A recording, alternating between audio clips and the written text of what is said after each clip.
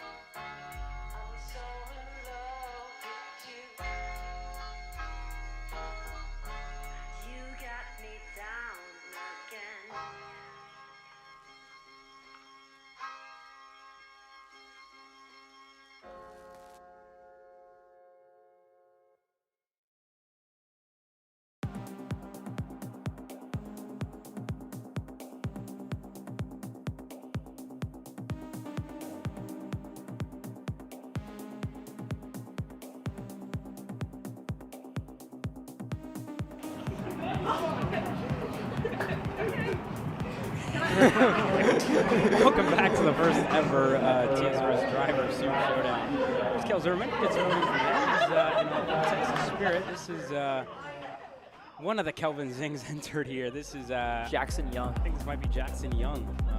That's a great walk. Might give that solid 5 out of 10 there. Here's Josie Chambers walking up now. And again, this is actually for a full set of bodywork. TSRS want to do something cool, something fun for drivers to want to win a set of bodywork. And drivers went by to Kelvin Zing's tent, stole a couple of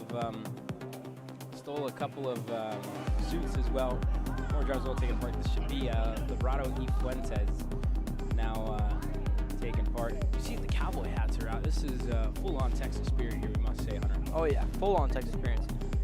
Kale even cut up a hat and glued the VLR onto his cowboy hat right before he came down here.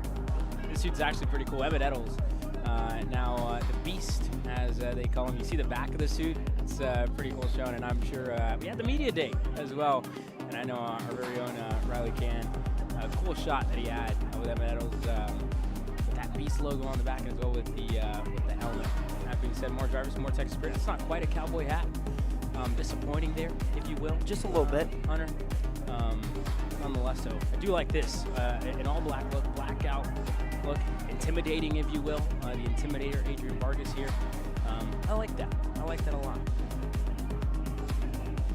Here we go, a couple of more. It looks like Gavin McGrape coming up next for Ruslan Racing. As he's walking down, doing a little twist. No cowboy hat. Still a little bit disappointing. We need more cowboy hats for Texas. But he's got the flow out of the back of the hat. I think he does. That's good. I like this here. Blue look. High five performance. This might be. Oh, there we go. It was. I would say that's a 9.5, 9.8 maybe, getting up there. Great showing out of Marshall. Yeah, we'll see what the judges deem of this as well. Brittany Lobo walking around and see who's going to win the set of bodywork. Yeah, this is a great showing out of people. I think.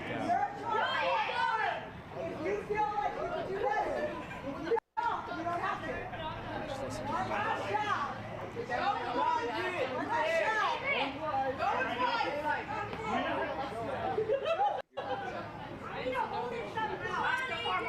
Kel Zerman's going back, and we talked about this look right here, right?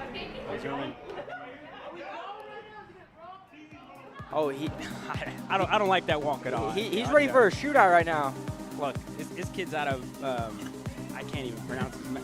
Manitowoc, Wisconsin, and yeah, it's a little too far from the state of Texas. Yeah, it's just as a fellow Texan myself, growing up, this is quite sad. Quite sad. I give that a 3.2. Oh! Jackson Young. Oh, what a fail! Look, I've been there time and time again. Just a little too short. Can't really get up to the full bar. Oh, Josie Chambers gonna try it. Okay, oh, there we go. Whoops, got one done. Showed the athleticism there. I don't see it being no higher than maybe a 7.8. 7.8. I'd give it even lower. Oh, we got another. Oh, right. oh! Well, that didn't go to plan for sure. Good showing though. Hey, cowboy hat. Cowboy hat. He does got the cowboy hat. I respect it. You know, took a fall, if you will.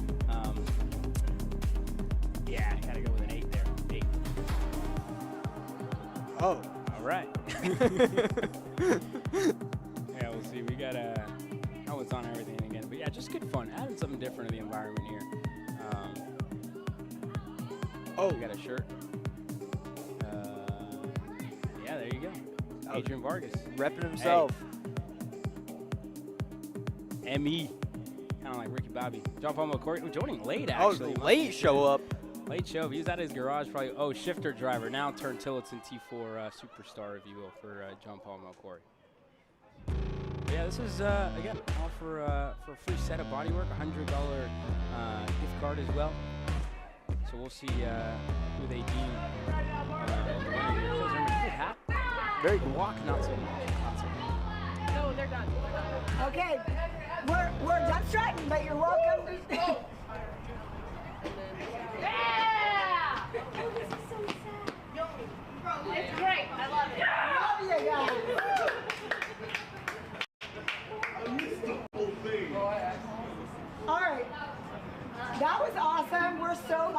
some fun and some like low-key chillness around here. So I hope you guys had fun strutting your stuff. The girls are deliberating. I think you're fun and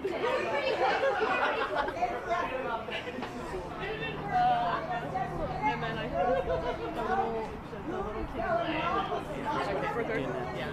The judging team. Kathleen and Okay, Brittany. Okay, we're done. we're gonna pick our winner. Okay, so Black Hat is first. Okay. Red Tape is second, and then the little kid with the blue. Okay.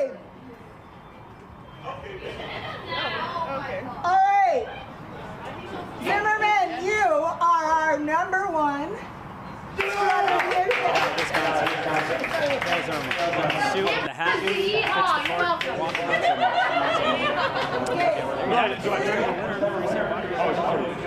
It's the first winner of The Wisconsin native tried to be Texan. He wasn't too Texan though. It's not the real Texans. Look, out of the land of cheese and to the land of cowboys. Kale Zimmerman on top. Thank you. Looks like we're missing the engine. What the hell am I supposed to tap? What do you mean? It's my Greyhound. It's all I need. Where's the rest of it? It doesn't matter. It's a Greyhound. He's gonna make weight. Okay, you're good.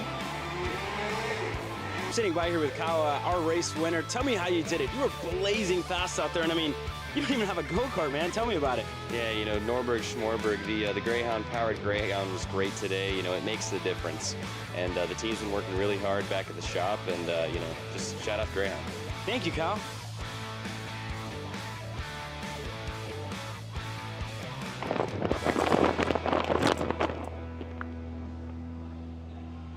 How the f did you just win? Doesn't matter. It's a Greyhound.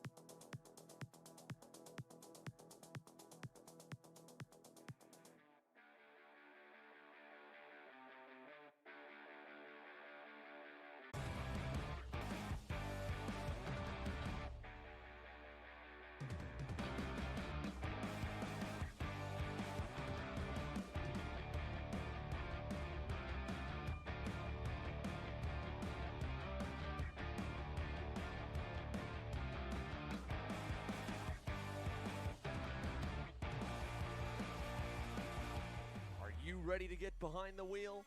From Formula One to NASCAR and IndyCar, all the pros start here.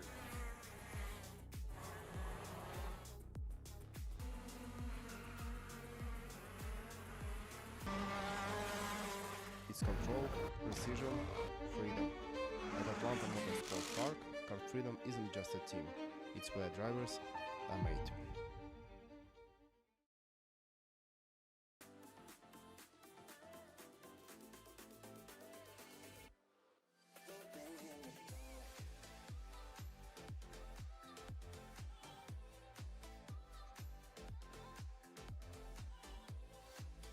Are you looking to take the next step in your racing journey? Well, look no further than PitFit. With 2 locations in Charlotte, North Carolina and Indianapolis, Indiana, PitFit trains drivers all the way from grassroots level karting to IndyCar and NASCAR with top-of-the-line personalized coaching to improve physical and cognitive fitness. For more information on programs, check out PitFit on Instagram or Facebook today. Cat food marketing. $9.99 a month.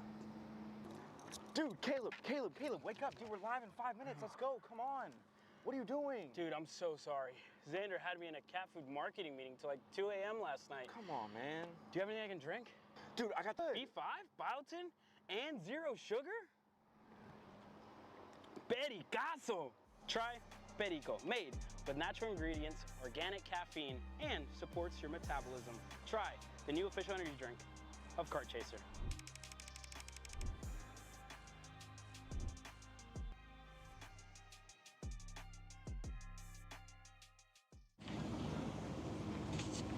Kyle, what are you doing? It's got my new Greyhound seat. You don't even have a cart. Doesn't matter. I have a Greyhound.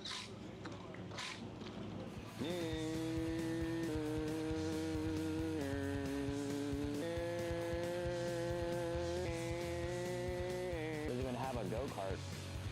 B5, biotin, and 0 sugar? Pericazo. Try Perico, made with natural ingredients, organic caffeine, and supports your metabolism. Try the new official energy drink of Kart Chaser.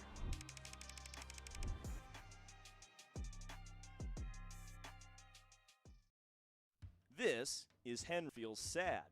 Henry feels sad. Henry feels sad because it's time for his next big race and his go-kart is in bits. Henry doesn't know that Excel State's #1 shop for all of your karting equipment needs. Henry also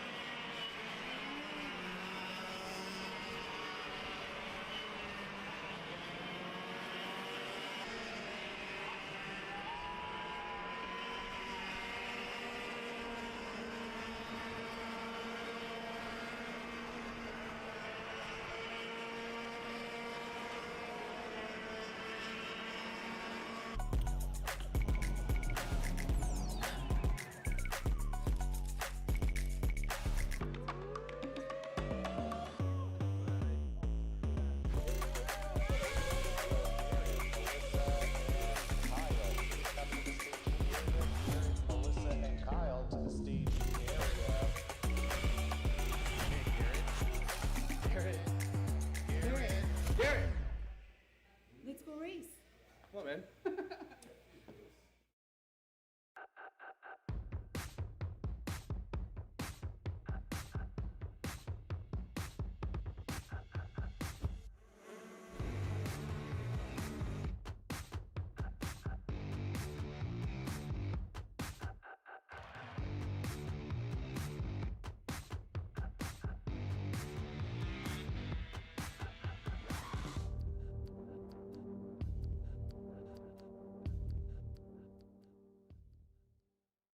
Welcome to the future of kart race preparation, Kart Sim Pro North America.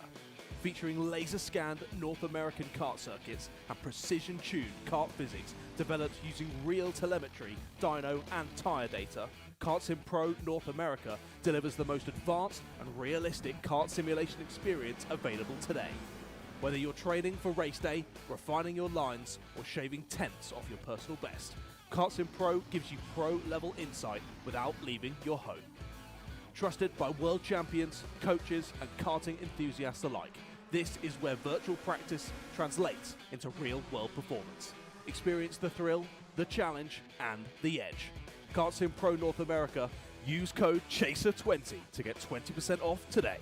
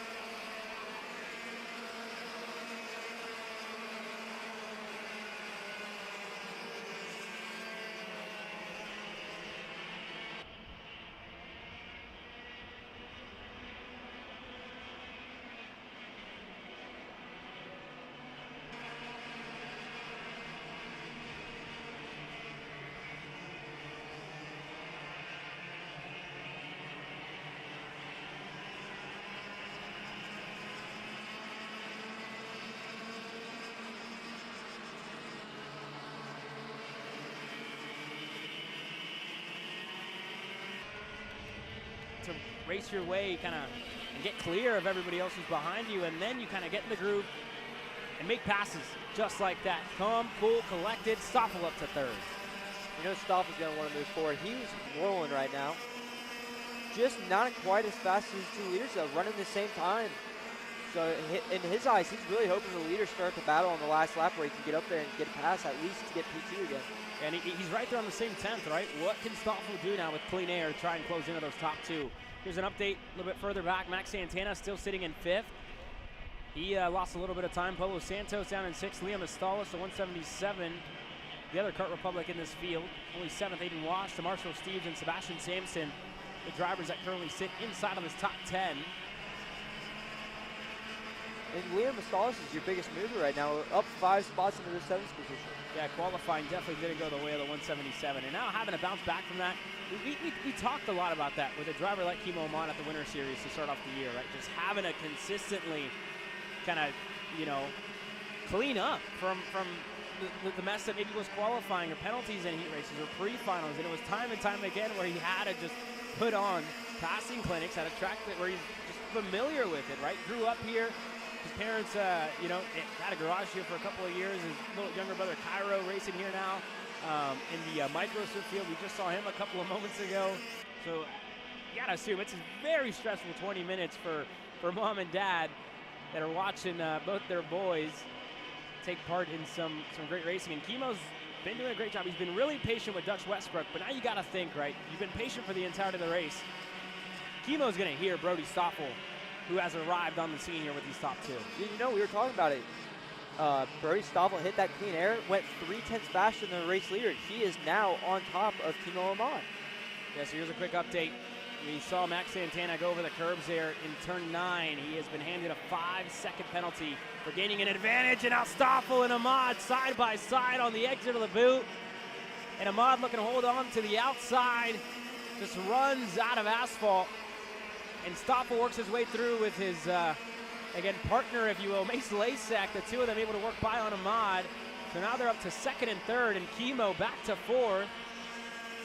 And now Stoffel gonna have 40 seconds before they get the 2.6 in the air. So it should be the rest of this lap and 3 more to go after. And here's Ahmad looking to make up a little bit of the time lost on Max Santana, who's gonna go right back on him, looking to the double rights. Santana's able to get clear. As we were watching this great battle, we also missed Mace Lasek. Went in on Brody Stoffel for P2. And they're still going back and forth there. Mace Lasek, Brody Stoffel, they're still fighting. You see Stoffel, he just missed it, and Stoffel was able to go right back. But unfortunately, when you look at the time they have left, it's 5 seconds, and they might just get it. 3 laps to go, and you see Stoffel, they're pointing up to Dutch Westbrook. That's who they want to get to. Based on Brody's pace, I feel like they can get there if they sit back and start pushing. Oh, Liam Estalis facing the wrong way around on the front stretch. And he was collected in an incident there. That's a weird spot to be turned around on, right in the center of the straightaway. Yeah, and you got to think, seen that a couple times, but very, very few. I think I've only seen that once in my time here, and it just happens due to side-by-side action there. Drivers, you know, fighting for every inch out there on the racetrack, and unfortunately running out of it, running out of space, if you will. But 2 laps to go. It's a big task at hand for Stoffel and Lasek to try and close down that 1-second gap to Dutch Westbrook. And it looks like Kimo Ahmad and Max Santana calmed down. Kimo's started to pull a little bit of gap, but they got 2 laps to go reeling this leader. 2 laps, 2 sticks in the air for the Mini Swift class, and you got to think these drivers probably going to be looking back to that middle stage of the race where they just lost a little bit too much time battling for position. Santana knows that the top 3 a little bit out of range now, but I tell you what, the battle for the lead not yet over. Brody Stoffel, Mace Lasek, they were able to pick up 3/10 that last time around, pushing their way up to Dutch Westbrook. So with the white flag flying next time by, the battle for the lead, the battle for the heat race win is far from over. No, I think they're going to get there down that back straight. Going into turn 6, they will be there when they get to turn 6. And here we go. And this is all about patience here from Mace Lasik, right? You're seeing it. You're seeing that gap close. You're seeing yourself visibly get closer to Dutch Westbrook. You just got to be patient, right? Got to be that little bit patient. Whenever y'all get there, try and get creative. And over under, turn 15, maybe. We've seen that time and time again. 3 wide. As they're trying with everything they've got to close out this gap here, Hunter. Only half a lap to go. Brody's really wanting Mace to work with him right now to get there, and they're going to be there. They're 2 car lengths away right now. And it might just be one opportunity here for the 129 to look to get ahead of the Bennick up front. And out of the double rights, we race our way into the buckle. Stoffel closing in. 2 car lengths, 1 car length. And there, Stoffel's on the rear bumper now of Dutch Westbrook. One more opportunity. Westbrook knows it. Look over the shoulder. And into the boot we go. Final lap, final corner. Lasek still very much in the conversation. And look at this. Lasek open wide, open to the high side, looking for second. Not going to have a good enough run. And Dutch Westbrook holds on to win heat race number 1 in Mini Sweat. And Mace Lasek got that over-under done on Brody Stoffel coming out of the boot. And again, picking up what he could, right? That kind of middle stage of the lap wasn't quite there for Mace. But towards the end, that last quarter, turn 15, able to cross it up perfectly and pick up a good set of points and a good average as well before heading into the main event tomorrow. That's only heat race number 1. A long, long Saturday to go. We'll see these young drivers 2 more times. For those of them doing double duty, we'll see them 5 more times on the day. Stoffel to Ahmad, to Max Santana, who unfortunately has a 5-second penalty for gaining an advantage on track. And I think he might have just outrun. Yeah, I think he did. So Max Santana should have gotten himself clear of that penalty to close off the top 5. Polo Santos, Marshall Steve, Sebastian Sampson, Aiden Wash, and Jensen Willander. Your top 10. But coming up next, the all-new class, the all-new category, the all-new package in the state of Texas. The Tillotson T4s are coming your way next.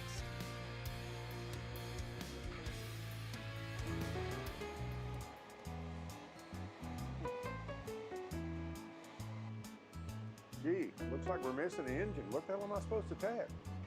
What do you mean? It's my Greyhound. It's all I need. Where's the rest of it? It doesn't matter.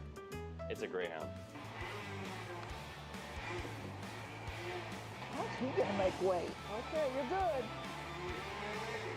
I'm sitting by here with Kyle, our race winner. Tell me how you did it. You were blazing fast out there, and I mean, you don't even have a go-kart, man. Tell me about it. Yeah, you know, Norberg, Schmorberg, the Greyhound-powered Greyhound was great today. You know, it makes the difference. And the team's been working really hard back at the shop, and, you know, just shout out Greyhound. Thank you, Kyle.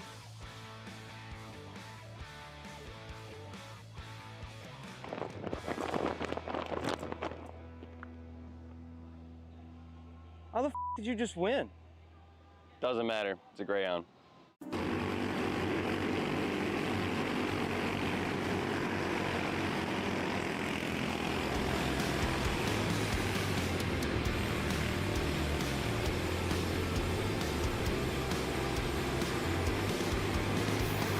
Let's take you through your starting lineup here for Heat 1 and T4 Senior. Reagan Seville on the pole position, starting alongside the 593 of David Aya. John Paul Milcory getting ready to go from row number 2 with Joe Bechtold alongside him. Davis Henry, Doug Foxworth. So a couple more as well, getting ready to take the green flag. But Seville, we talked to him throughout the weekend. These tires, a new test, the engine package, a new test, the closed, if you will, gearing, the fixed gearing is as well something to keep an eye on here. Spec class, only thing you can change is the setup to get yourself comfortable in the kart. Nonetheless, though, we're getting ready to go racing. And there's only one other class that is spec in the U.S. right now, and it's the Ignite Challenge Series. So this is a new one for everybody. We're getting ready to go racing here. Reagan Seville, David Aya lead us to the green flag. We got it. We're underway in T4 Senior. And that outside row just doesn't get another good start once again. Yeah, not a good start. Just, again, you'll see that quite often out here with the pole sitter just having that run, and then again the outside almost turns into the inside in turn number 2 where they're able to gain an advantage. But John Paul Corey already looking for the lead, taking the challenge to Reagan Seville on the brakes. Already counters here, and Davis Henry picks up another spot to get himself to second. Aya stuck on the outside. Bechtold looking on the inside. The driver out of the Netherlands from Amsterdam up to 4th with John Paul Corey in 3rd. Ooh, a little bit of bumper right there going into the buckle. Yeah, and Joe Bechtold just missing the braking zone and into the rear there of John Paul Corey, who's looking to go by on David Aya. And he's all the way to the bottom sideways and into the marbles. That's these tires, again, they're not as grippy as the Avinco Blues, and when you go down to the marbles like that, that's gonna, you know, it's gonna get a lot of junk, really, if you will, on the tires, and gonna send them just going wide. Into turn 15, a corner where momentum is kind of the name of the game. Yeah, this track's a lot of momentum in these slower chassis, or slower engine packages, so everybody's got to carry as much speed as they can, and just going out in that little bit of marbles in the next corner with the marbles on your kart, just a little bit looser, just sliding out and losing that momentum he had. And you saw it there, right, with John Paul Corey for sure. Up front, though, Reagan Seville and challenged, but just kind of unfazed by John Paul there. And again, these tires, from speaking with Reagan Seville, it's just very hard to kind of get him into that temperature, get him cool. It's almost a lap, that opening lap, he said, is just very, very challenging to kind of race as well, because you're on the limit of grip, and then finally after one lap, they come in and you get a little bit more comfort, right? Pushing the limit, going a little bit further, going to your normal braking zone. This time, though, Davis Henry, who's got himself to second, is looking to reel in Reagan Seville, but Seville just 2/10 better than Henry and Joe Bechtold, who's sitting in 3rd. Now able to get by on David Aya, so these top 4 will look to close in on the 500. Your race leader, Reagan Seville, looks like he's got the car dialed in, went purple with no draft. And again, you got to think back to a driver like Reagan Seville, right? When you look at a spec class and you look at everybody else in this field, Reagan Seville's been driving here for a very, very long time. This is really nothing new. It's a little bit of a different challenge, but not much different. Just a different engine package for him, a different chassis, different tire, if you will. But back to business. Someone with 4 wheels. It's a car at the end of the day, and he likes to drive. As we're looking our way further back, John Paul Corey looking to get up and make up a little bit of the mishaps that happened earlier on in this race. Yeah, Paul's starting to move up a little bit of spots, keeping his head down, working through everybody, just trying to stay clean so he doesn't get a penalty jumping over the curb. We saw him get close last lap, but kept 2 wheels on the pavement, so he's still doing good.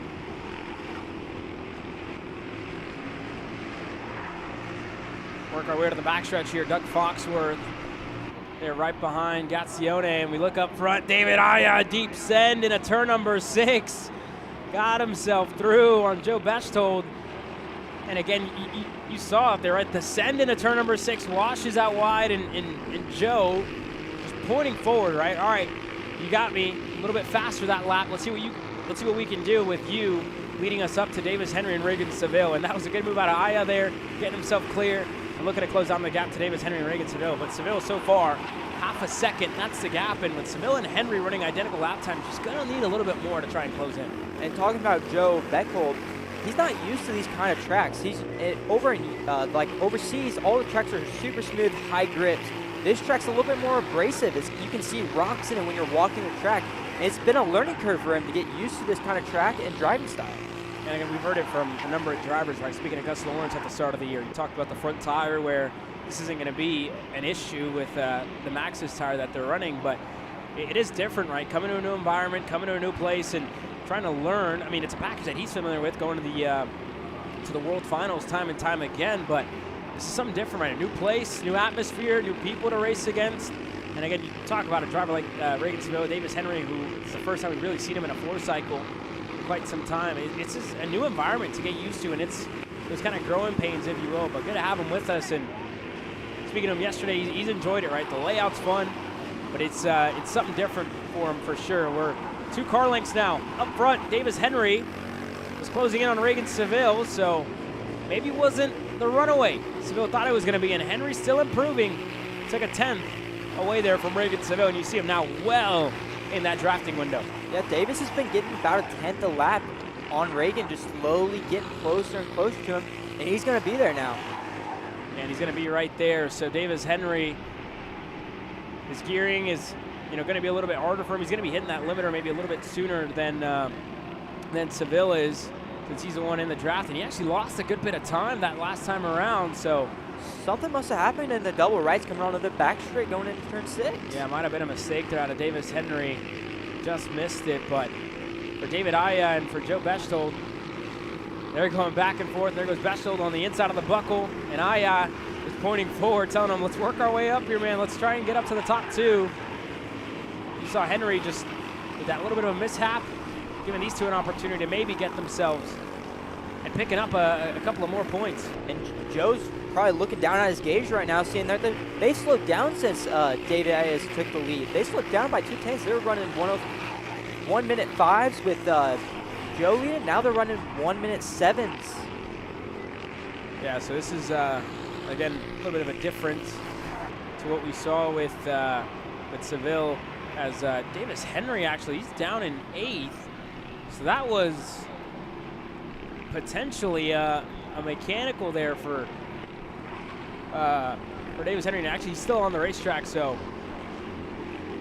he is good, but it is showing here on the left-hand side.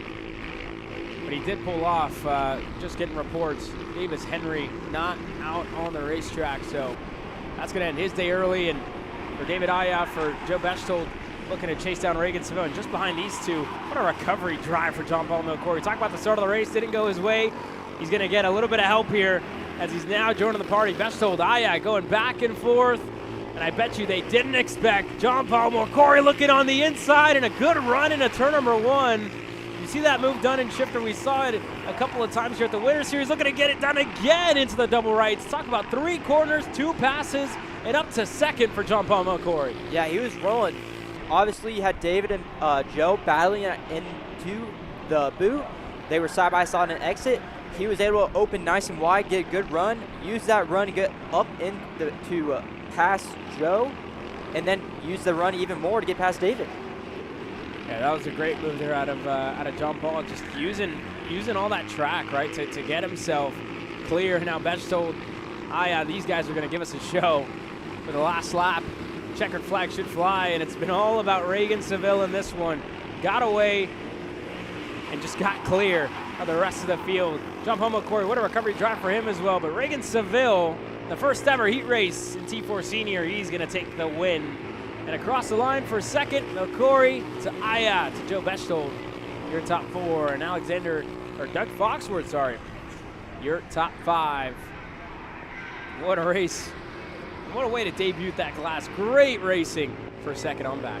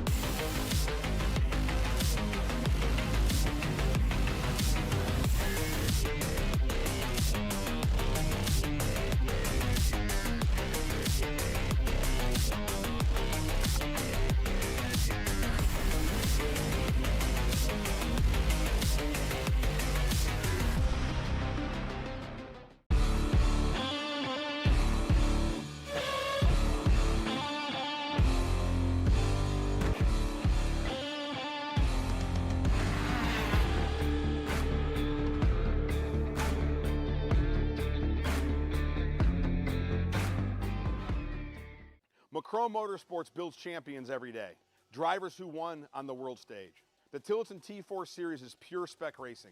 Same engine, same chassis. When you win, it's because you were the best that day. Your edge is not the kart, it's the setup, the strategy, and the race team.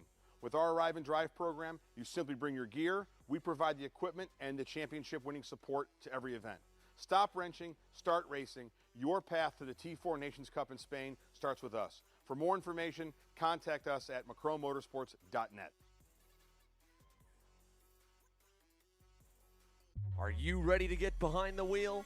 From Formula One to NASCAR and IndyCar, all the pros start here.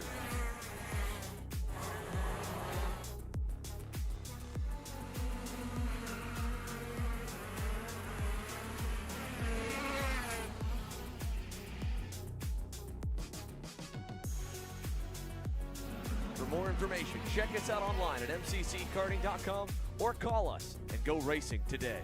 Paulie Massimino wins the Wisconsin Grand Prix! James Overbeck on start number 2 gets win number 1 in OKN Stars! On track or off, Brandon Jarsekrak Racing delivers elite performance. Led by 4-time Pro National Champion Brandon Jarsekrak, our team masters driver coaching, data-driven analysis, and mechanical precision at every national event. Contact us today at BrandonJarsekrakracing.com. Karting isn't just speed.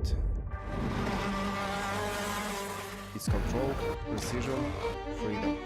At Atlanta Motorsports Park, Kart Freedom isn't just a team.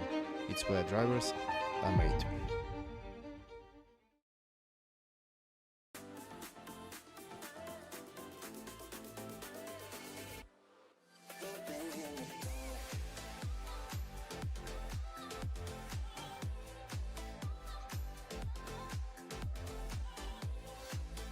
Are you looking to take the next step in your racing journey? Well, look no further than PitFit. With 2 locations in Charlotte, North Carolina and Indianapolis, Indiana, PitFit trains drivers all the way from grassroots level karting to IndyCar and NASCAR, with top-of-the-line personalized coaching to improve physical and cognitive fitness. For more information on programs, check out PitFit on Instagram or Facebook today. Cat food marketing. $9.99 a month. Dude, Caleb, wake up. Dude, we're live in 5 minutes. Let's go. Come on. What are you doing? Dude, I'm so sorry. Xander had me in a cat food marketing meeting till like 2 a.m. last night. Come on, man. Do you have anything I can drink? Dude, I got the perfect thing for you. Perico. It's a healthy energy drink alternative. Perico, non-GMO, gluten-free, kosher, magnesium, B12, B6, yeah, it's good. B5, biotin, and 0 sugar? Pericazo! Try Perico, made with natural ingredients, organic caffeine, and supports your metabolism. Try the new official energy drink of Kart Chaser.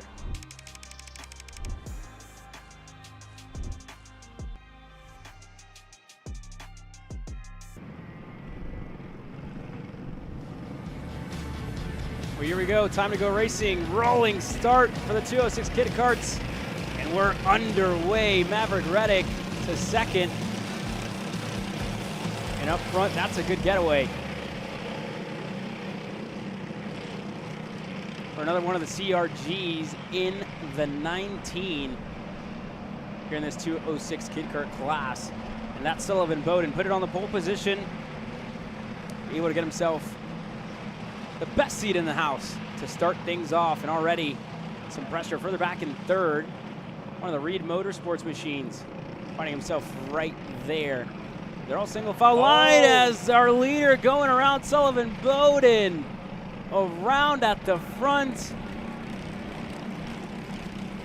And that's going to give the lead to the 75 of Reddick. Now up at the front. This is giving an opportunity for a couple of other drivers here as well to work their way up this field.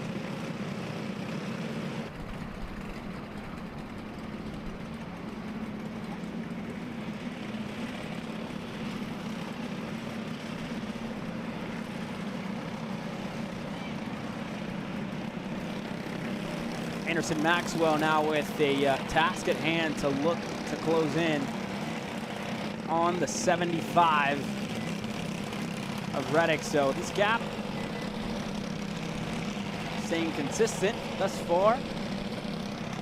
with Maxwell out of China Spring, Texas. Racing for Reed Motorsports on that, if you will, Cajun livery that debuted at the Spring Nationals last weekend. Or I should say over at CKNA South in Biloxi. Yeah, they debuted it there, I believe. So this is, again, a return for Maxwell here this weekend. He's already up to second, so good showing so far for the 99. As he's looking for a podium finish in the heat race, the first one of the 3.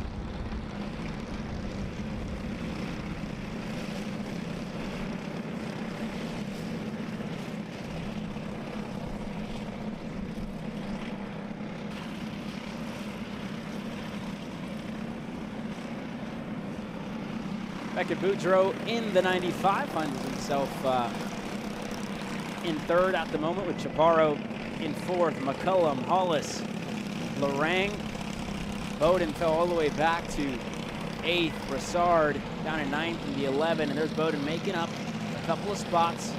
Driving the 19 now, up to 7th, or I should say 6th here in this first heat race. Yeah, he's moving, but it looks like we got a good battle going on for P4 and 5 right now. Yeah, Chaparro, McCullum, they find themselves within the same little piece of asphalt. Here's a look at that battle further back. McCullum looking on the inside on the AR Academy machine. There's the 12 of Chaparro just going a little wide there in turn number 6. And McCullum able to get through, bogged down for the 12 of Chaparro. And he lost a little bit of time. He's going to lose maybe another spot as Bowden looks to carve his way through this field. There's the 19. Good move out of Sullivan Bowden, getting himself up another spot. And now here's the battle in between McCullum and the AR Academy, CRG and the 97 there, as well of Grayson Hollis. Yeah, Bowden set up that pass perfectly. He got a nice over-under coming out of the double rights, just set it up perfectly to get a good run, and now he's coming in on this battle right here. Yeah, he's right there. He's not too far back from Grayson Hollis, so now Bowden up to 6th. Hollis, the driver, in 5th. To McCullum, who's in 4th. Beckett, Boudreau, Maxwell, and Reddick are still up at the front. Nothing's changed for the top 3. This battle right here, we'll see what the 97 can do on the back straightaway. Hollis now going to close down that gap to Chaparro, turn number 6. We'll see if he has a good enough run here, Hunter. He doesn't look like he's going to have a good enough run to make a pass in turn 6. And again, he's able to kind of draft up to him.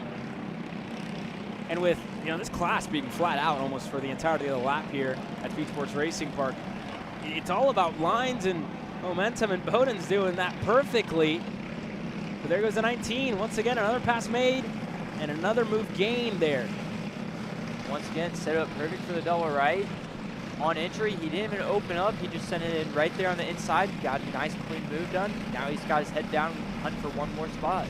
2 laps in a row, same corner for him, and now the 8 of Chaparro is the driver. Next on his list, looking to pass, and he may be looking to do that a little bit sooner as we're exiting the boot and on the front stretch. Here goes Bowden on Chaparro. They're looking. You got to think, right? A driver who has made 2 passes in a row, 2 laps in a row in the same corner. You got to think he's comfortable making the moves there. Yeah, I think he's going to wait till he gets there. I don't think he's going to go down in turn 6. He might wait. You see the 19, right? He's really good throughout those double rights and are just able to set up a very good exit out of turn number 7. And we'll see what he can do. Chaparro now feeling the pressure, looking over the shoulder. Knows that the 19's right there, and the 2 of them get together in turn number 6. Chaparro into the grass, looking to hold on to it. And that's a good save for the number 8 to get back on the racetrack. So a little bit of contact there in between the 2. And Sullivan Bowden able to make up another spot, so that's up to 4th. And I think that's unfortunately where that progress is going to end for the 19. Yeah, McCollum just got a little wide on exit in turn 6. And Bowden already had it set up to get ready for the double rights. And when McCollum started trying to turn back down, he was right there and he had nowhere to go. Yeah, unfortunate there for Chaparro. who is looking for a good result here in this one. As we look up front, there goes Beckett Boudreaux. Anderson Maxwell keeping the 75 of Reddick honest here so far in this race. 2 laps to go, or a lap and a half, I should say, left in the first heat race of the day for your 206 Kid Karts presented by GR2 Motorsports.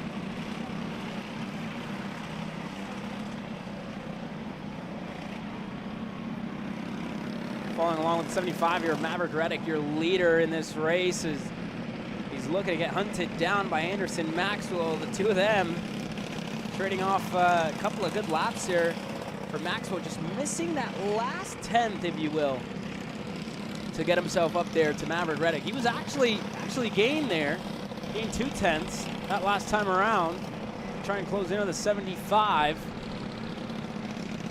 Unfortunately for him, found that pace maybe a little bit too late, and this is good as well for Anderson Maxwell, right? Being behind the driver that you're chasing right now that's in the lead of this race gives you a little bit of a benchmark, right? And it also allows to see what he's doing in comparison to yourself and see how you can apply maybe his lines, his turn-ins, and use that to your advantage to try and close down your gap to him.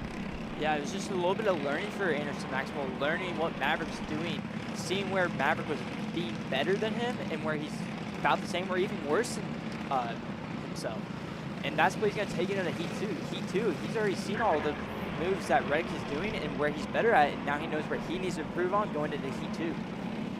Little bits and pieces of learning here for a couple of others, but for the 75 through the last corner, Maverick Reddick got to the lead early, and he hasn't looked back since. The 75, Maverick Reddick, Heat race win in 206 Kid Kart presented by GR2 Motorsports. Anderson Maxwell, good way to close that one off. Good point haul for him to finish in second. Beckett Boudreaux across the line in third to Sullivan Bowden. Great recovery drive. And again, that's a great mentality, taking it in to account. No quit attitude out of the 19 to come across the line in fifth. Grayson Hollis in fourth. Jackson McCullum, Xander Lorang, Dallas Broussard, and Ian Chaparro. Your 9 drivers in this Kid Kart class.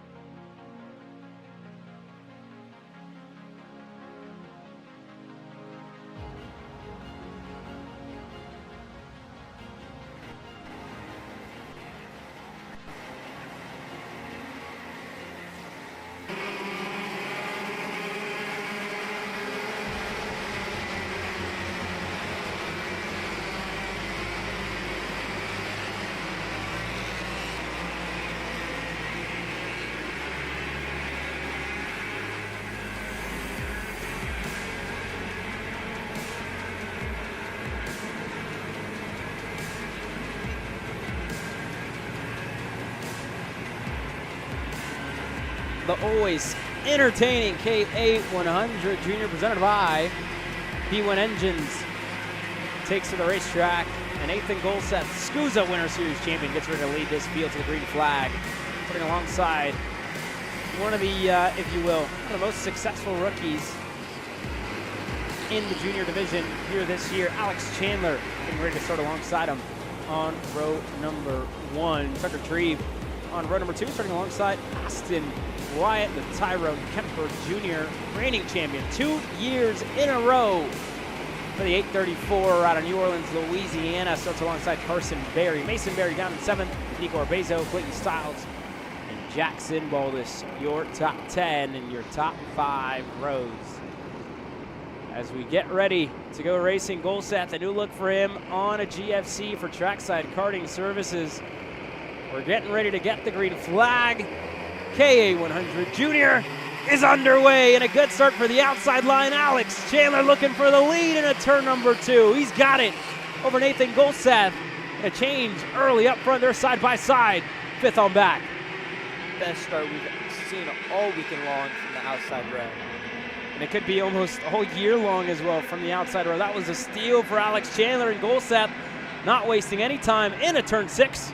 The 823 is clear. Back up to the point with Aston Wyatt, another one of the rookies, finding himself in 3rd, and Carson Berry already looking to make up a couple of spots. Gets himself clear and through for 3rd.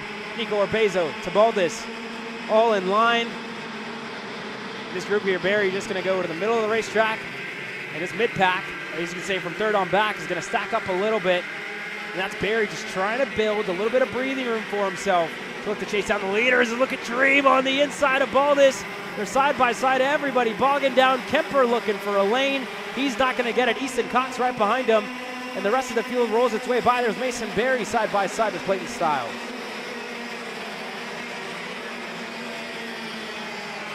Another one of the rookies there, Hunter. Sorry, Tanner Barsh moving up. Mini Swift champion last year, working his way through there. Grimaceau Racing on Mason Berry. And here goes Wyatt looking up front on Carson Berry. Able to get through for 3rd. Yeah, all this battling in the mid-pack has gotten the 2 leaders to check out. Nathan Golseth and Nathan Golseth up there with likes of Tucker Trebe as well as Alex Chandler, who's up there currently in 2nd, Fire and Rock Motorsports.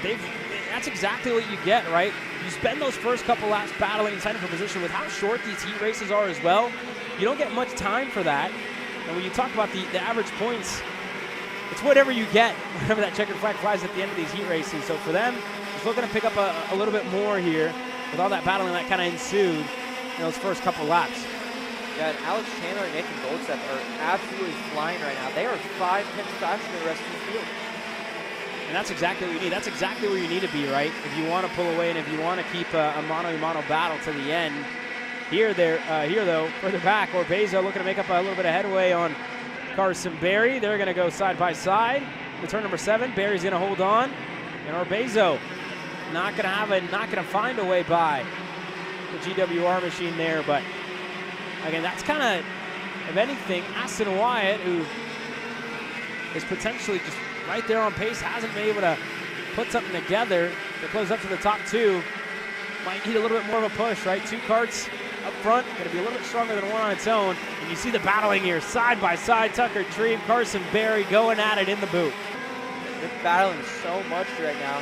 For P4 and 5, they're just letting the leaders pull away. Like, even Aston Wyatt started pulling away from this group. He got through their community and didn't get caught battling. And that's the difference, right? 1 lap, couple of corners going side by side.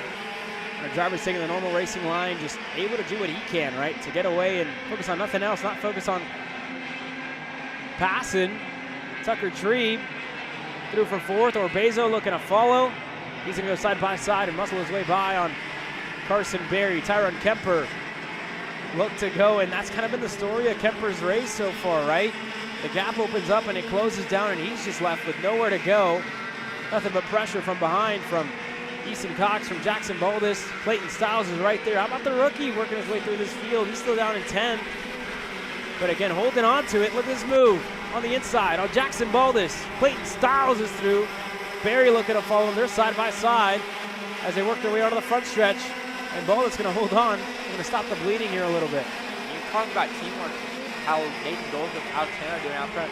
You had 3 high-five performance go-karts on a line, but that got separated when Clayton Stiles sent it in on Jackson Baldus. And here goes Kemper Jr. looking into turn number 6 on Carson Berry. He's going to get that move done. So the number 1 just heat race number 1 hasn't quite been as easy maybe as the last 2 years have been for him. As we look in with Baldus, Styles, Barry, these 3 drivers going back and forth. Styles had just passed Baldus a lap ago, and Baldus able to get him right back. But more movers are going to work their way into this field. Owen Gassione right there in 12th. Westfall's not too far back in 13th. But everybody else just stacking up in the midfield. It's not going to open up a little bit, but a little too late, if you will. Only a minute to go in this race. And up front, Golseth and Chandler have built 3 seconds to Aston White, who's also on his own. And then you have to go another second back to find Orbezo and company. Talk about the reigning champion, Tyrone Kemper Jr.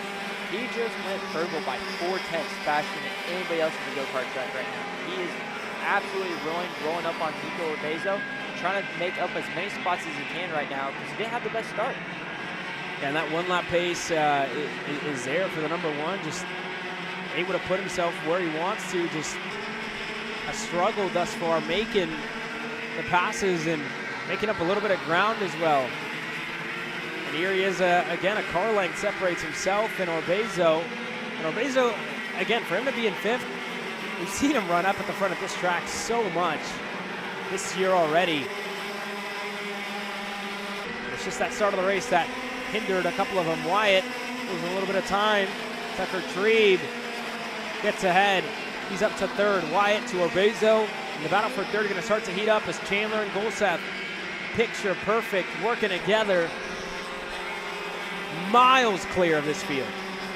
Yeah, they are absolutely sailing right now. 3 seconds out in front of everybody else.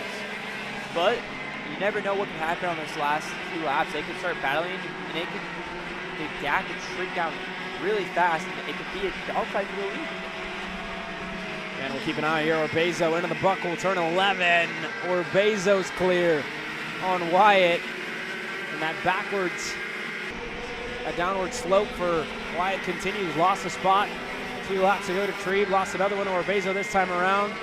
And 2 laps to go. 2.6 in the air for Golseth and Chandler. And for the second group, Trebe, Orbezo, Wyatt, they're going to need a Hail Mary here, if you will, out of Chandler and Golseth. They're really going to have to fight for these 3, or I should say 5, with Kemper Jr. and Easton Cox starting to get in line with them. They're going to need a whole lot of these 2, the GFC and the Iron Rock here, to fight a good bit. They want to be within a shot of a heat race victory. But Golseth, again, his last year in the junior ranks and just looking to pick up championships now. He's learned a whole lot, right? You look at the last 3 years for Golseth. Learned how to firstly drive a kart. Year 2, learned how to get himself in the conversation, into the top 3, and he did that over at the Dallas Karting Complex. Year 3, a lot better for Golseth, must be said. And this year, just learning how to win. And he's done that already to start the year. Looking to get it done here once again as they're still fighting further back. Tucker Trebe, Golseth, Orbezo, Wyatt to Easton Cox, Kemper Jr. Both of them were able to get by on Tucker Trebe. And here goes that battle up front. Golseth starting to defend from Alex Chandler.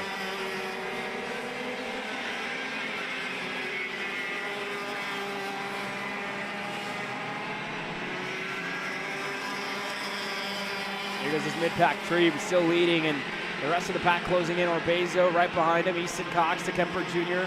Wyatt, the Berries, Mason and Carson, respectively. Right there with Clayton Styles right behind him to the low side. Orbezo looking for a move on Trebe. He's not going to get it. And up front, the battle for the lead.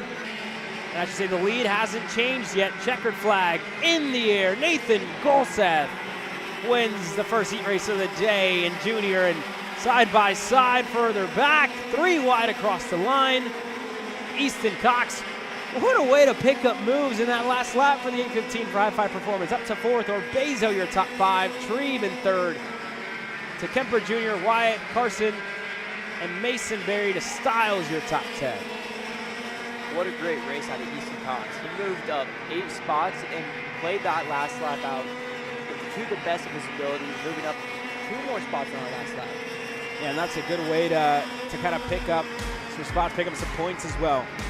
So important when you look to be there on Sunday for these main events, 15 minutes plus 2 laps, long mains. From what we have, almost 3 times longer than the heat races that we have. That being said, coming up next, 206 Sr on what's been a new look for the class. And it's going to be a new look up front for Carter Kilgo in the AR Academy.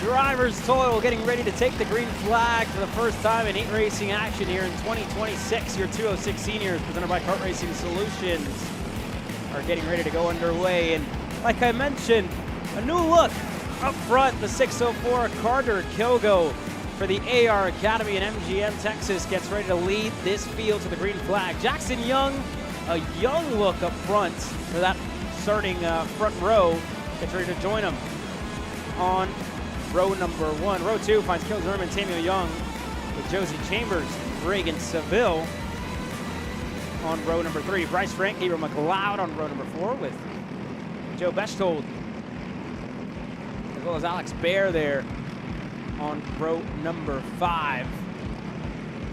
With 31 drivers total.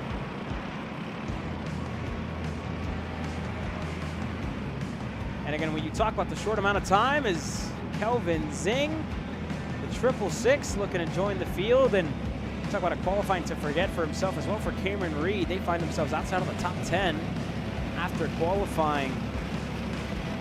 And there's a look at the 666 of Zing on that gold and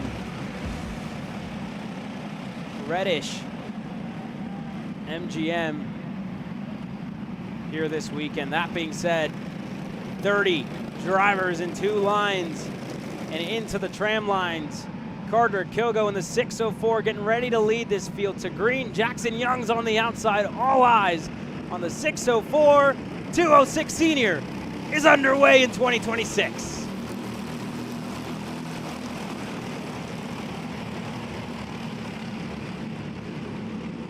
That's a good start already for the 604. Everybody else further back already fighting for position. Zimmerman was really one of the first to look to find a lane, and you see himself and Josie Chambers, Samuel Young right there with them, looking to make a spot up on the 608, looking on the inside. They're going to go side by side. Seville right there. Frank looking to push Zimmerman through.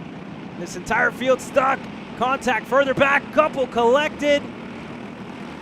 And there's contact. Nunez having to take a little bit of evasive action, but the back of the pack got collected. Rafael Kraus involved in an incident, as well as the 672 and the 683. But up front, Kilgo A clean start for himself, a clean start for Jackson Young as well. And you see how well that start went for him, just able to pull away from Josie Chambers, who was kind of locked in a battle for position for third on back. Yeah, they kind of got locked in on a battle in back, but Josie Chambers and Kale Zimmerman have kind of pulled away from like fifth and back, trying to work forward and catch up to Carter Kilgo and Jackson Young. And now we'll see what Zimmerman can do along in partnership, if you will, with Josie Chambers, looking to chase down these two, Jackson Young and Carter Kilgo. And again, drivers further back, Frank down in fifth, Seville into sixth. And you see this train led by Frank looking to push up to Chambers and Zimmerman. Get that party started, if you will, work their way up to Kilgo and Young, and you see that just doing just that. McLeod's right there, as well as a couple of others, Bear, Bechtold, and Cameron Reed having one of the better starts. We talked about her and Kelvin Zing, as now side by side, Bechtold going on the inside, and Bear there losing room and losing the spot as well. Gonna lose one of Cameron Reed, who was able to work her way through. So now the top 10 look a little bit different a lap in, and already a good recovery drive, if you will, for Reed. She's gonna have to do it 3 more times on the day, or 2 more, I should say. She's up to 10. Zing's not too far back. He's in 12th. He's gained 3 as well. But a long way to go to get up to his teammate in the 604, Carter Kilgo. You see the gap staying just about the same, and for Young and for Kilgo, just gotta keep it consistent. Can't afford to make a mistake with the drivers coming off a hot streak like Zimmerman and Josie Chambers, who has looked promising, must say, for the past 2 years here at 206 Senior at the Texas Sprint Racing Series. And we got the Mr. Reagan Seville coming up into this group now too. He is actually purple on track, faster than both of your leaders pushing. Him and Bryce Frank have pulled away from Samuel Young and Gabriel McLeod, and now they're reeling into Cale Zimmerman and Josie Chambers. There's the Trackside Karting Services GFC and the AR Academy MGM. These two, time and time again, they've raced for championships against each other. And 2024, 2025 was a struggle year for Frank in the number 1. But this year, looking to get back to where he was 2 years ago. And I tell you what, Zimmerman and Chambers looking a lot closer than what they did a lap ago. They're closing in, and you see them just able to go that little bit deeper into turn number 6. And this is going to bring, first off, Young under pressure. And when he realizes it, going to have to check the shoulder here momentarily, going to hear them coming. He's going to probably, more often than not, feel pressure to make a move, and right on cue, Jackson Young into the buckle and into the lead of the race. And that was a tactical move there out of Young with the rest of the pack coming. Yeah, in Briggs racing, it's pretty much keep pass or pass. If you feel someone coming up on you, you have to pass someone, or as soon as that person gets to you, most likely they're passing. They don't want to push you in Briggs for some reason. And you see here, now Kilgo is going to feel the pressure from Chambers and Zimmerman, who have been chasing his group down for about 4 minutes into this race. The rest of the pack not too far back. One change is what could do it for Seville, Frank, Young, McLeod, Reed, and Bechtold to close down the gap to these top 4. And there goes Chambers, able to get through for second. Kilgo shuffled, and there's Zimmerman looking on the outside, looking to set up a crossover. Turn number 9. He's going to be patient, sliding in a line, and you see that gap visibly closing for the 600. Yeah, 600 and Bryce Frank are absolutely moving right now. They are reeling in this front group 4.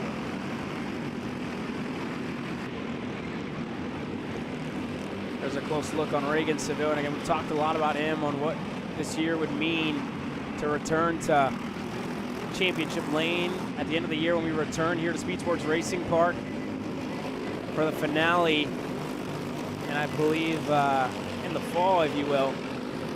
That being said, doing a good job. You look at the lap time, Seville just continuing to improve lap after lap. Still going faster and faster every time around, a 102.435. They've gained 2/10, and here's the change for the lead. Chambers looking on the inside. Kilgo pushing him through side by side for second now. Young gonna hold on to the spot, but Seville now brought right back into play, like I said earlier, a pass for the lead, all that Seville and Frank needed to get themselves in the mix. Yes, all they really needed was a little bit of battling, and they're there, and they're also bringing in Samuel Young and Gabriel McLeod into this battle. It's going to be 8 go-karts for battle for the lead on the last lap. Yeah, and we'll see how the progression goes for McLeod in the 673 and Samuel Young. They're not too far back. There's the PPK liveried Coyote with the MGM of McLeod right behind him. 2 sticks in the air, 2 laps to go for Josie Chambers and Jackson Young and the pole sitter of Kilgo, who led for the first time here to start things off.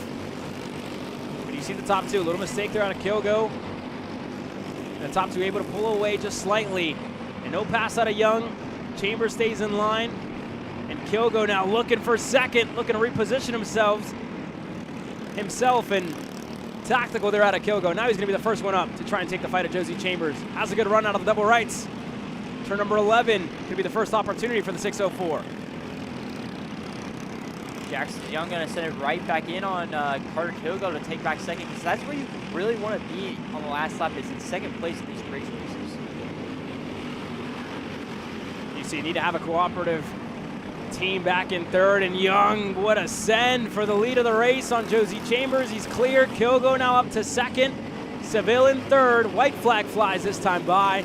1 lap to go, and Kilgo and Jackson Young, the 2 drivers who started on row number 1, now going head-to-head, but a different look behind them. Reagan Seville in the Trackside Karting Services GFC puts himself right there and in contention for heat race victory as they're side-by-side up front. Kilgo to the bottom, looking for the lead. Turn 6, he's got it. Carter Kilgo back to the point, and Chambers into the side of Young. Contact, third on back, and there goes Samuel Young, who's clear. Frank is through. McLeod is side-by-side with Kel Zerman, who's fallen backwards in this race. And Chambers, that one move costed him a good amount of time. And up front, Reagan Seville emerges in the lead, 5 spots from where he started. And up at the front, one more opportunity here for Kilgo. Seville not going to go low. It was better than that. And now Chambers looking on the inside of McLeod. They're side-by-side. Side-by-side for the lead as well. Carter Kilgo looking to get Seville back across the line. Reagan Seville holds on over Carter Kilgo. And Samuel Young, who emerges in third at the end. Bryce Frank in fourth. Josie Chambers, your top 5. Or I should say Kel Zerman with penalties apply to a couple of these drivers. Chambers down in 11th. So that could be an indication of penalties at the conclusion of this one. And only 1 protest on the weekend. You gotta be timely with how you use it. Gotta be smart. That you do, but what a great last lap battle between all these racers in the top 8. And as well, what a way to stay up there for Carter Kilgo. Reagan Seville just able to hold on, able to keep his trackside karting services up front, and that's a good recovery, right? Talk about a qualifying. He's used to finding himself up at the front, how to make up some spots, 5 spots gained in that race, and finally able to emerge in the lead. That's a win for Seville. Let's listen in.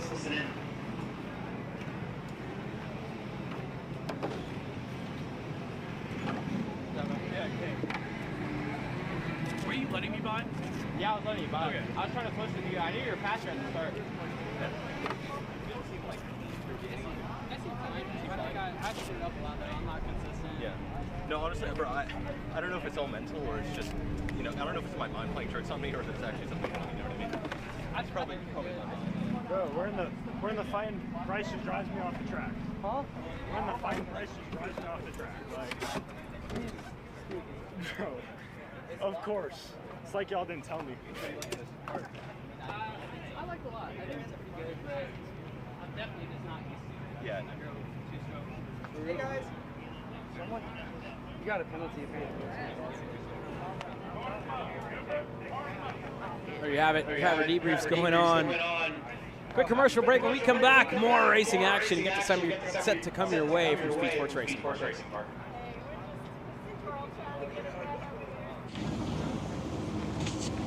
Kyle, what are you doing? It's got my new Greyhound seat. You don't even have a cart. Doesn't matter. I have a Greyhound. Who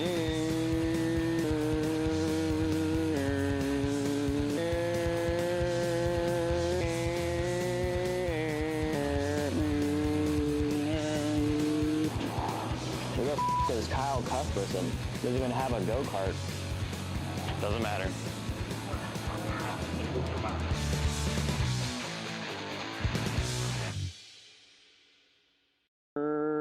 Cuthbertson threw on Turney. Turney in the dirt. Champions aren't just born on the kart track.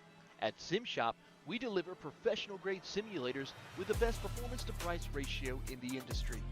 Founded by racers who understand what you need, our SimMagic and Moza equipment is powerful enough for the pros, yet affordable for everyone. With unmatched customer support and a thriving community, we're your racing partner. Visit simshop.com today. Hey guys, I'm Chris G. I'm Kart Chaser's driver fitness coach, and today I'm going to give you 3 tips on how to strengthen your shoulders for more endurance and better stability in the kart. Here we go. Okay, so exercise number 1 is the front rope pull-through cable raises. Okay, now this is the upright cable row. What you are doing here is you're picking a straight bar, as you see, and we're working the side areas of our shoulders, the medial. Exercise number 3, the dumbbell shrugs. As you guys can tell, I like to pause at the top before releasing. It's great for your strength, for that wheel stability. It's great for those shoulders and that upper back area. Chris G coaching, race-ready training that carries into real life. That's what we do here. See how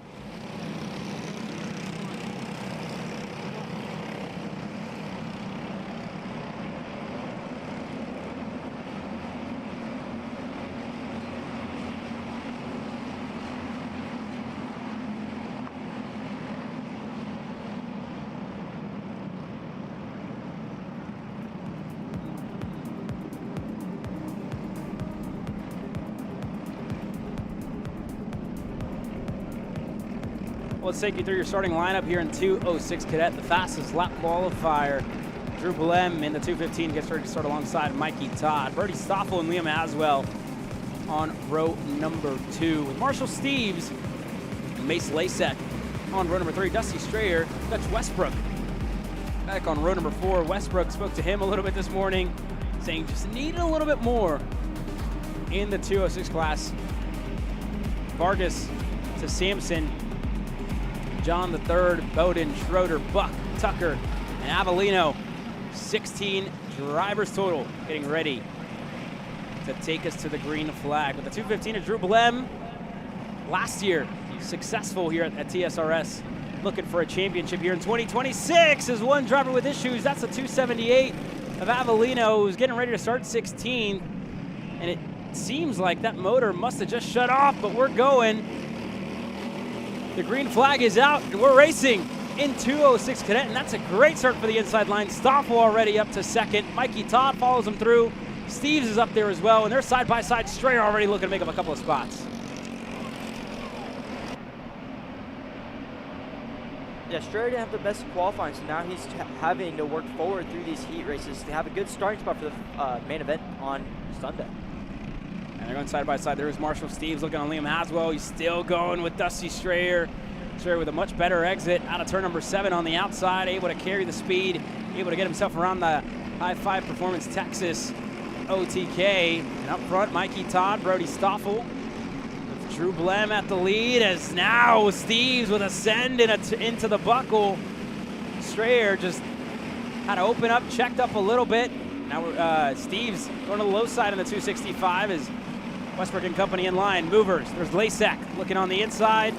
And here's the top 3. Todd, Stoffel, Blem lead this field after lap number 1.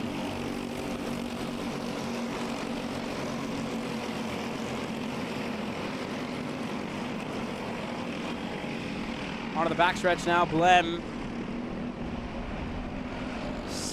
Stoffel and Todd just kind of playing it exactly how 206 is usually raced, right? Single file line, pushing. You see a lot of this kind of pack racing, right? And they're doing just that. And it's a little bit different than maybe the Mini Swift or even the micro set for some of these young drivers like they're in, where you can pass a little bit sooner, have that run on the backstretch, and they're just playing that perfectly thus far. But I will say there is a lot of pace in this second group, Hunter. If Steves, Haswell, Strayer, and Westbrook can find it. Yeah, you're 100% right. This second pack does have the speed to run up front. But right now, Drew Glenn, Brody Stoffel, and Mikey Todd are playing the race to perfection, all working together, just how Nathan Goldsmith and Alexander Chandler did earlier.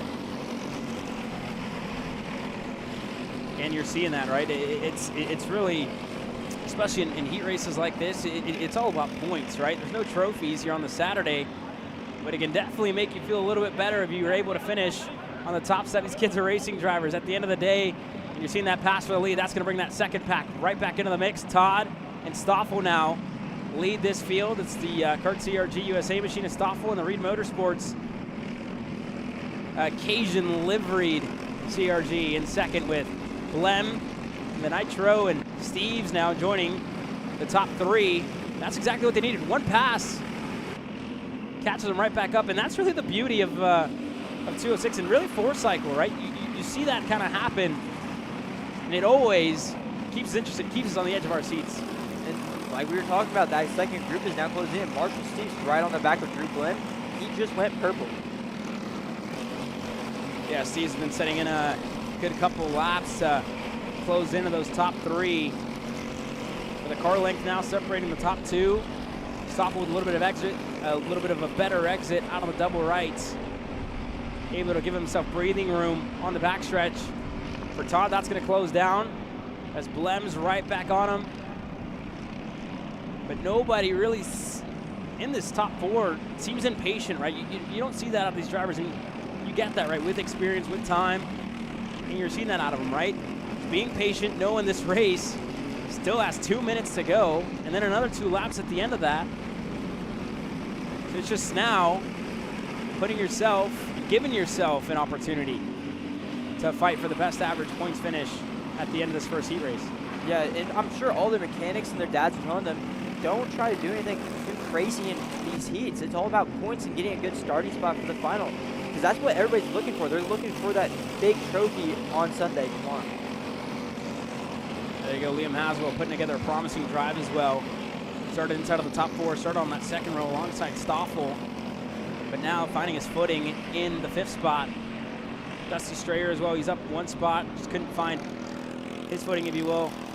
The first couple laps are locked in a couple of battles now, finding himself chasing down Liam Haswell, but those last 2 laps, we've talked about it, can really give drivers opportunities to get up into that front pack. And you gotta think 2 drivers who shared the same kart, same engine at an endurance race, now sharing the first 2 spots here in 206 Cadet. Gotta think, gonna play nice with each other maybe.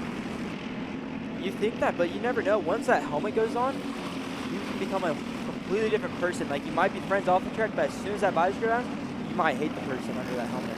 And again, it's every man for themselves as well, right? There's nobody else in there with you. A little bit different than team sports. Yeah, you have your teams, but here it's, you know, you compare it with basketball, football, soccer, anything else, it's a whole team effort. And to a certain extent, it's like that, but there's only one person that's driving it out there. And that's these young men that are doing just that. Todd, look over the shoulder, just checking where Blem's at. And he's content to push Stoffel. Their time's gonna run out. Now 2.6 will fly this time by, so we're gonna find out, right? We've seen Todd and Stoffel work flawlessly together up to this point. But you gotta think, for a driver like Mikey Todd, looking for his first big breakout win here this weekend, gonna have to try and deny a good friend. That he will. He'll have to take over Brody Stoffel to get the win today. And we'll see into the boot here. Steve's been patient. Blem has been patient as well in 3rd. So this is where you're going to start to feel the pressure just a little bit as we start lap number 7, 2.6 in the air. 2 laps to go. Mikey Todd, Brody Stoffel leading this 206 Cadet field in the first of their 3 heat races on the day. And Stoffel just very, very strong out of 4 and 5 there. You see how his gap is able to open up a little bit. Like we said, just breathing room in between himself and Todd. As Blem now, once again, on that rear bumper. And you see that accordion effect time and time again throughout the lap. Drivers just opening up the gap. It closes back down on the back straightaway with the draft and with the toe. And it's gonna be all to play for here as we see the white flag this next time around, Hunter.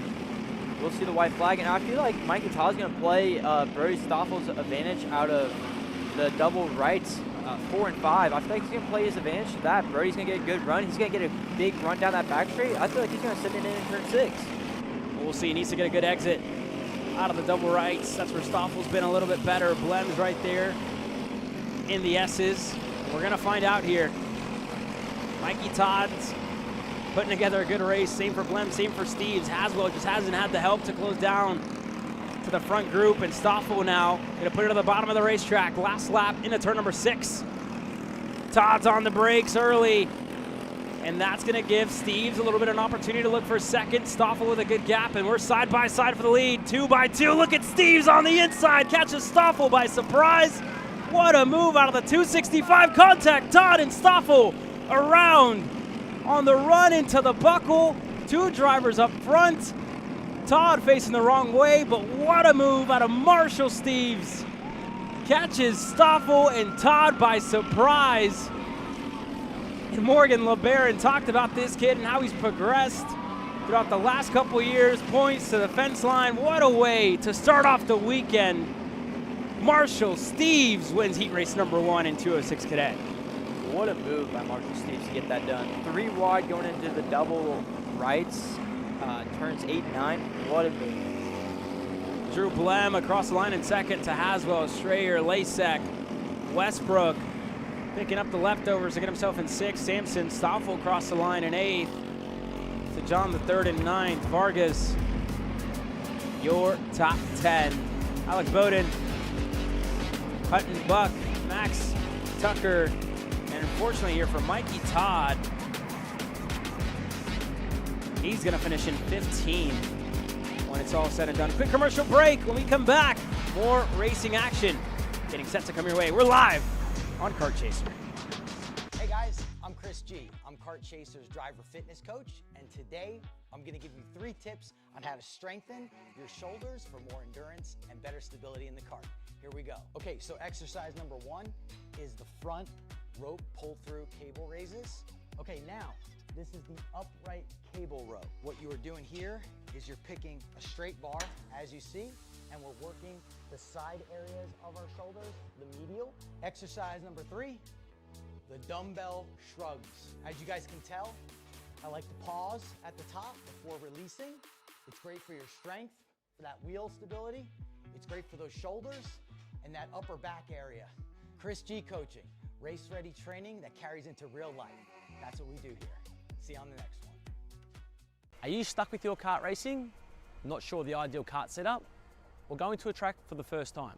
Well, Kart Class has the answers for you. Our online portal has a wealth of experience and knowledge to help your kart racing. From kart setup advice to track guides that are targeted specifically to your circuit, or the driver coaching aspect with mindset, racecraft and driving techniques. If you want to take your karting to the next level, visit us at kartclass.com.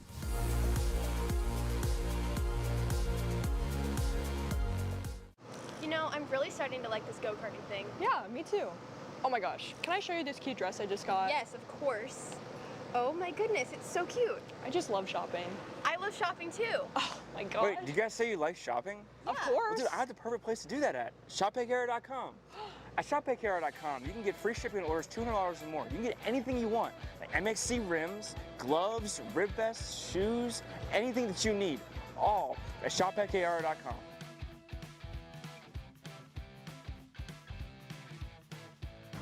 Who is he talking to? No idea. But we're gonna have to check it out. Sounds like a great deal. Sure does. Cat food marketing. $9.99 a month. Dude, Caleb, wake up. Dude, we're live in 5 minutes. Let's go. Come on. What are you doing? Dude, I'm so sorry. Xander had me in a cat food marketing meeting till like 2 a.m. last night. Come on, man. Do you have anything I can drink? Dude, I got the perfect thing for you. Perico, it's a healthy energy drink alternative. Perico, non-GMO, gluten-free, kosher, magnesium, B12, B6, Yeah, it's good. B5, biotin, and 0 sugar? Pericazo! Try Perico, made with natural ingredients, organic caffeine, and supports your metabolism. Try the new official energy drink of Kart Chaser.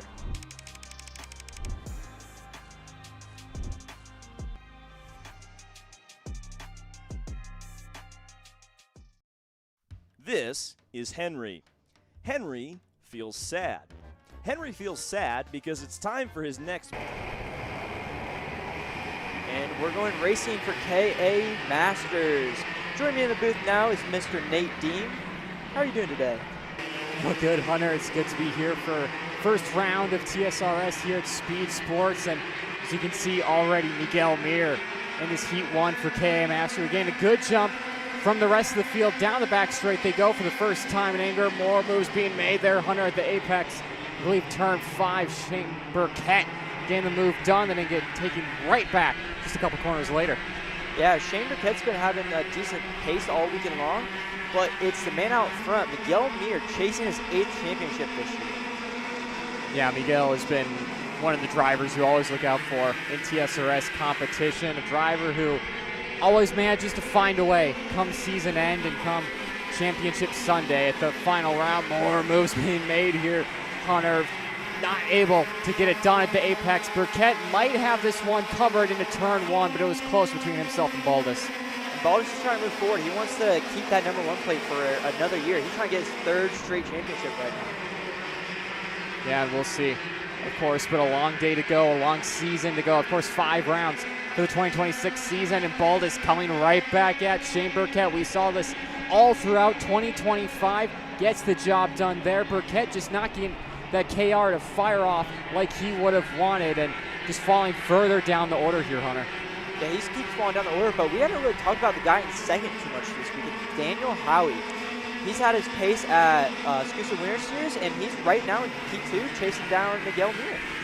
Yeah, and absolutely. For Howie to be able to close down on the Orslon Racing driver, who obviously goes so well here at Texas, or really any KA Master race that he attends, slowly chipping away is Howie now. Just a couple of tenths between them, just 2 tenths, and fastest lap last time by for 4:19 of Daniel Howie, and he is right on the back bumper of that OTK Orslon, piloted by Miguel Mir. And Pierce Baldus is catching up to him. As soon as Daniel Howie gets there and they start battling, Pierce Baldus is going to be right on their tail. We're going to have a 3-way battle for the lead. I don't even think they need to start battling, Hunter, because Baldus is going at a rapid pace right now. It'll be interesting to see next time they come across the timing and scoring beacon to see if, you know, the 476 of Pierce Baldus has gone purple. I think he will, because at this early stage of the race here, Hunter, he is flying right now. It doesn't seem like Miguel Mir is really able to break away like he has been in the 2025 season at some rounds. And there you can see Baldus going to work on the carburetor, trying to find every ounce of time, sliding a little bit up at the penultimate corner there, but coming across the timing and scoring line here, Hunter, indeed, purple, Pierce Baldus. By 3/10, dude. He is absolutely flying right now. We're going to have a 3-way battle for the lead by the time we get down to turn 6.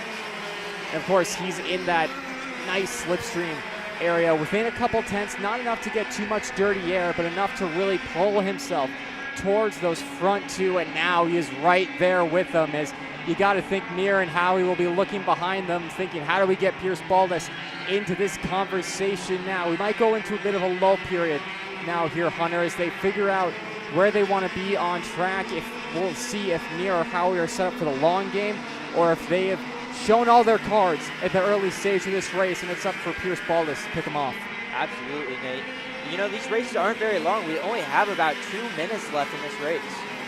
Yeah, absolutely. I mean, with 3 heat races for all these classes, they're going to have to be quick races. You see there, Shane Burkett around the outside, one of the Alan Rudolph Racing and Academy machines, but already there, Hunter, after gaining so much time on that last lap, Pierce Baldus lost it and gained it all right back through turns 1, 2, and 3. It's obviously a point of the track that he's stronger, but I wonder if he'll be able to get to the back bumper of Howie towards the end of the straightaway here. Not able to, so potentially, Hunter, that's pointing towards a higher gear ratio, better out of the corners, and would really help him through this section.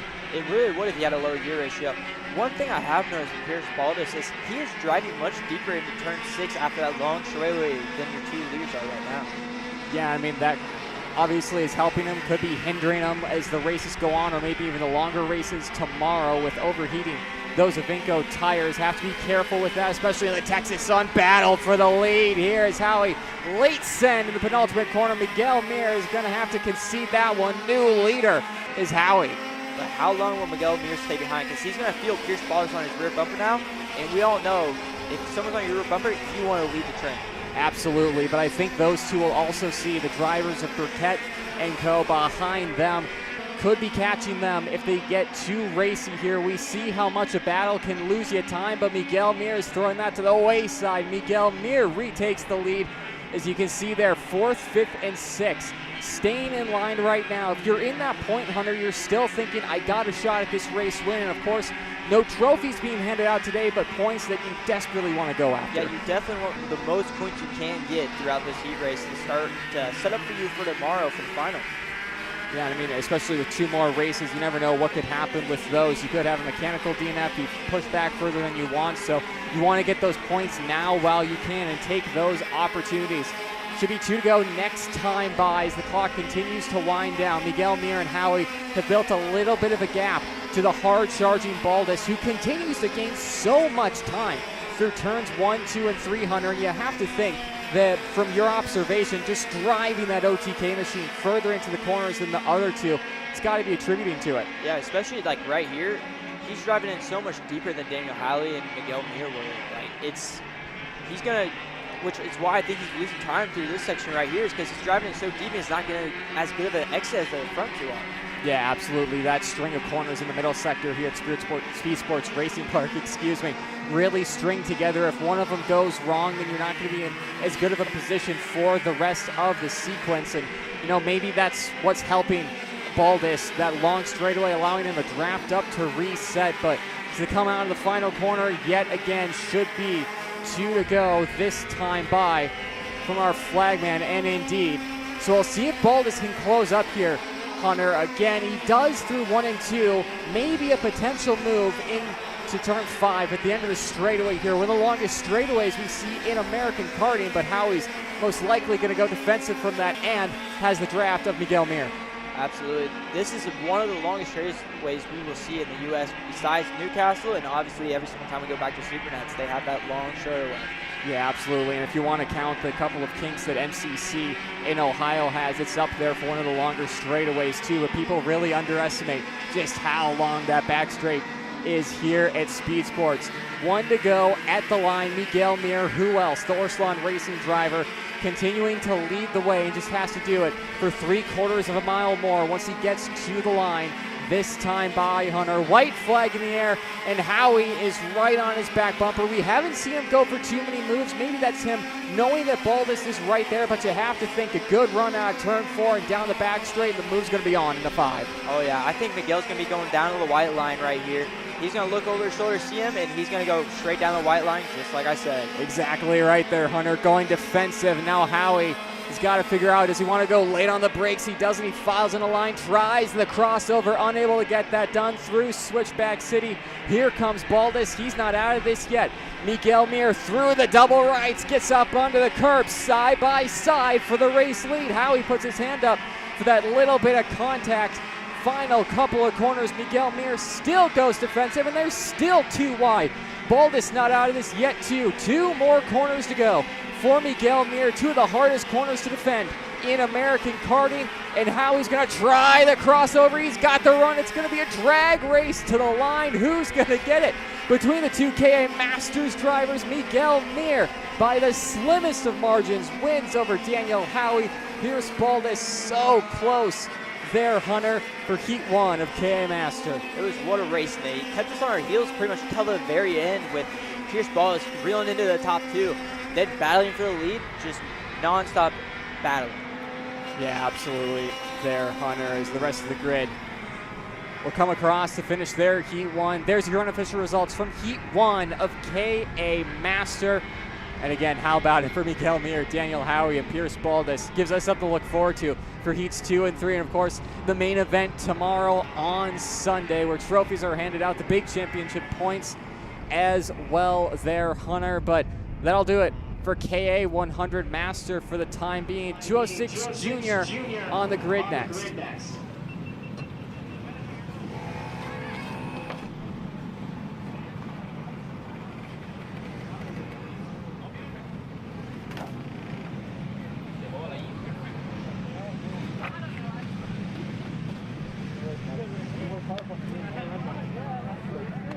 I'll give you room over there.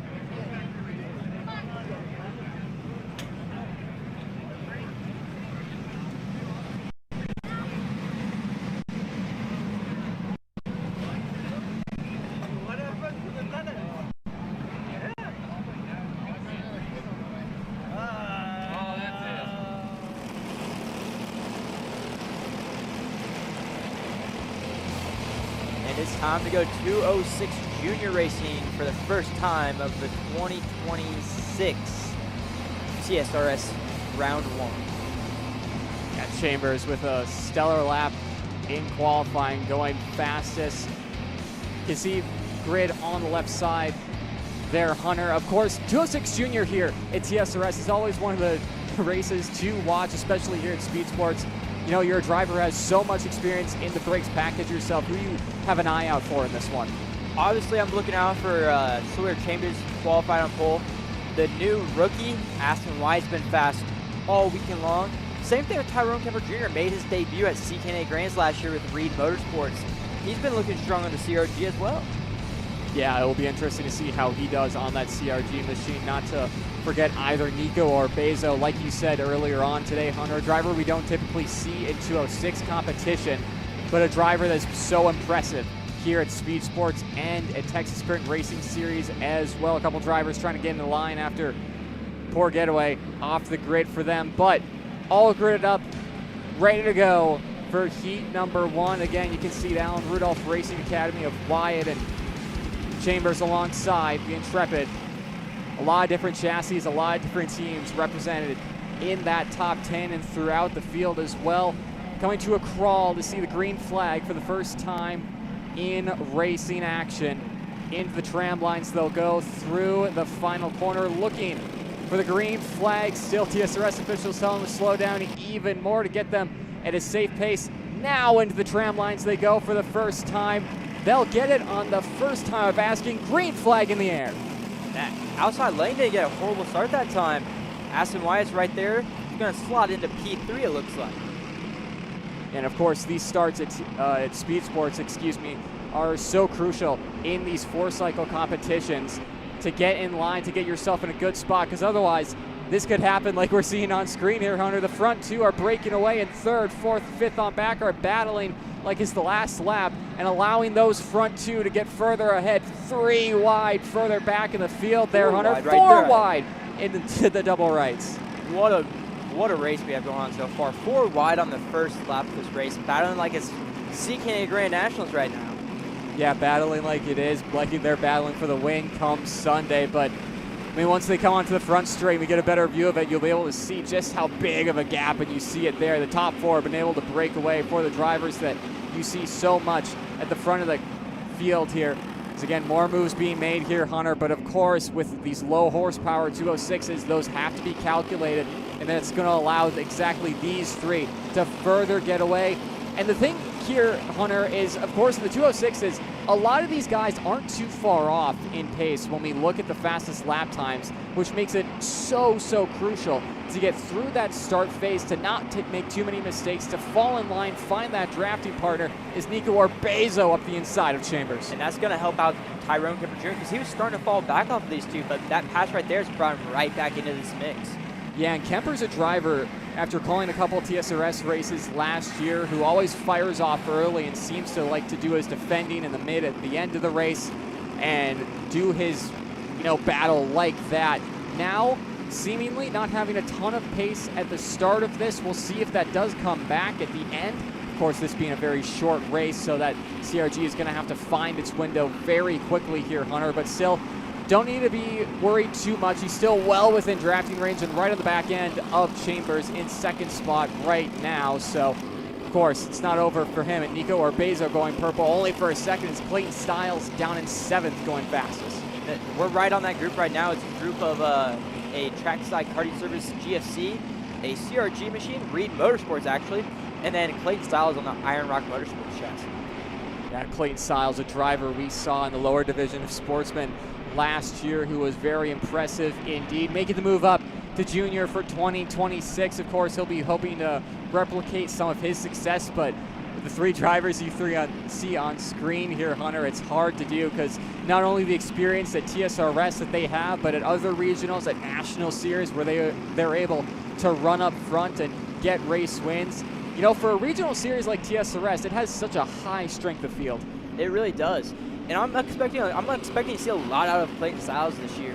The amount of racing he's done so far this year in junior, just moving up.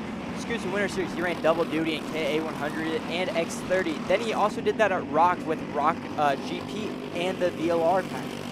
That's a lot of racing for a new driver in the junior category, that's for sure. Up front, Hunter, about 2 minutes, 40 seconds to go. This is typical with what we see in 206 racing. A lot happens at the start, a lot happens at the end, but the middle is just about race management, trying to build gaps between drivers, trying to close up to them in front. You don't want to lose too much momentum. That's exactly what these drivers are doing now. Stiles getting by that trackside GFC that was leading this group with Wyatt behind. This is the 355 there, Hunter. Believe Kate Casper, so you can see there. But, you know, for them, probably a bit too late for them to close up to this top 3. I don't think it might be too late. It might not, depending on how much this front 3 will battle and when they start battling. Are they going to wait till the last lap, or are they going to start battling in 3 to 4 to go? I will say, if this was the main event, is Clayton Stiles up the inside of Wyatt there in the penultimate corner, gets that job done. But back to my point, if this was for a main event win and those top 3 were really going at it, absolutely, they're still in it. But I don't think we're going to see too much battling from Orbezo, Chambers, or Kemper Jr. at this stage. Again, it's only Heat 1. We have a lot of heat racing points to try and accumulate on this Saturday, so don't want to bend a chassis up, don't want to lose too many positions at this point. Like we were saying in KA Masters, just get those points when you can. And these 2 drivers are pretty smart when it comes to racing. Obviously, Nico Orbezo won at Scoots Winter Series and won at Rock Winter Tour. Stuart Chambers, your reigning 206 junior champion, and then obviously Tyrone Kemper Jr., 2-time KA junior champion. Yeah, now Chambers looking to the inside, is back here with the Stiles group. I believe Chambers got that move done through this section of track, but Stiles leading the charge between himself, Wyatt, and a couple others towards that lead group, and indeed you can see Chambers leading the way as they'll come out of the final corner there. And Tyrone's in second now too. Yeah, so obviously some moves happening when we were off that group. These 4 still, you know, not doing too much. Of course, they're going to see the change of position up in front of them and think they have a chance, but with most likely 2 to go this time by, Hunter, it's a far cry for them to be able to close up to that top 3. Yeah, we'll have 2 to go next time by as we're coming down to 15 seconds remaining on the clock. So 2 laps to go next time by. I'm assuming the leaders are going to start defending and battling more for the lead. Yeah, I have to think so. And we'll see Stiles, Wyatt have been calm throughout the final couple of laps of this race. Like we said, they'll be seeing the battling further up front and for the lead. But, you know, as we catch a glimpse of them, Hunter, they're not doing too much battling. Here they are, Chambers leading the way on that Intrepid. Kemper Jr. to the inside, and that's exactly what Stiles, Wyatt, and those drivers are going to want to see. That time between the lead and the second pack will be falling at this point. 2 laps to go, this time across the stripe here, Hunter. And it looks like Orbezo's getting really racing in that 3rd spot. Yeah, you know, obviously, how we were talking earlier with Tyrone, I feel like this is the moment he's going to start blocking and defending. And he's looking over his shoulder, and he's going down to the white line right now. It's what Stiles want to see, and Chambers isn't happy about it, gesturing forward, saying, let's just go and get away. But, you know, Kemper Jr. defending. He wants that race win. He wants the points that come with it. Orbezo also trying to work with Chambers to get those 2 by. Still defending with 2 to go. In a 206 here, Hunter, it's dangerous because you can see that second group starting to reel their way in. Yeah, they're going to get closer and closer as this keeps happening. And they're going wide line. Oh, look at Nico Urbezo. Big over-under try right there. Yeah, getting a whole lot of curb there to try and over-under. Unable to, and look at Styles. He's back in this now. We were saying, at least I was, I don't think they're going to close in. Hunter, you were proving me wrong. They're right there in the battle for the lead. White flag in the air. This time, the top 5, you can throw a blanket over them. Is 6th and 7th, not too far back, but Kemper leading the way. And now Nico has a teammate in Clayton Styles as they're under the same tent.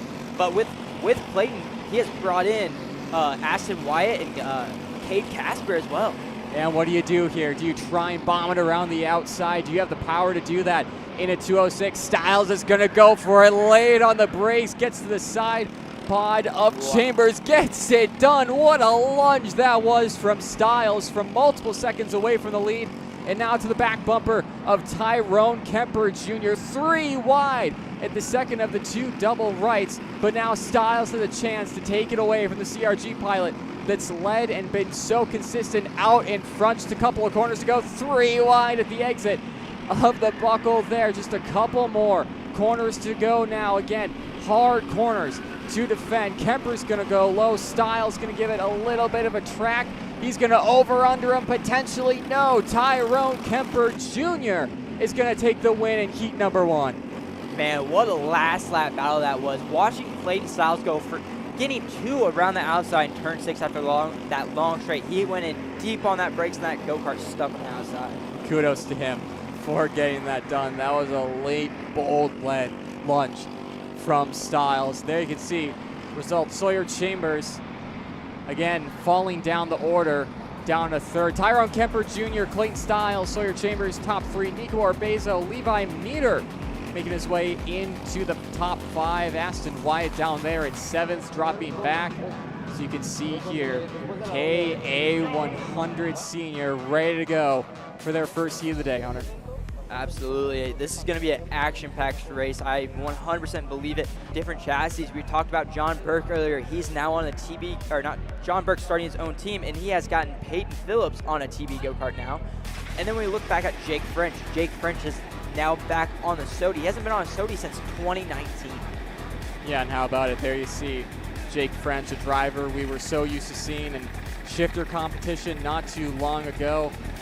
Of course, retiring from that and going single-speed racing here at TSRS. One of the drivers we'll be looking out for, and one of the drivers that definitely will want to win come Sunday. Of course, you got to make it through all 3 of these heats, Hunter. And of course, just talk about the nerves as you're waiting to go out on grid, especially this far up with such a stacked grid. Absolutely. The amount of tension and pressure you have to be feeling as those engines are fired and you're just waiting to go out onto the track. And now engines are fired, visors down. This is where drivers will start to feel a little bit more comfortable into their place. Is on to 3/4 of a mile track. They will go trying to get those tires up to temperature. Will say, Hunter, since warm-up, since qualifying, they have really, the track temp, I should say, is really rose throughout the day, so it's going to be a vastly different track from what they warmed up and qualified on. So there you can see the front of the grid ready to go. Yeah, it's going to be an Orslin Racing lockout of the front row with Juano Peramo and Carlos Hernandez starting the front row with Landon Skinner and Keeper. Behind them, Dallas Dunlap, Gage Bailey, Peyton Phillips, like we were just talking about on that new TB kart for him, a driver that we've seen so much at TSRS and desperately wants the title that will come with that. Jake French, Justin Music, Santiago Duran, and Ethan Gonzalez, your top 10. And we're coming down to the booth to start off this first race at KA100 Sr. Of course, the 2 Orsalon drivers will probably rehearse this going into this Heat 1. Of course, front row lockout. They're not going to do anything. They'll catch either one of them out. There you can see the number 1 plate of Jose Carlos Hernandez. Want to try and defend that. A lot of drivers, a lot of hungry drivers behind him want to rip that 1 plate off of that Orsalon Racing red speed. Into the tram lines they'll go for the first time in anger. KA100 Sr. class we always look forward to at TSRS. Now into the tram lines, looking for the green flag. They're going to accelerate, and we go green in KA Senior. Paramo with a great start, but also Jose Hernandez with a great start getting to P3, Landon Skinner into P2. Dallas Dunlop is in P4. Probably the best starting position he has had. Really good run for him this weekend too, and of course for the two TB carts to be right there on each other's. Landon Skinner goes for the race lead. So GFC and Trackside Services lead this one and take it away from the Orsilon duo.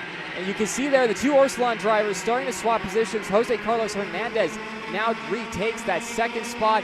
The two TB carts will definitely be working together as Jose Carlos Hernandez sliding it into the apex there and taking the race lead from Landon Skinner. Absolutely, but here comes Jake French and also the rookie under Trackside Karting Services on a OTK, but he just got sent in on by the 974 of Santiago Duran. That was a late send, and here comes Dallas Dunlap for third. Try to get it done. Justin Music is off in the water there on the Arcane Motorsports machine. That is a huge puddle that accumulated there, as we've seen so much throughout the winter season, especially back at Rotax Hunter with the monsoon that we got. That's an unfortunate way to end his Heat 1. Yeah, really unfortunate way to end it. But back up front, we got a trend of probably about 10, 15 go-karts battling for the lead. Yeah, I mean, Speedsportz always promotes incredible racing in the KA100 package, and once again, we're seeing that. Dallas Dunlap almost looked like he was going to go for a move in P3, didn't quite have the run through there, but you know, starting to spread out just a little bit here. Hunter, you can see Jake French trying to make his way up on that Sodi kart machine. He actually just fell back one from Santiago Duran. He sent it into the buckle on Jake French.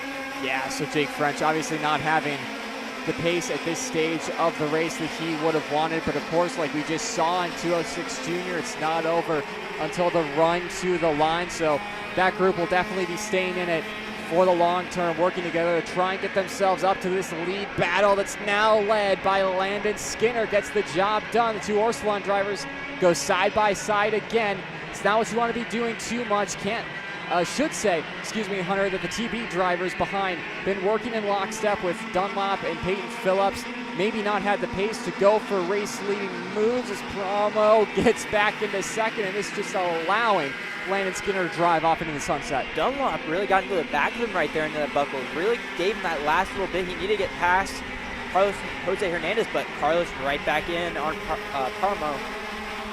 So now you can see Peyton Phillips getting by Dallas Dunlap, thinking, you know, I've given you enough laps to try and get us by the Orsilon drivers. It's my turn now. And of course, Peyton Phillips is one of the national scene. He's won here at TSRS at this track before. Carmo and Jose Carlos Hernandez pointing forward at each other to try and close up that gap. There was over half a second between themselves and Landon Skinner, the 917 GFC Trackside Karting Services driver, who of course we saw get a win last year at Crescent. We're trying to do the same this year as well, but of course, only the first heat. 2 more to go today, and then the main event with a hungry field of KA Senior drivers. Absolutely, and creeping in on this group is in P9, Davis Henry just went purple last time by. We saw him earlier in the T4. Creeping in on this group is in P9, Davis Henry just went purple last time by. We saw him earlier in the T4 class, had problems with his motor, correct, Wayne? Yeah, had problems with what they were assuming was the electronics on that motor, with the limiter becoming more apparent further on in the stint. But, you know, for these KA100 Senior drivers, Jose Carlos Hernandez going purple last time by. He is closed in to the back end of the GFC, piloted by Landon Skinner in that race lead, leaving his Orsilon teammate to have to defend from Peyton Phillips around the outside, unable to get that job done, but that was a late lunge into turn 5. Absolutely. Paramount started defending down that back straight from the TBs. It looks like he's slowly falling off, and he's getting a big group of go-karts to rack up behind him, and hopefully they'll start battling. He can get away from that again. I mean, he keeps looking back, Hunter, and from driver to driver, that just tells me it's a pilot who is losing pace and does not feel comfortable with the piece underneath him, and Peyton Phillips knows it. To the inside of the penultimate corner, gets that job done. He's going to bring Dallas Dunlop and Jake French potentially with them, unable to get that job done in the final couple of corners, but French is really in on this now. And then here comes Santiago Duran and Gage Bailey, the rookie from Trackside Kart Service, on that OTK chassis. And we'll see if they're able to get themselves into race-winning contention. If these two start to go at it even further, Landon Skinner has been out in front for the longest time of this race as Jose Carlos Hernandez continues to close in. But there you can see Jake French and Palermo, who again started from pole, had a very good qualifying session, but has just started to fall back throughout this race, Hunter. You have to think when they push back to the Orsalon tent that they're probably going to want to free that kart up a lot. Obviously, with the track temp will be raising throughout the day, and it just seems like it doesn't have the long run pace right now. Absolutely. He's been looking back almost every single corner, just trying to, and he's telling them to work forward, but he just keeps looking back and defending. And if I'm a driver behind him, I wouldn't want to work with him. I would want to try to get by him as fast as I can. Yeah, if you're French behind, you're wanting to get by and thinking, you know what, I've given you enough opportunities to try and lead us up to the two TVs that are driving away at this point. Back up front, though, Jose Carlos Hernandez, a late send into turn 5, retakes the race lead, and it'll be 2 to go, this time by across the stripe. The two TV karts of Peyton Phillips and Dallas Dunlop are right there. They're within striking distance if these two start to battle in some places that obviously aren't too optimal through Switchback City. That's going to allow them to close back up, but all of those moves have been at the end of the back straightaway, a really easy place to not lose too much time on these passes. Absolutely. And I think Landon Skinner really wants this heat race winner. He wants to take that #1 plate away from Carlos Jose Hernandez. He was really fast throughout the year last year, just small mistakes, whether it was engine failure, DNF, whatever it caused, he was super fast almost everywhere we went last year. Yeah, and of course for Landon Skinner, this is to send a message to early on the weekend, early on in the championship. And of course, I'm a contender here. Jose Carlos Hernandez really is a favorite going into this 2026 title, but Landon Skinner, for a driver who made a senior debut last year, will be wanting to take at least the first race away from Jose Carlos. Again, Hunter, you can see those TVs starting to reel in, and the front two aren't even having to battle to do so. Absolutely. Peyton Phillips just went purple last time by. He is absolutely ruined, and here goes Landon Skinner coming to the last lap. He's going to try to white line it the rest of this race. Peyton Phillips is going to love to see that. You can see him tap in the back of his helmet to his teammate Dallas Dunlop there within drafting distance, well within drafting distance at this point, Hunter. Resetting fast time is Peyton Phillips as they go down the back straightaway. And they're going to go down this back straightaway, and Landon Skinner's looking over his shoulder, and he's going to go defensive on that white line. Oh, Carlos even lower, and here goes Peyton Phillips. Phillips getting the job done there, and now Dallas Dunlop trying to go the long way around the outside and take it to the reigning champion. The TV kart driver having a couple more opportunities to go, and the rest of the pack has been brought into this as well. Jose Carlos Hernandez going defensive there. Jake French going to the outside further back. But this is going to be a battle between these two drivers into the final two corners. Again, Carlos Hernandez going a little defensive there, heavy on the defense into the penultimate corner. Dallas Dunlap is going to try and over-under a drag race to the line. Give it to the TV kart of Dallas Dunlop. What a last lap battle right there. Dallas Dunlap coming out on top. Carlos Jose Hernandez in P2. Landon Skinner remains in P3 with Peyton Phillips in P4 and Jake French in P5. I mean, it's surprising too. Peyton Phillips seemed like he was the lead TV kart driver throughout that race, like he was going to be the one to bring it to the lead. But how about it for Dallas Dunlop getting a win here at TSRS competition? He's going to be wanting to do the same come Sunday. Of course, only the first of 3 heats today.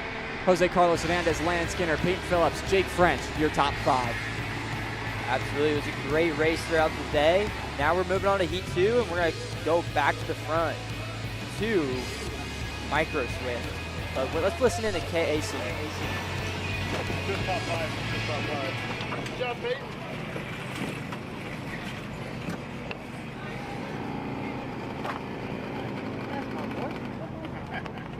Nice.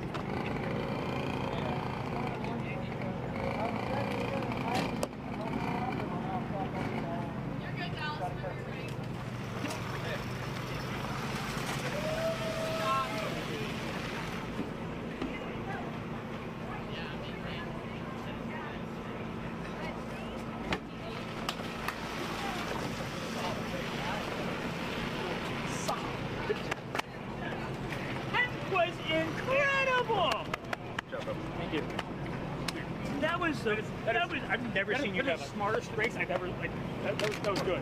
That was good. Go. That was insane! This is Henry. Henry feels sad. Henry feels sad because it's time for his next big race and his go-kart is in bits. Henry doesn't know that Acceleration Kart Racing is the United States' #1 shop for all of your karting equipment needs. Henry also doesn't know that Acceleration Kart Racing can deliver anything from tires to race suits and even wheels directly to your front door or to the racetrack itself quickly and efficiently, with tech support available 6 days a week. Poor Henry doesn't even know that Acceleration Kart Racing offers free shipping to mainland USA on selected product if you spend $200 or more. Do yourself a favor. Go to accelerationkarting.com and make sure that you are never left stuck on the pre-grid with Henry.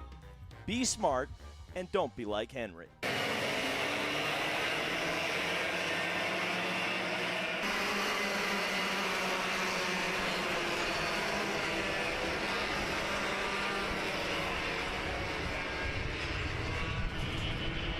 All right, race fans, Micro Swift on track for Heat 2.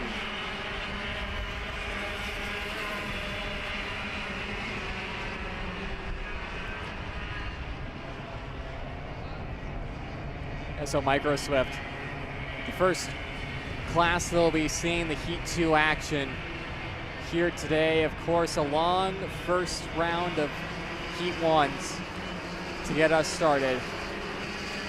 Micro Swift, first class to be able to go into racing action yet again. Lining up through here, Hunter, again, when you called the first heat, what are you expecting to see from this one? I'm expecting to see the same thing. I'm expecting the outside road not to get a great start. Dusty Strayer's going to fall back, but Dusty Strayer's been showing great pace throughout the weekend, and he showed it at SCUSA Winter Series too, so I'm expecting him to be up front, but Bo Wyatt was unstoppable in Heat 1. Yeah, drivers that we see at the national scene as well at SCUSA Winter Series not too long ago and at the start of the year, but coming to a crawl through here, Hunter, a lot slower than some of the other classes we've seen so far today. Into the tram lines, looking for the green flag on the first time of asking a little bit of separation further back, and we'll get it on the first try. And then outside with a great run, Dusty Strayer to P1, Bo Wyatt's going to fall into P2. And a couple drivers going up and over the curb there through turn 1 and almost getting caught up on the back bumper of drivers in front. But everyone getting through there nice and clean. And of course, Hunter, like we've seen with all the racing we've had between SCUSA and Rotax here at Speedsportz Racing Park, it's really hard to get a clean getaway through those first opening couple of corners. Again, these Micro Swift drivers were able to do that. Yeah, absolutely, Nate. Cohen Scott's looking for a little bit better of a heat race this time by. Shep Sullivan, same thing. He had great pace in the end, but he fell back so far in the start, and he fell back a decent amount again this time. Hopefully, he's hoping to work forward faster this time in Congress. Yeah, and I mean, it's hard for these micro drivers and mini drivers to really break away here at Speedsportz, of course, with the long straightaways, of course, the long straightaway between turn 4 and turn 5, which just allows drivers to draft up into each other. See there more battling happening further back for position. But again, Dusty Strayer leading the way. Bo Wyatt, Bodie Bear, Cohen Scott, Shep Sullivan. Current top 5 as things stand. There you can see them onto the back straightaway. Once again here, Hunter. Gap starting to form. Dusty Strayer out there with Bo Wyatt, the two drivers that seemingly have the best pace at this early stage of the race. But of course, some time to go and to see if that can switch. Absolutely. And Bo Wyatt and Cohen Scott are right on each other. Cohen Scott's gotten by Bodie Bear. Yeah, more moves being made here, Hunter, for, I believe that's third, isn't it? Yeah, that is for third. Yep, and I mean, it's, all this is allowing the front two to get away right now. It's, you know, not what these drivers will be wanting to see. Obviously, at this stage of the race, Cohen Scott, though, going purple last time across the line, 59.929 for him. One of the only drivers, the only driver to get under that 1 minute marker again, onto the back straightaway. Not a ton of moves being made at this stage. One of the Bennex, 251, Bo Wyatt up the inside to turn 5. Yeah, Bo Wyatt's going by on Cohen Scott. Even though they made up progress to Dusty Strayer on that last lap, they made up 4/10 that last lap. But Bodie Byron wants to lead this race, and they're losing time right now going side by side. Yeah, not a great spot to be doing that, is over the curb there into the buckle. These drivers, you got to figure it out soon, Hunter, because you don't have an infinite amount of time to close up to that race leader up Dusty Strayer. They're continuing to battle it out, and Shep Sullivan getting it all wrong at the penultimate corner, getting all crossed up there. And you can see still side by side, just allowing Dusty Strayer to drive off into the sunset. Yeah, they just lost 8/10 that lap to Dusty Strayer. That's a huge amount of time, almost a full second. Dusty Strayer might have this one in the bag. Yeah, we still got 2 minutes and just over 30 seconds to go for these guys, and we're already talking about how Dusty Strayer has done everything that he needed to, a clean getaway, and to get out of really this mess right now that these drivers continue to go back at each other. They've been calm for at least the past lap now, half a lap. So hopefully for their sake and for their race, they'll be able to continue to do that and maybe see if they can gain any bit of time on Dusty Strayer now. But this stage, Hunter, I'm really doubting that. Yeah, absolutely. I guarantee you all their mechanics on that grid line, they're going to be telling them all to work forward to try to catch Dusty Strayer. I mean, we've all seen the karting mechanic gestures, right? They're all going to be on the fence pointing forward, frantically trying to get their drivers to get the memo, to work with each other for one and to get their heads down, because they can catch Strayer with a string of good laps between them and maybe a few mistakes from Dusty. Still a toss-up if they can get there, though, and really, realistically, I don't think it's going to happen. I don't think so either. Dusty Strayer just did a 1 minute flat by himself. Right now, purple is by Cohen Scott, and that was with Bo Wyatt pushing him, and that was at a 59.9, and Dusty Strayer just did a 1 minute flat by himself.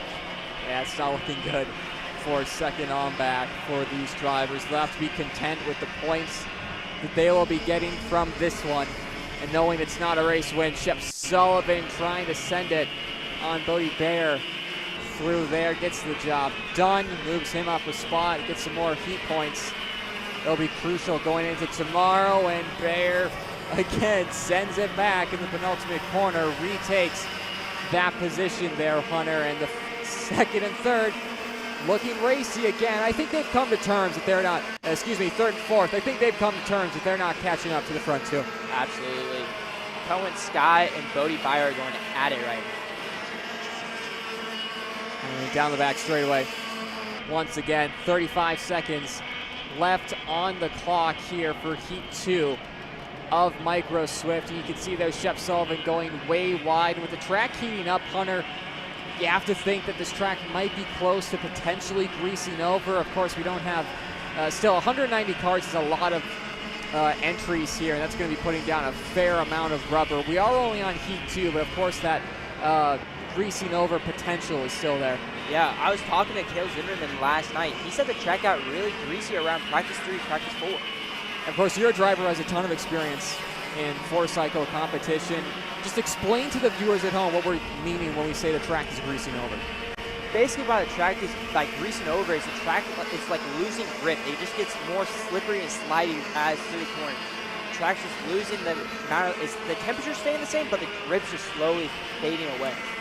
Exactly, and it becomes a lot less fun to drive, that's for sure, where the kart just doesn't want to respond to your inputs as much as it would be at the start of the weekend or when it had cooler temperatures. Of course, too, the temperatures are only going to rise throughout today and going into tomorrow, expecting even hotter temperatures, high of about 85, I think, for some of these drivers. A big switch up between the 4 races we've seen here at Speedsportz Racing Park, between the SKUSA Winter Series and the Rotax Winter Trophy, where we saw rain for some of those, we saw cooler temperatures, and now it's like we're being thrown into summer here at Speedsportz with some high temperatures and some challenging driving conditions. Absolutely. This year's Winter Tour was a winter tour. It was nice.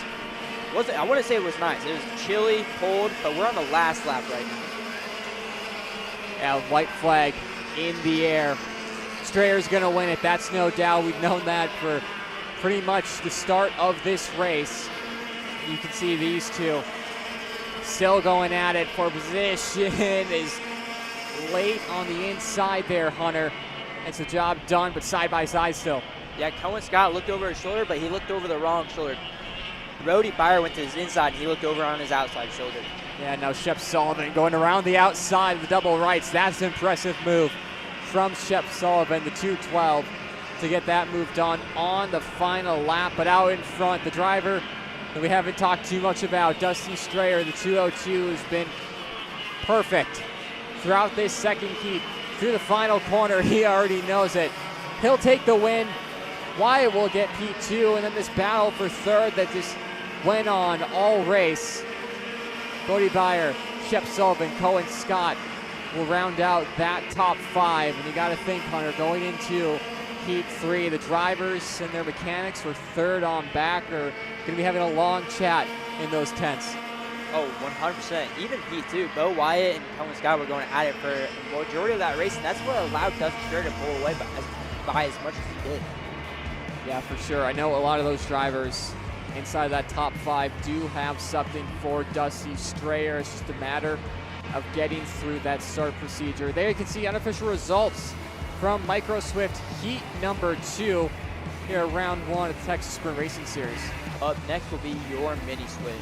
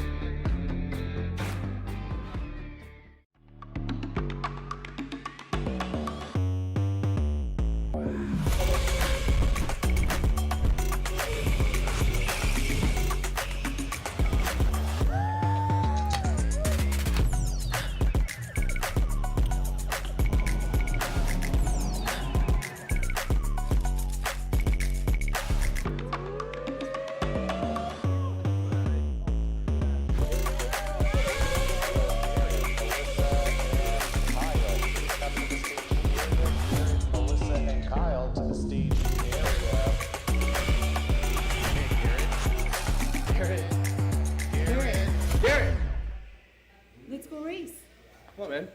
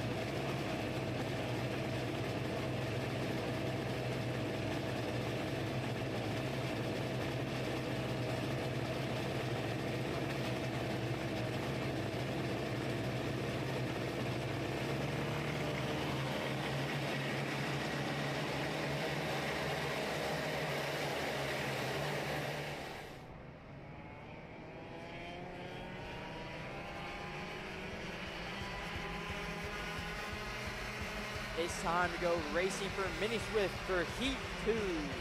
Starting on pole will be Mace Lasek, Brody Stoffel in P2, Dutch Westbrook in P3, Max Santana in P4, and Timo Ahmad in P5. Carlos Santos, Aiden Glash, Jensen Willander, Sebastian Sampson, Elisa in the 10th spot, rounding out your top 10 drivers, of course. A stacked grid here for our mini Swifts for this TSRS round 1. Of course, the cadet competition here at TSRS has always been some of the highest in the nation, especially for regional. You know, producing a lot of national race winners here. Hunter, of course, you can see there, Brody Stoffel, one of the drivers, starting alongside Mace Lasek, Pro Tour winner. Driver's been so quick, no matter what national series he's at, he alongside Lasek leading him to the green. There's one driver I'm going to be looking forward to see what he can do in this heat. Marshall Steve just won the Briggs 206 Cadet Heat. Looking forward to see what he can do coming forward as the drivers are coming to the tram line to go to the green. And you can see ground view of them coming into the tram lines. A little bit quick from what we've seen earlier on in the weekend, but we'll get on the first time of asking green flag in the air. And that outside line didn't get a good start again. Brody Stoffel falling all the way back down to P4, Max Santana into P5. Yeah, a lot cleaner of a start though than what we saw in Micro Swift. That top 5 still right there on each other, but moves already being made here, Hunter. Yeah, Dutch Westbrook just went to the lead. Obviously, he was struggling early on in the week from what Caleb was telling me. It looks like he's starting to get it figured out and he's going to be rolling the rest of this weekend now. Yeah, Dutch is one of those top-level drivers when it comes to competition here. His driver's going up and over, going for a wild ride. One of the Kart Republics, 146, I think that is, Hunter, so you'll get an ID on that. But that was a bit of a scary move for whoever that driver was. That was Aiden O'Shea. And also Max Santana got caught up in it as well. Yeah, so unfortunate for those drivers, but back up in front. Dutch Westbrook getting the jump he needed to allow himself some breathing room to drivers behind Timo Ahmad, Mace Lasek, Brody Stoffel, still within that 1 second range of the race leader, but will have to be working together to try and catch up. You can already see the lead for Dutch Westbrook starting to diminish ever so slightly as Timo Ahmad and Mace Lasek work together towards that P1. And the driver I was talking about before we went green, Marshall Steve, he's already moved up 7 spots to P6. Yeah, good work for him so far. That's a big jump that he's had. We'll see if they'll be able to, hold that off through the rest of the race, or if they had that kart set up just for those opening couple of laps to start to pick off drivers and defend for the rest of the way. But for Dutch Westbrook, a driver that has 0.6 of a second advantage last time by, that's going to diminish even further this time. Just a couple tenths most likely. So you can see 2.5 tenths just under for Dutch Westbrook as Timo Ahmad and Mace Lasek are really taking chunks of time out of the race leader. Yeah, absolutely, Nate. Timo Ahmad and Mace Lasek are going to go for the lead now. Timo Ahmad inside on Dutch Westbrook. Dutch Westbrook's going to send it right back in through the switchback section. He's not having any of that, is he, Hunter? And that's allowing Brody Stoffel to bring himself up into this battle for the lead as well. But still, it just seems like Stoffel might not have the early race pace as these front three really had to wait for these front three to battle for Brody Stoffel to be in contention here. As you can see, more battling happening for the race lead. It's Ahmad taking it away. Absolutely, Nate. Timo Ahmad went to the lead. And P4, Brody Stoffel has closed up to this battle. Now we have 4 karts into the lead. Yeah, those 4. Be interesting to see what happens here. Of course, 2.5 minutes just over remaining. If they'll start to battle with each other, if they'll stay behind and work with each other till the end, or at least they see 2 laps to go from the flag man. But staying in lockstep right now, can throw a blanket over him. working together as things stand. You know, fifth, 2.6 seconds back. They're going to need a lot of battling from these front four to try and make up some heat points. But these four, Hunter, been very impressive so far.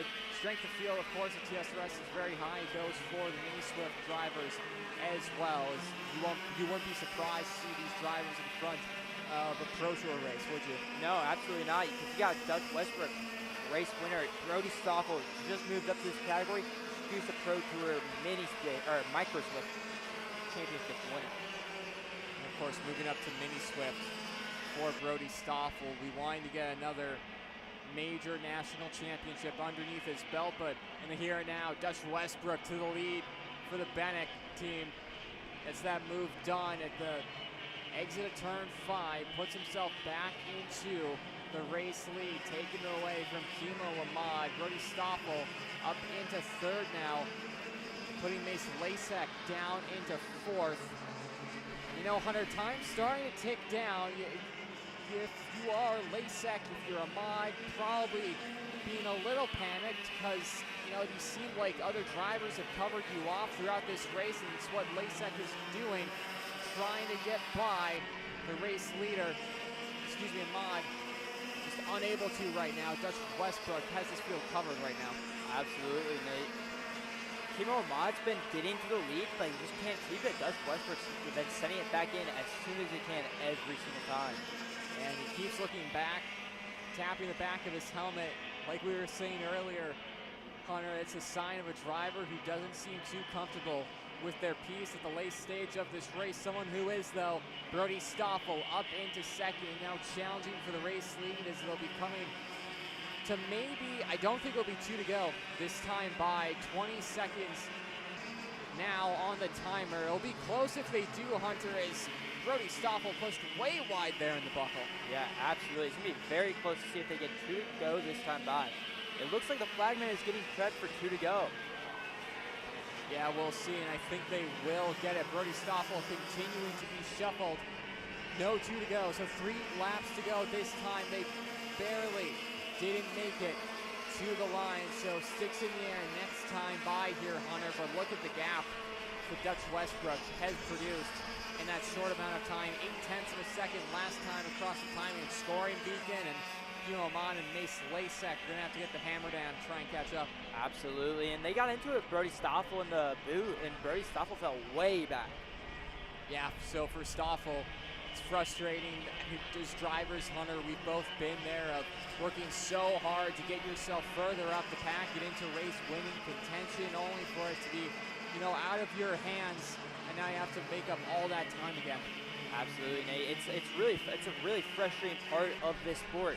Is you work so hard to get there, and then just a little mistake can make you fall all the way back. As we have a pass for the lead, Kimo Ahmad inside on Dutch Westbrook. What a late send that was. Ahmad not waiting, 2 laps to go. This time now, side by side, Dutch Westbrook takes it back with the help of Mace Lasek, and here comes Brody Stoffel, who you have to imagine, Hunter, is probably going to be a little irritated with how this race has gone so far purple, and he's going to see Dutch Westbrook to the low side.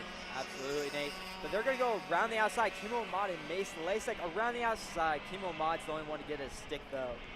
Yeah, the only one to get that move to stick, and he's got a couple of attempts between himself and Westbrook, but like we've seen all throughout this race, Hunter, Westbrook has so much pace on that Bennett machine, and with the help of Lasek and Stoffel now to the inside for third, they're going to catch up to Kimo Ahmad. If you're Kimo Ahmad, what do? You're going to have to play defensive, but how defensive are you willing to take this for Heat 2? Absolutely, Nate. I feel like they're going to get very defensive. Kimo Ahmad had a great around the outside pass with Mace Lasek, but who's Brody Stoffel going to choose this time? Is he going to choose Dutch Westbrook, or is he going to choose Kimo Ahmad? I think he's going to choose himself, Hunter. I don't think he's going to be working with anyone at this point. He's been shuffled around this race so much. He's going to be trying to get there as these two be running for the race lead. Dutch Westbrook up the inside will get the job done at the apex of 5. What can Brody Stoffel do now, Hunter? Brody Stoffel's going to try to send it in on Kimo Ahmad, and he gets up on the back of Kimo Ahmad. One thing to note, Nate, Timo Ahmad has a 5-second penalty for avoidable contact. And that's huge, and he's not going to know that, too. As Brody Stoffel thought about a move on Ahmad that ultimately is a position he's not going to be able to keep, and he won't know that, but Dutch Westbrook should have this one in the bag, unless Ahmad has a late lunge. No, Dutch Westbrook is going to take the win here for the second heat of Mini Swift. Kimo Ahmad comes across the line second on track. Will we drop down? Brody Stoffel and Mace Lasek will be your top three, Hunter. Absolutely, Nate. Top three. And then Liam Astalis is in P4 with Polo Santos in P5, and Marshall Steves kept it right there in P6. How about Liam Astalis, who up 8 positions to get himself into 4th, and then with that time penalty for Ahmad that you can see, if you're watching on time and scoring, has been applied, putting him down to 7th there. So unfortunate for Kimo Ahmad, but the TSRS officials obviously seen something that they weren't too happy about. There you can see unofficial race results from Heat 2 of Mini Swift.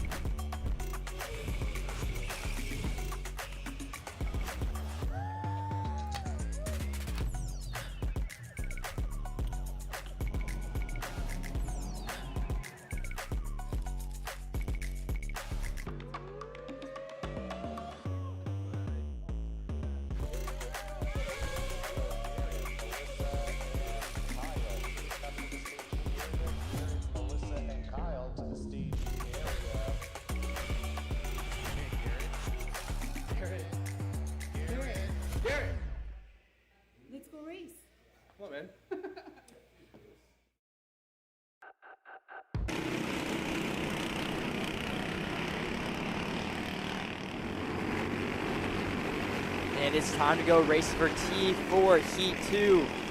I'm going to be looking at Davis Henry, seeing if they got the problem figured out with their electrical on the motor, seeing if they got that figured out, and see if he can work back up to Regensville.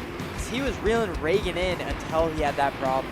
Yeah, he's been an impressive driver to watch this weekend. Of course, him making some X30 debuts earlier on this season at the SCUSA Winter Series with the Hoach Driver Development Team, and now in a very different category, of course, completely spec class with Tillotson chassis, Tillotson engine. Very different to what we're used to seeing here, Hunter. Reagan Seville leading us to the green, a driver we're so familiar seeing in the 206 side of things and leading the way at both TSRS competition and other four-cycle competitions. Now taking to the Tillotson T4 senior class, looking for green on the first time of asking. Hunter, you are obviously a big four-cycle guy, of course. What do you think about Reagan's performance so far? Reagan's been absolutely stellar all weekend. He showed great race in the Briggs race, coming back, and I'm pretty sure he won the heat, didn't he? He did. He won that heat. He won the first heat in this one. We missed him at CK Spring Nationals, but he's back racing this weekend. Back racing and getting the green flag on the first time of asking. Reagan Seville, with the help of John Paul Malcori, will lead the way through the first couple of corners, and it's a good jump for both of them. One thing to talk about too, a different tire compound for these guys, of course, Hunter. The Maxxis tire not firing off as easy as the Avincos would on these opening laps, so drivers really having to get on the wheel to get that car to turn in. Well, I think John Malcori likes it. He drove in really deep to that turn 6 and almost tried to hold it around the outside on Reagan Seville. It's a bold move there. You can see also Davis Henry not too far back. John Paul Malcori has a big run towards the end of the straightaways when compared to Reagan Seville. You can't account that to draft, but also too just seeming like he has a little bit more at the end of the straights and potentially could be bringing it to a driver that we see at the top of the time pylon so much in TSRS of Reagan Seville. Absolutely. Me and Caleb talked about it earlier with John McCoy running the shifter last year, running against Aiden Rudolph and guys like Jordan Buster throughout the year. And now he's running this. I mean, talk about a swing right between those two, and of course him getting a lot of experience running shifter last year. As you can see the massive push that he just gave Reagan Seville into turn 5. I mean, just you can see the pace difference at the end of the straightaway there, Hunter. It's huge. Davis Henry not too far out of it. And now John Paul Malchiori to the lead, but not for long. Reagan Seville doing the over-under in the double rights. And John Malchiori still has his nose on the inside of Reagan Seville up over the curb. He's going to leave it in P2 as Davis Henry's going to send it in for P3. And Davis Henry hoping to put those technical gremlins behind him at this stage of the weekend. John Paul Malchiori up the inside, unable to get that job done at the apex. And now Reagan Seville around the outside will get it, but these guys are really starting to go at it now, Hunter. The whole pack is right on each other, and for a class that we had a lot of question marks going into the weekend, not knowing how this racing would look, who would be the favorites going into it, it's definitely been a barn burner so far. Absolutely. 7 out of the 9 drivers are in this main group right here right now. And Reagan Seville is doing his very best to break away from that. As you can see him looking left and right, trying to break away, but he just can't for the life of him. Davis Henry looking up the inside for P3, gets that job done. So, and he brings Joe Beckhold along with him. Absolutely, a driver from the Netherlands who we've seen at the Nations Cup before. You guys talked about it a little bit in Heat 1. You know, going from European circuits that are so wide and flowing and have a ton of grip to such an abrasive surface that is Speedsportz Racing Park, a narrower circuit. It's a big learning curve for him, but obviously Hunter is getting used to it. Absolutely, and there's very few tracks that we go to that have this type of surface. Really, it's really only this one and Trackhouse for the most part. Most of it's pretty smooth like Newcastle. Yeah, for sure, and of course you kind of thrown him into the deep end here as well because you know, you think about tracks like Valencia that I know T4 raced at, that, you know, so much grip gets put down. It's such minimal wheel movements. And then we go back to what we were talking about at the start of this race with how much you really have to manhandle the wheel to be able to get the kart to do what you want. It was one of the things he was struggling with after talking with Reagan Seville. But of course, here at TSRS, 3 heat races and a main event for you to try and figure out that kart, and of course a practice day yesterday, a long time for him to be able to get used to it and get himself up there, and clearly it's working. Only 1 second off Reagan Seville, a driver who has so much time here at Speedsportz. Absolutely. I mean, he grew up racing here. He grew up racing with the Alan Rudolph Academy, and now he's in trackside karting surfaces, and he's been unstoppable recently. Like, I wouldn't really say unstoppable, but he's been one of the top contenders everywhere we go.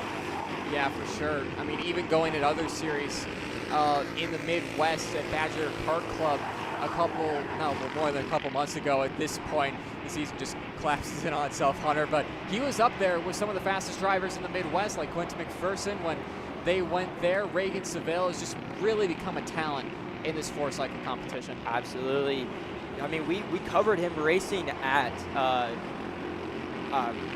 Badger for the Route 66 race, and he was qualified up front, ran up front every single race, and he's been pretty solid. And Paul Malchiori's right on his rear bumper, and he just set purple last time by. Yeah, going fast this last time by. Of course, that draft is going to be helping him.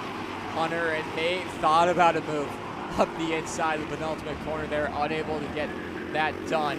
And Davis Henry will be seeing that, really hoping for those two to go at it, because that's only going to bring him further up into race winning contention. Of course, it is cool to see Davis Henry up in 3rd spot, a driver who maybe didn't have the weekend he would have wanted at the Excuse Winter Series in X30, and now being able to showcase him and the likes of John Paul Malchiori now going for the race lead on Reagan Seville. It's cool to be able to tell these stories, Hunter. Absolutely. Something I've been noticing is Reagan Seville's getting a really good run coming onto this back stretch. He's going to send it right back in on John Malchiori, and Davis Henry's going to get both of them for the lead. Henry putting his kart exactly where it needed to be, and now it's roles reverse.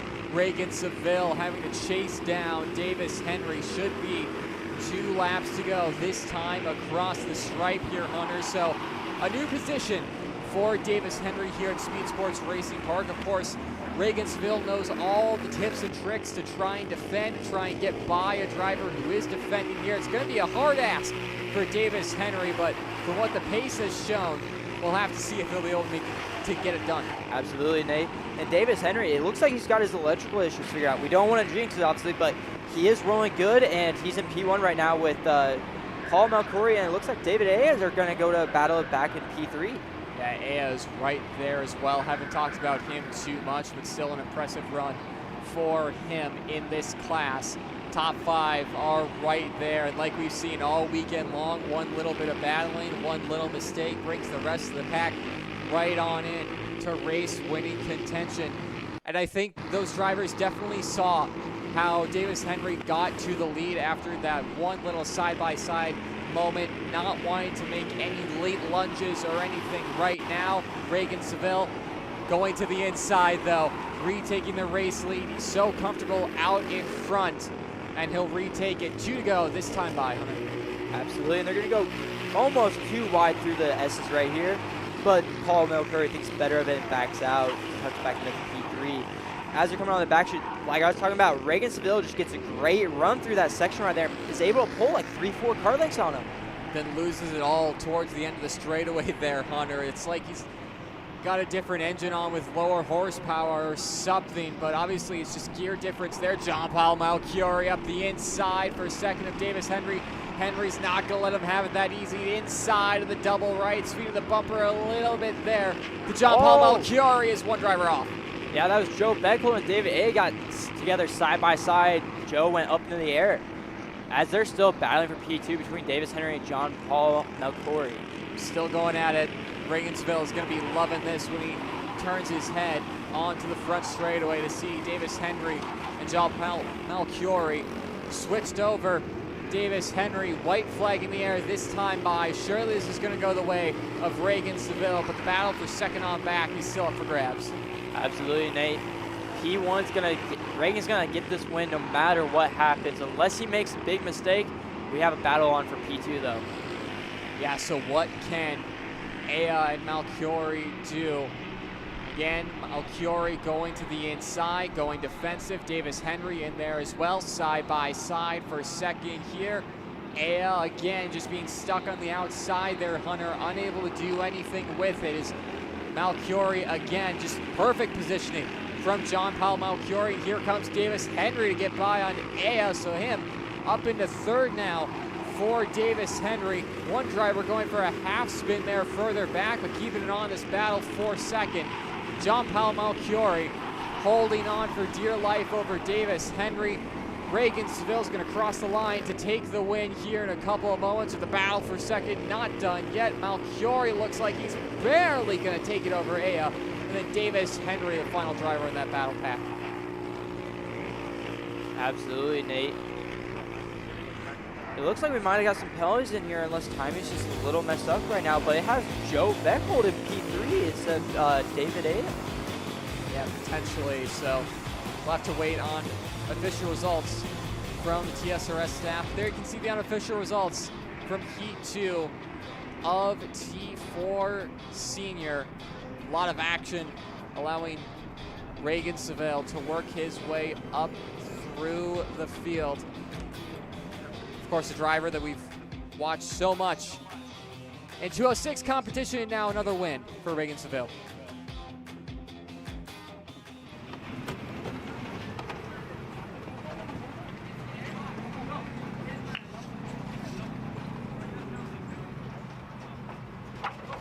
Hey, my bad for over there. I mean, I didn't like it, but we're on the track.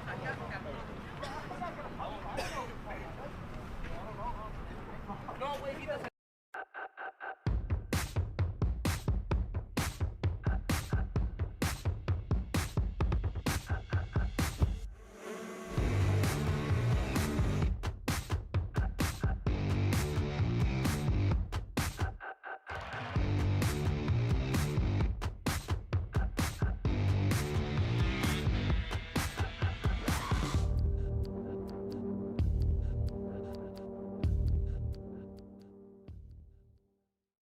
Welcome to the future of kart race preparation, Kart Sim Pro North America.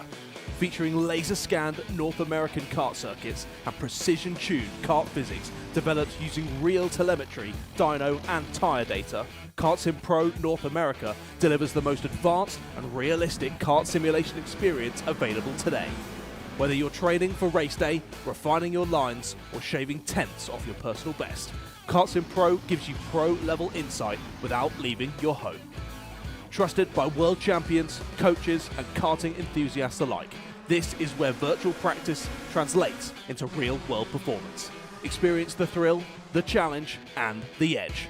Kart Sim Pro North America. Use code CHASER20 to get 20% off today.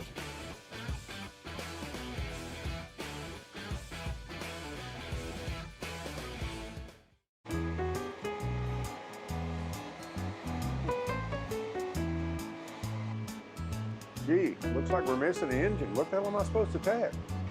What do you mean? It's my Greyhound. It's all I need. Where's the rest of it? It doesn't matter. It's a Greyhound. You gotta make weight. Okay, you're good.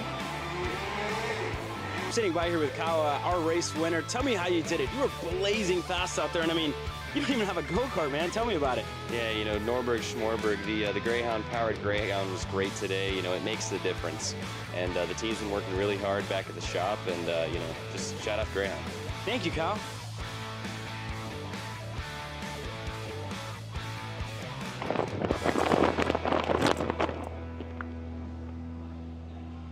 How the f did you just win? Doesn't matter.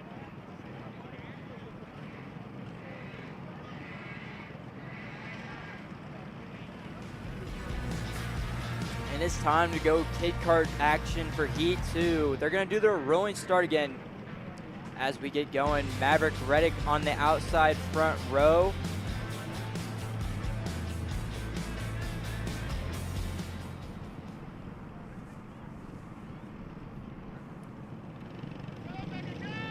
With Sullivan Bowden in P1. Anderson Maxwell starting P3. Beckett Boudreau behind. Green flag in the air, Hunter, and already some contact off the start. TSRS officials having to go to work. Not how you want to start a race there, Hunter. No, absolutely not how you want to start a race. 3 drivers got caught up into that. And 3 drivers out in front, led by Maverick Reddick, 75 machine, a driver who we've seen so much of at the front of Kid Kart fields. No matter where we go, he's been so impressive at his young age, really sawing at the wheel though, Caleb, to try and get that CRG machine to turn in. Absolutely, Nate. And you know, Sullivan Bowden's looking for a better result after the last heat where he's basically did a half spin coming out of turn 7 and lost all his ground and had to work through the field. So you know he's wanting to get that P1 finish this time. As Maverick Reddick looks like he's getting a little bit sideways on these exits of these corners. I mean, yeah, definitely for drivers wanting to get some heat points, but for Maverick Reddick, you know, the track is pretty much completely flat out for these 206 Kid Kart drivers. To get that loose out of a corner is really weird to see, because usually these things are pretty much on rails, just locked down throughout the entirety of the lap. So Maverick Reddick having to work a bit of oversteer through the opening stage of this race, but looks like now, Hunter, he's got that figured out. Yeah, it looks like he's getting it rolling now. He's got about a car length gap from Sullivan Bowden, and Anderson Maxwell's about 2 car lengths back from Bowden. And we'll have to see if these drivers can take it to Maverick Reddick. You know, it is hard to pass, I will say, though, Hunter, in the Kid Kart division with just how much of this track is flat out. It's difficult. You have to wait for a driver in front of you really to make a mistake or for you to have a significant pace advantage. That's what Reddick will know. It's what the drivers behind will be looking out for. So they'll be coming across the line in just a few moments yet again. Still, though, Maverick Reddick leading the way and taking a bit of a different line through here, Hunter, as well. Of course, for some tracks and some corners here at Speedsportz, you don't have to take really the traditional line of going all the way to the outside. At the speed these guys are going, can almost half-track it or keep it to the inside of the corner, and that's the preferred line for these kid karts.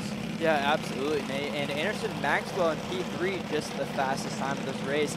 And they're all looking like they're about to close up together, and it's going to be a three-way battle for the lead. Yeah, hopefully it would be fun to watch. And, you know, Anderson Maxwell down in third there. In any other competition would be in prime drafting distance, but with how early the rev limiters hit on these Briggs 206 kid karts, you can't really do a whole lot in the straights. It makes a real emphasis on cornering and how you get through them. Is battle for the lead. Maverick Reddick holding off Bowden, behind. It's Maxwell still in third, slowly making some progress on that Reed Motorsports CRG, but probably gonna have to wait a little bit for the drivers in front to keep doing this, battling, or, you know, for him to find even more pace in third. Yeah, absolutely, Nate. One thing I've really noticed is Bowden's really good after turn 6 through that tighter, the more technical part of the track. He's getting through there a lot better than Maverick Reddick is.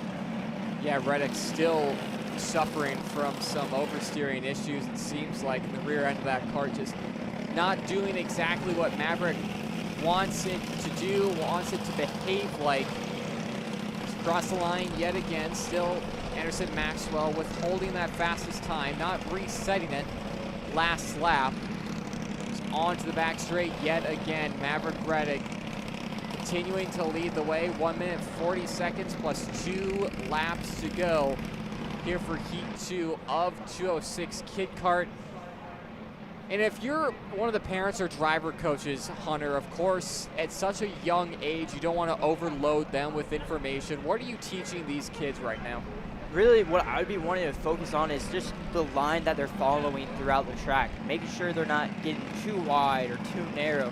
Granted, these kid karts, you are on the limiter most of this track, so it's not a big difference, but it's still learning the racing line and race craft throughout the track. Really about being consistent too, isn't it? Staying focused lap after lap. Of course, the youngest of these drivers, 5 years old, is the youngest age range for these drivers, so having them stay focused has to be a huge thing, Hunter, too. Oh yeah, absolutely. I guarantee it is. But you know what? While we're on the topic of talking about what we want to learn, why don't you tell us about the oversteer that you were talking about earlier? Yeah, absolutely. So for the people listening on who may not be too familiar with those terms, understeer, when you go into a corner, the front end just not having the turn in you want, going wider through it. It's something that us as drivers absolutely hate in a kart. It's so frustrating, but it's a lot, you could say, safer of a setup. Oversteer, turn into the corner, the front end turns in nice, and the rear end starts to step out on you.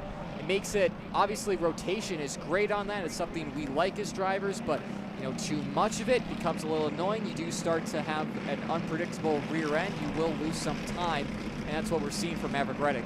Absolutely. Thank you, Nate. As P1 and P2 have closed in, and they're starting to battle even more, going side by side on exit of these corners. Yeah, Maverick Reddick's going defensive. I think he knows that drivers behind have a little bit of a pace advantage, but it's hard to get by. Maverick Reddick, who's still just sawing at the wheel. You know, the Kart CRG drivers and teams will be going to work on that kart. 2 to go this time by for Maverick Reddick out in front. It's difficult to try and get by here, Hunter. And like we were saying, like, how would you teach these drivers to try and get by one another? Obviously, you don't have the power at the end of the straightaway that you usually are. So what's the mindset you're giving these kids? Obviously, you don't want them to break in too late, because then they might get scared and hit the brake too much, and then it's going to lock up and spin them out. So one thing I would be trying to focus on is corner exits, trying to get a better exit so you can get side by side faster, and then you can carry that into the next corner. Yeah, absolutely. One thing to note, too, of course, the shorter wheelbase on Maverick Reddick. I believe he's on the Kid Kart chassis and driver behind on the Cadet chassis. Same with Maxwell in third. So, of course, the shorter wheelbase can make it a little bit more twitchy, helpful at times. But right now, obviously not working to his advantage. Maverick Reddick, though, just always going to the defensive with a couple corners to go throughout the lap. It's obviously working for him, not wanting a driver to get to his inside. But white flag in the air here, Hunter. It's looking good for Maverick Reddick so far, but still has a lap to go. Yeah, absolutely, Nate. Sullivan Bowden has been trying to throw everything he can at Maverick Reddick because nothing's worked so far. And Anderson Maxwell's just kind of on the edge of it, not quite there yet. He just keeps losing a little bit every lap. Not too much, just not quite enough to get there.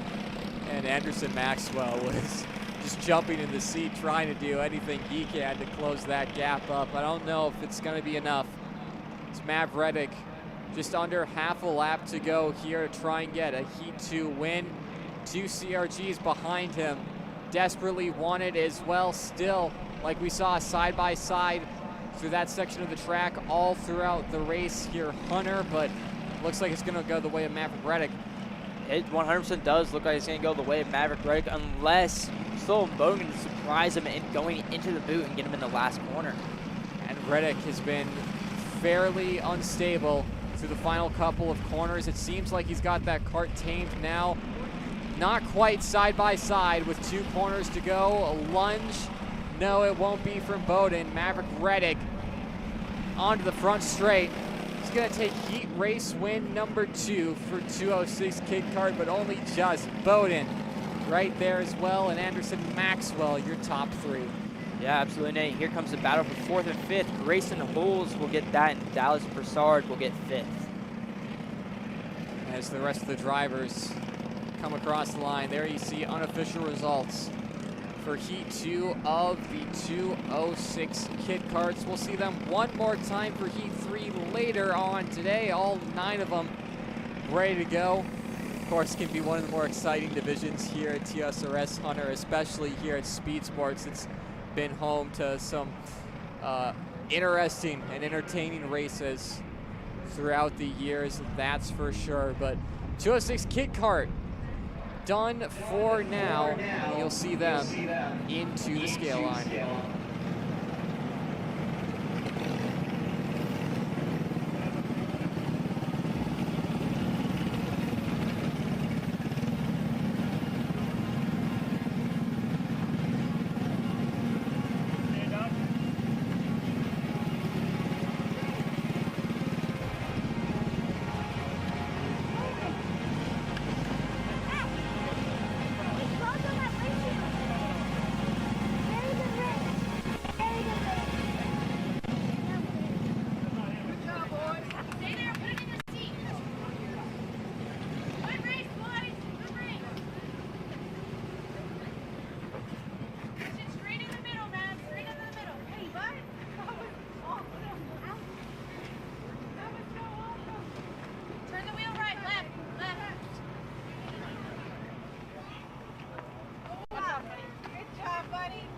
Got it? Here, I'll push them up here.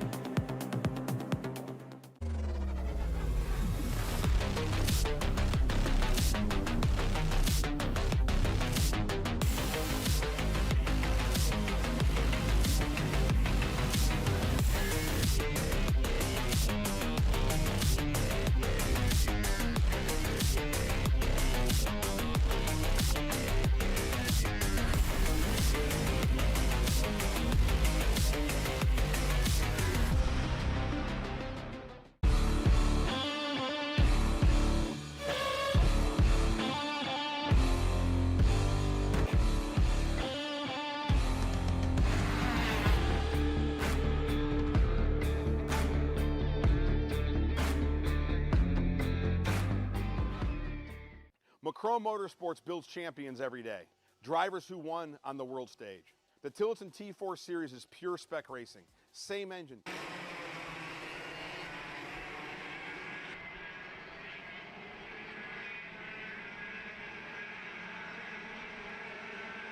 And KA100 Jr is on track for their Heat 2 of 3 for the day. Nathan Goldstuff and Alexander Chandler had a spectacular Heat 1. They pulled away from the field on their own, and they had a great last lap battle where Nathan Goldstuff came out on top. Yeah, and of course you guys talked about it all throughout the morning, how successful a run Nathan Golseth's winter has been here. 886 there, Hunter, getting a slow start, so we'll have to see if they wave off the start for this one. That is going to be Danica Smart late to the track. Yeah, late there. We'll have to see what DSRS officials do if they wave them around. Yellow lights right now. She cut the track, so she's going to the back of the grid. Yeah, so we should be good. See Nathan Golseth, Alex Chandler lead us to the green for the second time in KA100 Jr competition. Into the tram lines at a slow pace, being set by Nathan Golseth. Looking for the green flag on the first time of asking. They will get a green flag in the air for KA Jr. Wow, what a start for the outside lane. Nathan Golseth's fallen back to P4 off that start. Outside lane has gotten a spectacular start. Alex Chandler, Aston Wyatt, and Carson Berry, 1, 2, and 3.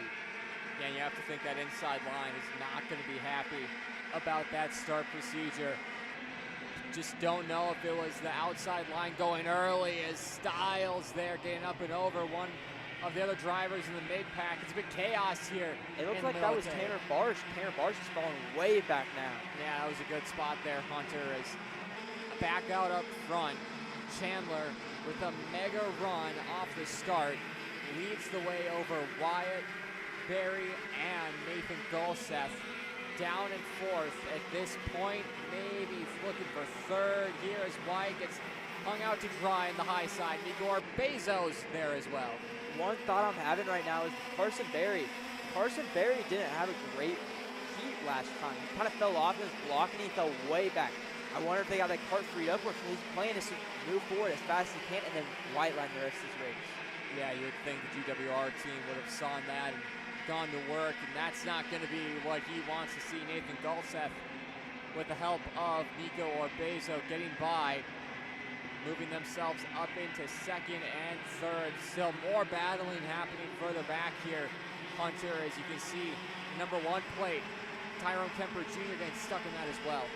Yeah, Tyrone and his teammate Jackson Baldus battling for the CRG of Owen.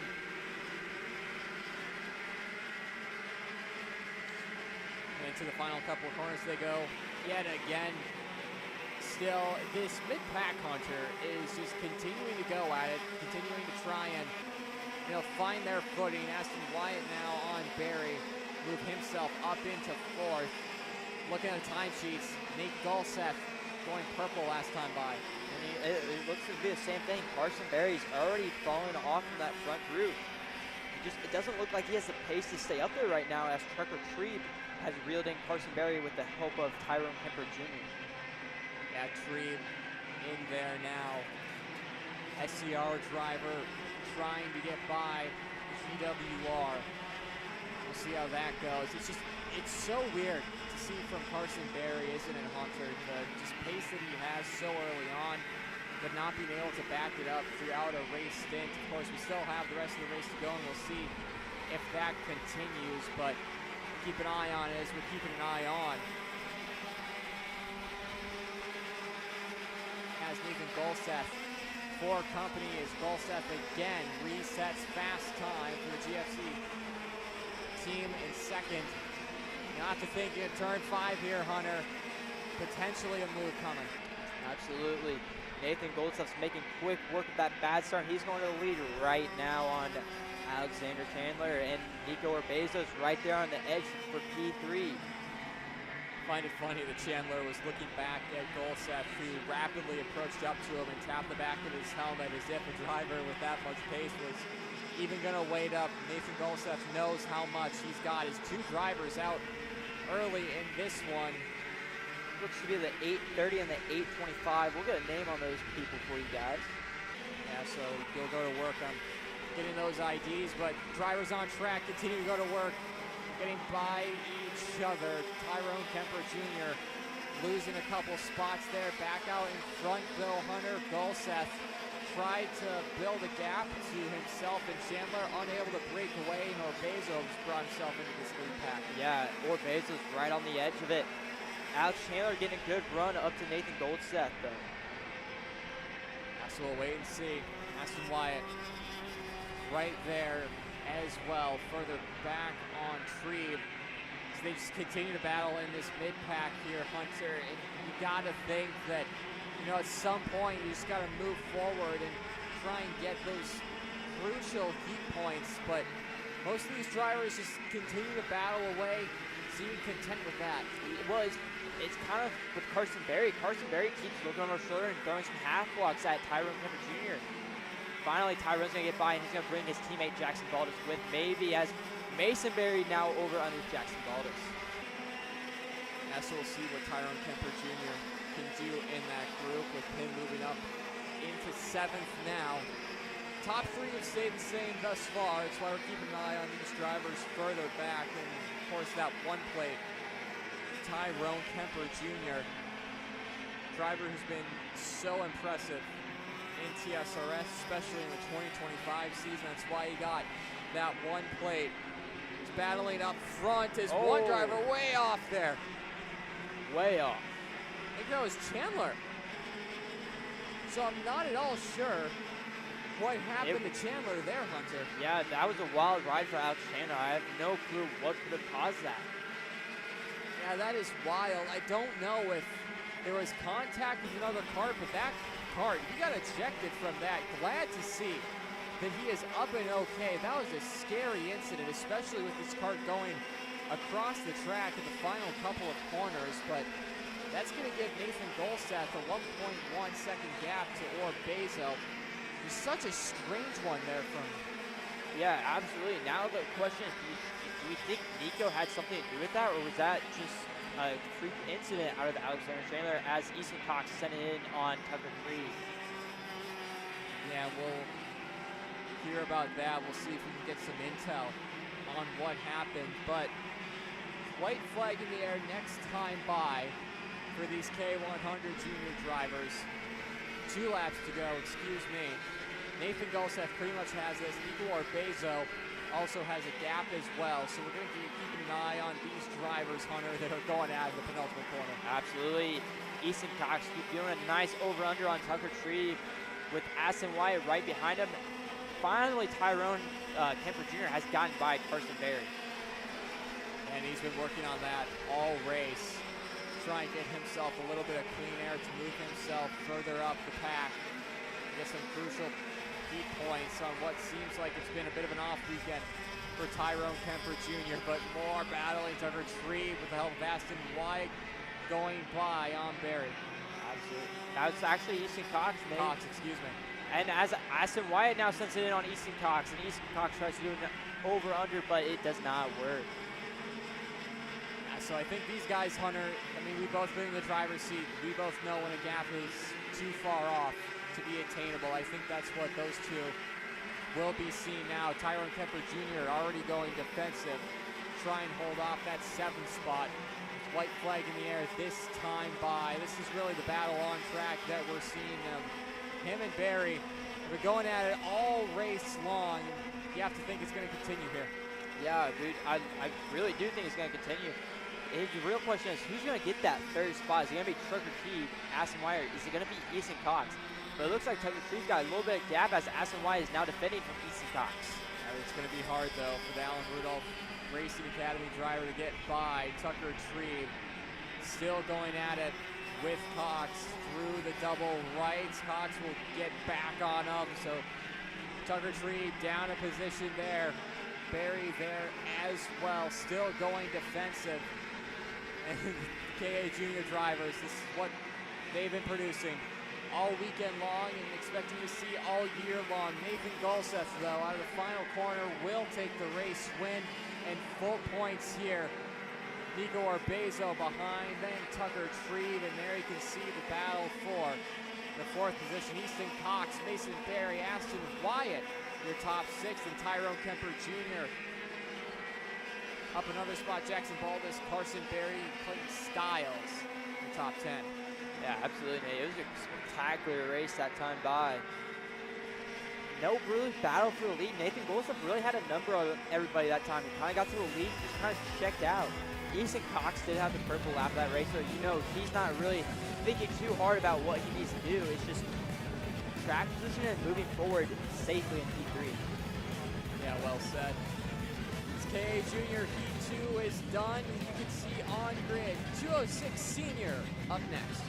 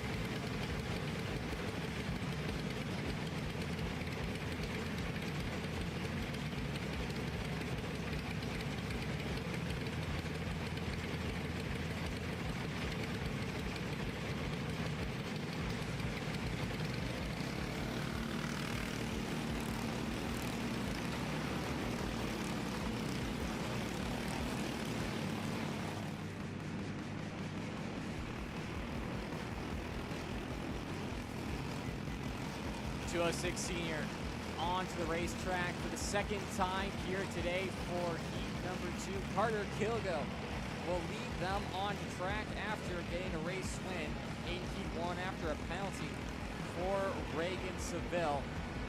So pole position and a race win. Not a bad way to start off the day, Hunter. No, that's absolutely not a bad way to start off the day.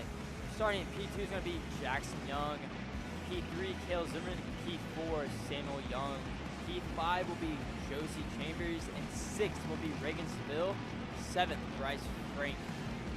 Gabriel McLeod in there as well. And talking about Reagan Seville, talked to him after the qualifying session, said he wasn't too happy with 6th place, would have rather been further up on the grid, but he knows he can still get the job done. And of course, that setback with the heat race win being taken away due to a penalty. Obviously unfortunate for him, but trophy comes tomorrow, Hunter, that's for sure. Yeah, that is right. All these heat races are doing are giving them points to set up for that starting position in that final. So obviously Reagan Seville losing that heat win drops him back a little bit in points compared to where he wanted to. Yeah, but still has 2 races to make up for it. This being one of them, 206 Sr, always a race to watch here at TSRS. And for the second time today, they'll be heading into the tram lines to go racing a stacked group of drivers. Some of the best in the South, ready to go, ready to bring the action in heat number 2. Coming into the tram lines at a crawl. Green flag in the air. This time, 206 Sr is underway. Great start overall. Jackson Young only falling back 1 to P3. Cale Zimmerman up into P2. Yeah, good start for Cale. Been a good couple of months for the CKNA multi-time champion now making a TSRS debut. Been a difficult one for him so far, but obviously he's gotten the hang of things. Josie Chambers trying to get by on Bryce Frank further back there, getting that move done, putting the Intrepid up a spot. Yeah, absolutely. And I've been talking to Kale about how this track is and everything, and he's been telling me a lot of these turns, it's like you have to wait longer than you want to turn in, and it's just getting, a matter of fact, getting used to not turning in when you want to and having to hold just that tiny bit longer before you turn in. And Reagan Seville up the inside will put him right behind Cale Zimmerman, the driver just talking about, GFC Trackside Services pilot up into 4th now. They'll be definitely wanting to make up some key points, but you can already see Hunter top 3 starting to build a little bit of a gap as Cale Zimmerman goes to the inside up into 2nd through the double ranks. And that's a spot we really never see it pass it besides like when we saw it out of Billy and DD2 at Road Tags. Yeah, it's not a place you really expect a pass to come, is it, Hunter? Because usually you think at the end of the straightaway is a better place to pass, a better passing opportunity. But caught him off guard is exactly what Cale did there to Young. Yeah, now they have to, they've lost about 4 or 5 car lengths off of Carter Kilgo now, so now they have a little bit of work to do to get back up to Carter Kilgo as that closes in almost completely into the bucket. Yeah, work to do, but of course, Hunter, like we've seen throughout the years, you know, you're a little bit of a sitting duck in front as Cale Zimmerman to the lead. He overcooks it. In the penultimate corner, now Jackson Young is going to go with Carter Kilgo. So now they are 1-2. Reagan Seville now brought back into this. Yeah, absolutely, Nate. Reagan Seville's right where he wants to be in P4 right now. Now he's just got to carve through the traffic and get back to that top step where he likes to be. I mean, all these drivers have so much racing experience here at Speedsportz. Of course, Cale Zimmerman just learning where to pass, how to do it. It's now Jackson Young up the inside with the help of Cale Zimmerman, who will go side by side with Carter Kilgo. Won't get that spot, but it is GFC back out up front with Young behind the wheel. That is actually a Coyote, sir, Nate. He's repping that was a PPK Coyote from last year that he now owns with his custom graphics on it with his sponsor. A little bit of a deceiving livery there from Jackson Young, but thanks for the correction there, Hunter. You know, you get so used to seeing black and white go-karts, your mind immediately goes to GFC, especially with Reagan Seville there as well. Young also in the mix, top 5 for him. Bryce Frank, a driver who, of course, is a champion in TSRS competition, wanting to get back up front and on the top step of the podium. Yeah, absolutely, and those graphics really don't help because they do look like Trackside Karting Services actual graphics that they normally have on their go-karts. They do, and it's, like you said, a little deceiving, but cool to see as well. Top 3 starting to work with each other once again here. Top 4 now with Reagan Seville there. Really, 206 Senior Field just all on top of each other at this point, but key difference, none of them starting to go for haymaker moves right now. All of them working together. Of course, you know, the mantra of 206 racing is just kind of get to the end of the race at this point. Not a whole lot happens during the midpoint, especially during the heat races. Hunter, you'll know all about that, but these drivers just having a cool and collected head right now, working together to get themselves further up the field, potentially building a gap to the drivers behind. Exactly what Jackson Young and Carter Kilgo are doing as Cale Zimmerman lost a lot of time that lap. Same thing for Sawyer Chambers. Sawyer Chambers is now up into P4. He caught Reagan Seville off guard a little bit last lap by. It looks like Cale's kind of falling off a little bit off of Jackson Young and Carter Kilgo, who are working extremely well together right now. Yeah, absolutely. Those two, you know, still don't have enough of a buffer to start battling, do they, Hunter? Because you've seen gaps over a second close up to be able to get from 3rd to that lead duo that we've seen throughout the years, throughout this weekend so far, throughout today. Cale Zimmerman will know that, Chambers will know that, Seville will know that.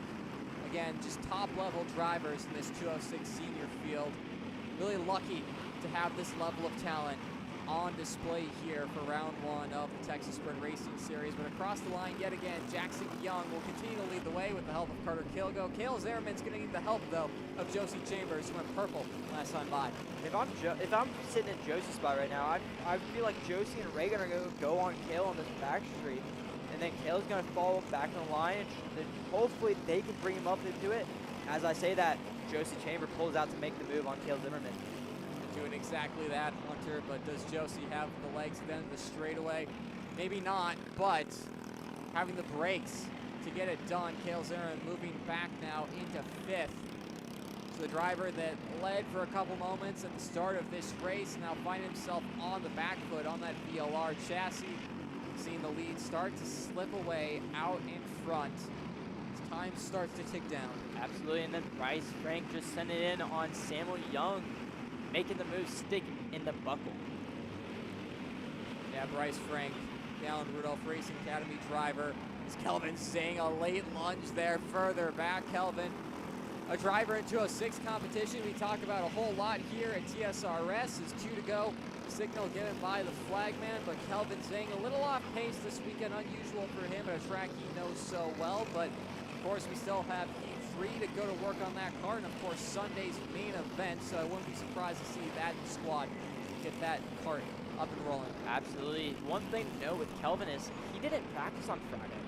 He was actually working, and he showed up today, and that was his first session on track for the weekend.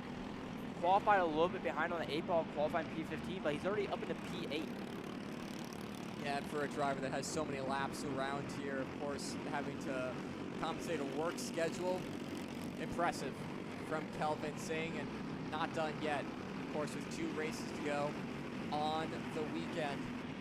White flag in the air for a couple moments time for Jackson Young and Carter Kilgo, as we see here, 3rd, 4th, and 5th on track. We'll be waiting for any sort of move from these front 2. Reagan Seville pointing forward to Chambers. They're all in agreement of what the job at hand is.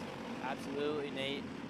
One thing I note, Jackson Young and Carter Kilgo, they have been almost 2/10 faster than that second group this whole entire race. And that's why they have about a second gap right now. And it doesn't look like they're really going to battle it. It might be a 1-2 situation coming down into the turn 14 into the boot. Yeah, I mean, even if they do battle, I think they have enough of a gap on Chambers and more drivers who continue to swap positions. Seville, Zimmerman gets displaced by Bryce Frank. Now Frank up into the top 5. Zimmerman's going to try and go to work in the buckle, do an over-under. Unable to get that done, as Frank will have the run on the outside. But for the lead, Jackson Young getting displaced by Carter Kilgo, who's going to be looking to make it 2 for 2 in the heat races. It will be for Carter Kilgo. Takes the win, and you can see further back there, Chambers just edging out Seville. Zimmerman, your top 5. No, Young, your top 5. Zimmerman losing his spot that last lap. So again, Hunter, this Cale Zimmerman not just having the long run that VLR squad would have wanted. Yeah, one person to note that hasn't really been in this talk is Cameron Reed. Cameron Reed had really great pace at a lot of these races, following with Chris McKeith and battling Chris McKeith, just never could get the job done. But she didn't have a great qualifying this morning either. She qualified P13, and she only got to 11th that race. Yeah, it's not been the weekend for the Racing Cajun that she would have wanted. Of course, we'll have to see if she can make up more spots. Down the scale line, 206 Senior.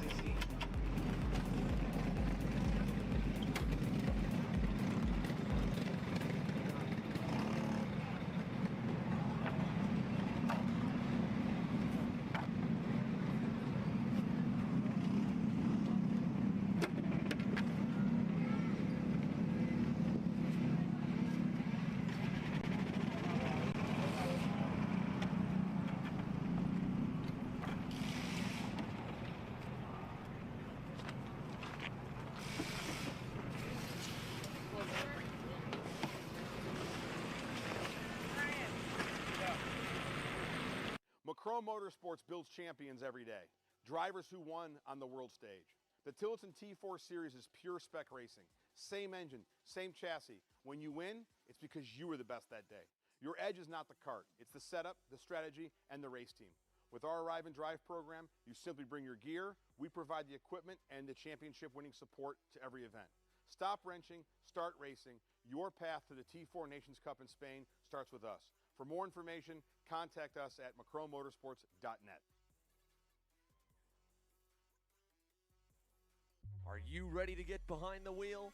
From Formula One to NASCAR and IndyCar, all the pros start here.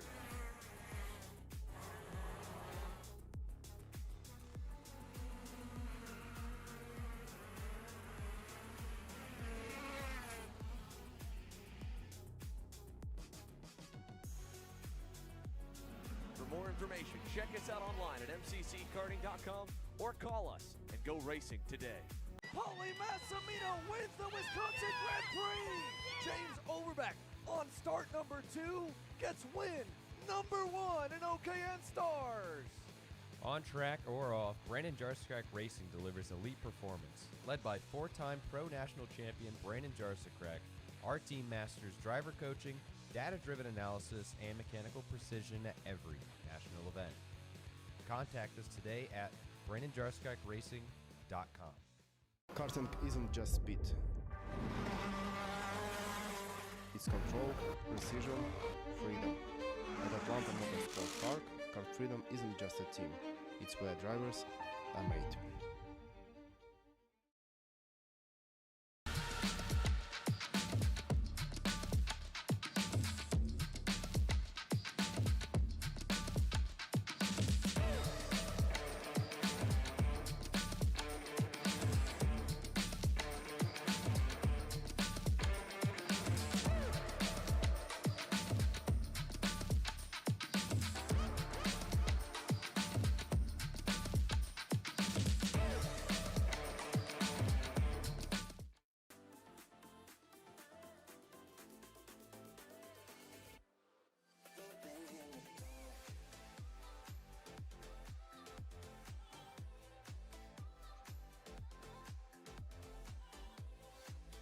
Are you looking to take the next step in your racing journey?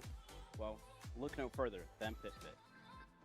With 2 locations in Charlotte, North Carolina and Indianapolis, Indiana, PitFit trains drivers all the way from grassroots level karting to IndyCar and NASCAR with top-of-the-line personalized coaching to improve physical and cognitive fitness. For more information on programs, check out PitFit on Instagram.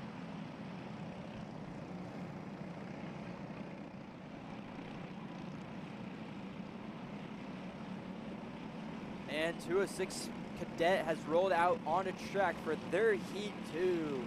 Starting in P1 will be none other than the 215 of Drew Blim with Mikey Todd in P2, Brody Stoffel P3, Liam Haswell P4, Marshall Steves P5, Mace Lasek P6, Dusty Strayer P7, Dutch Westbrook P8.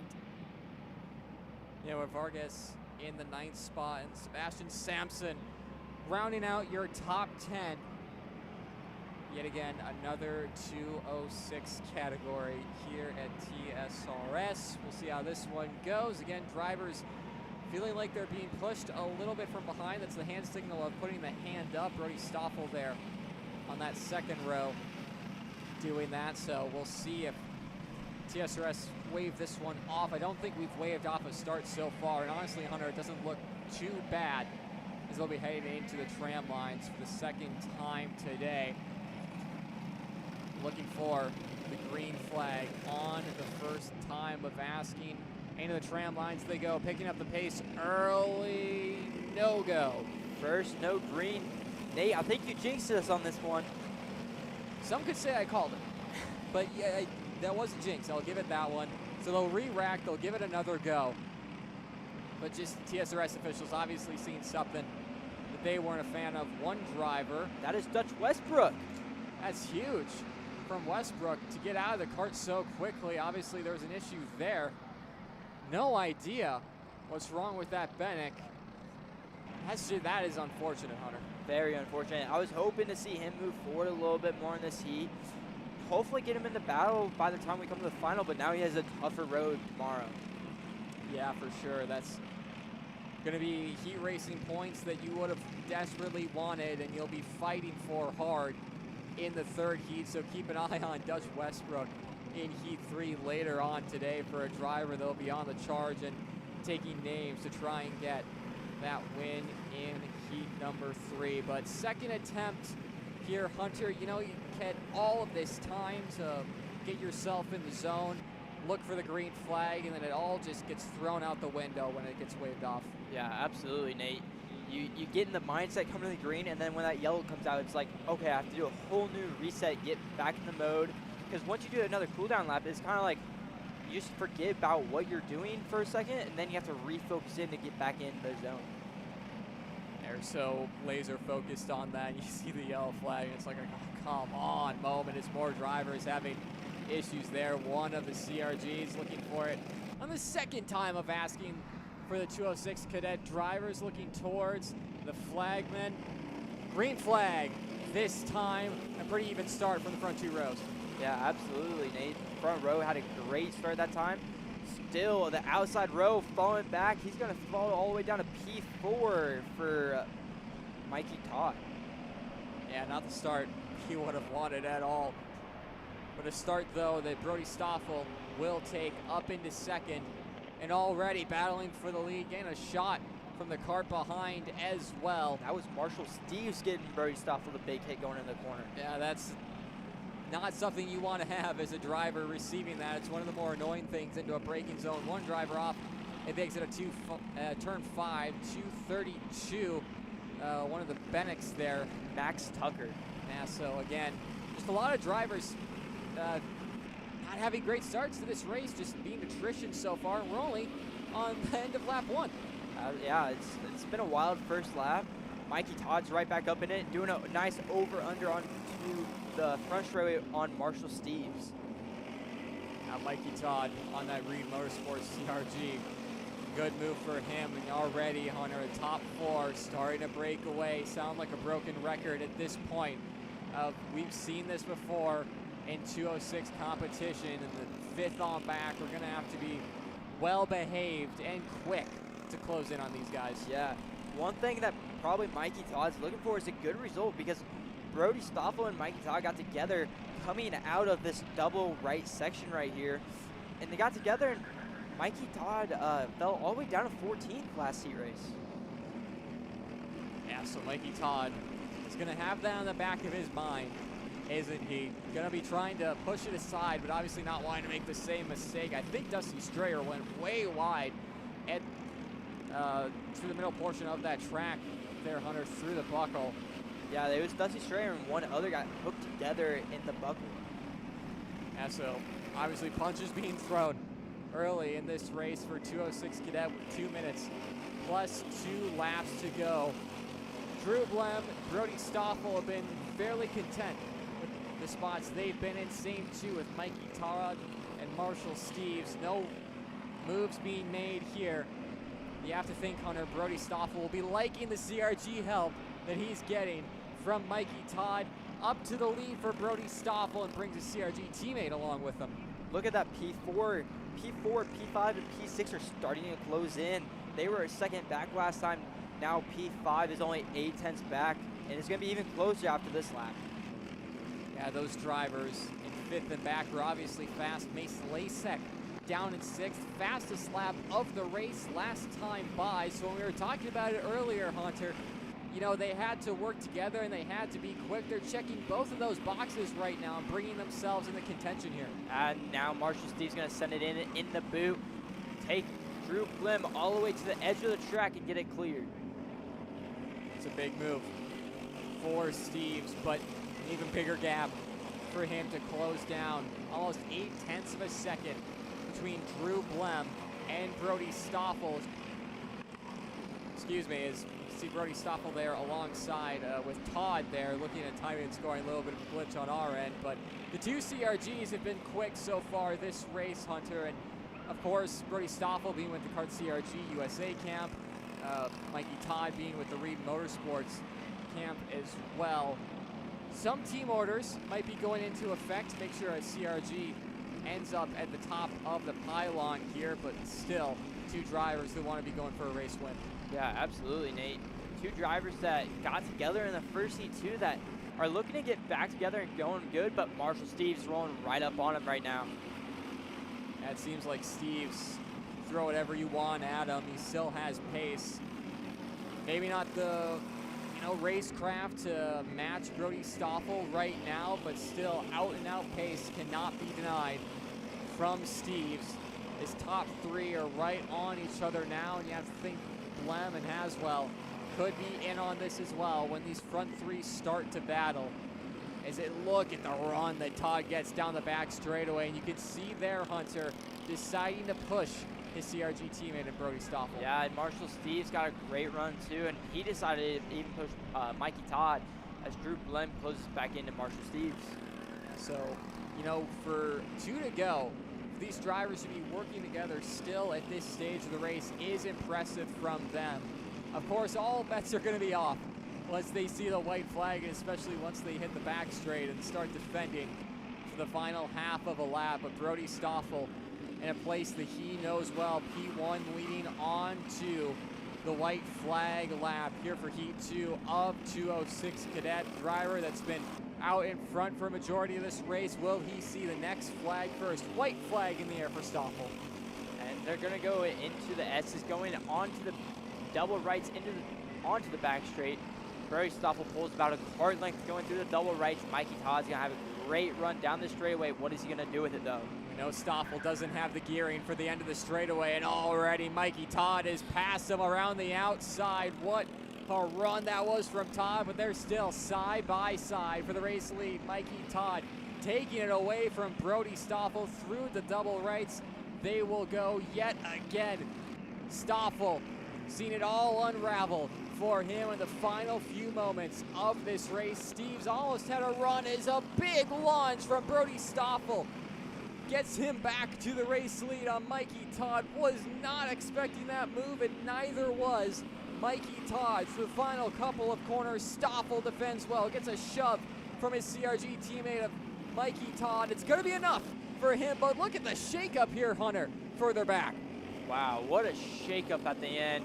Brody Stoffel coming away, Mikey Todd falling all the way down to P5 on that last lap. Not what he was wanting to see after having a terrible end of heat race number 1.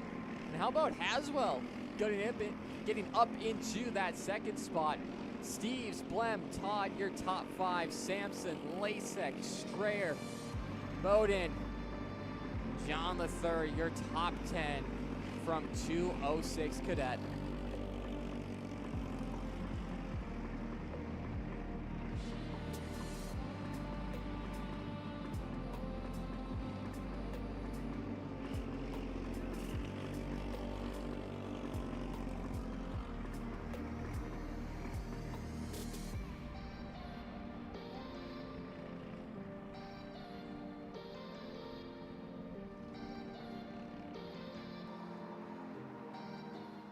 Food marketing.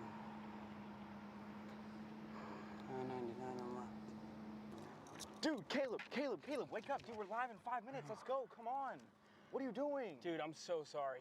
Xander had me in a cat food marketing meeting till like 2 a.m. last night. Come on, man. Do you have anything I can drink? Dude, I got the perfect thing for you. Perico. It's a healthy energy drink alternative. Perico? Non-GMO? Gluten-free? Kosher? Magnesium? B12? B6? Yeah, it's good. B5? Biotin? And 0 sugar? Pericazo! Try Perico, made with natural ingredients, organic caffeine, and supports your metabolism. Try the new official energy drink of Kart Chaser.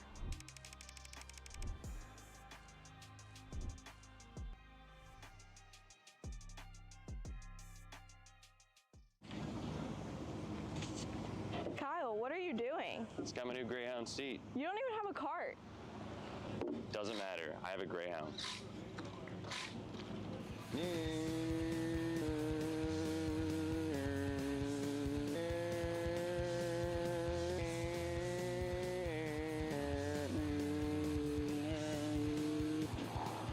the f is Kyle Cuthbertson? Doesn't even have a go-kart. Doesn't matter.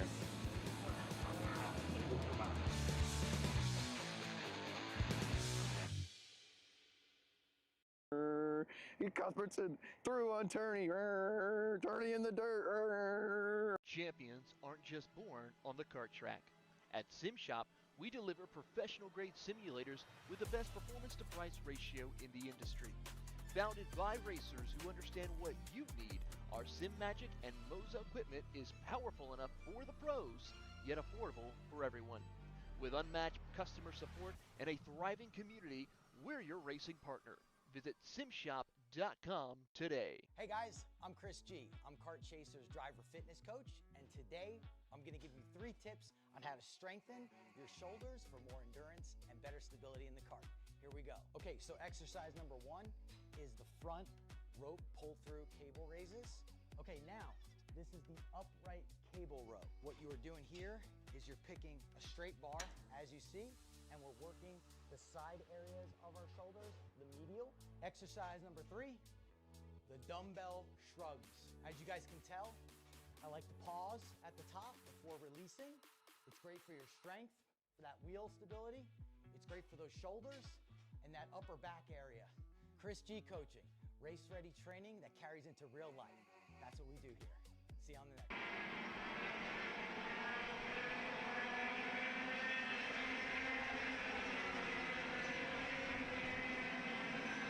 Welcome back, everybody, to the opening weekend of the Texas Sprint Racing Series live from Speedsportz Racing Park.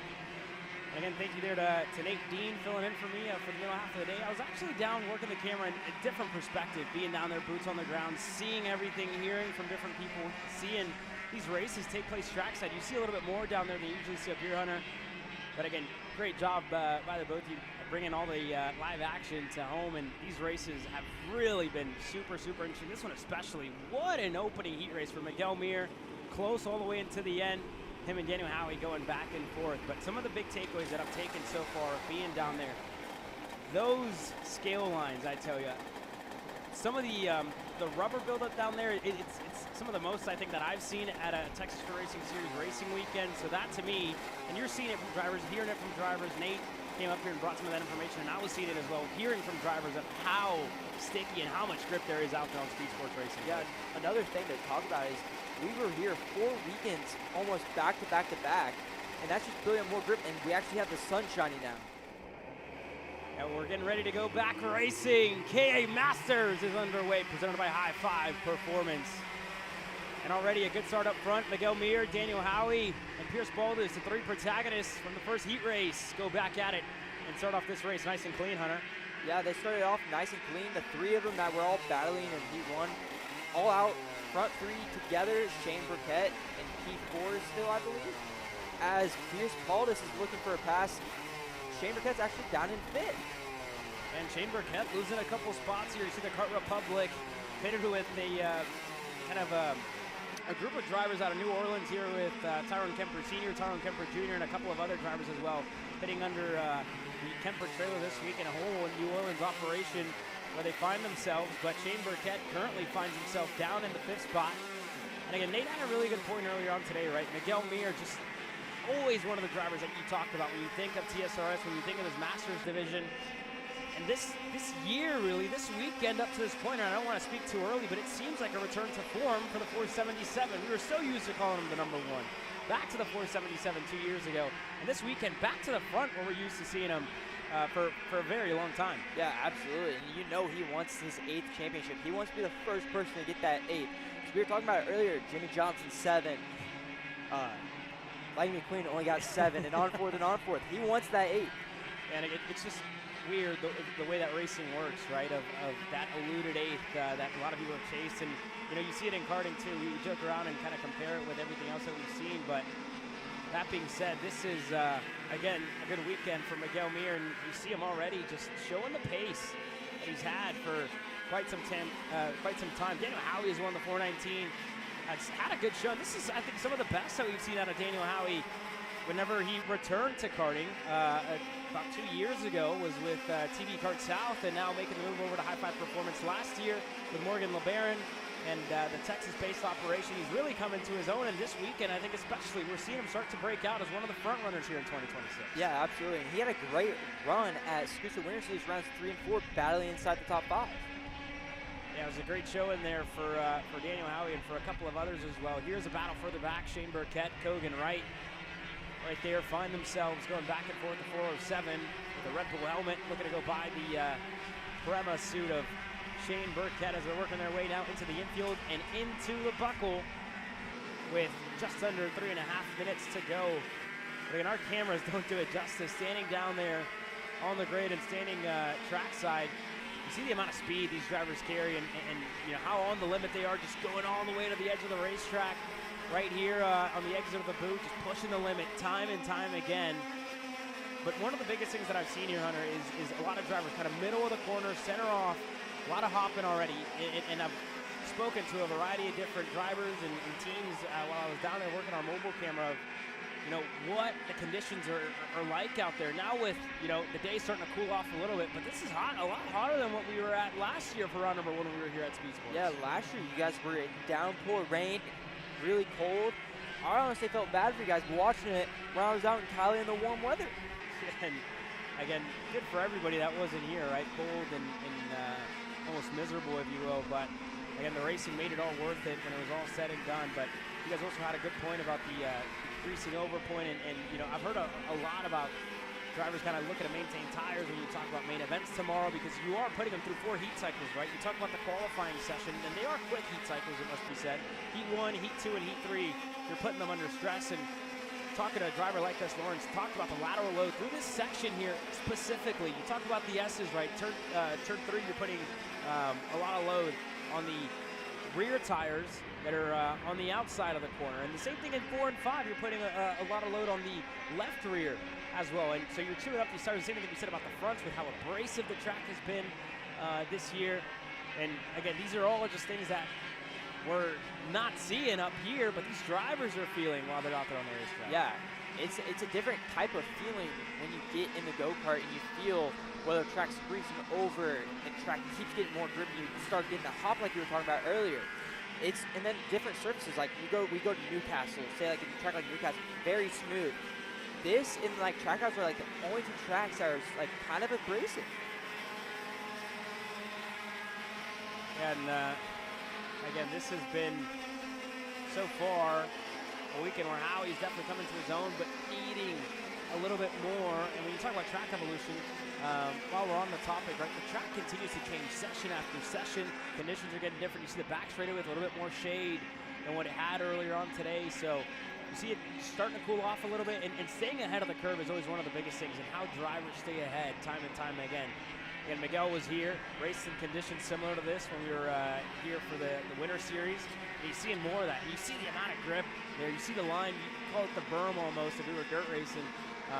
Before you get to the marbles on the outside, just on the rumble strips, if you will, in the double rights in 8 and 9, of how much marble buildup there is out there, and the groove, right? How much rubber has been laid down here this weekend.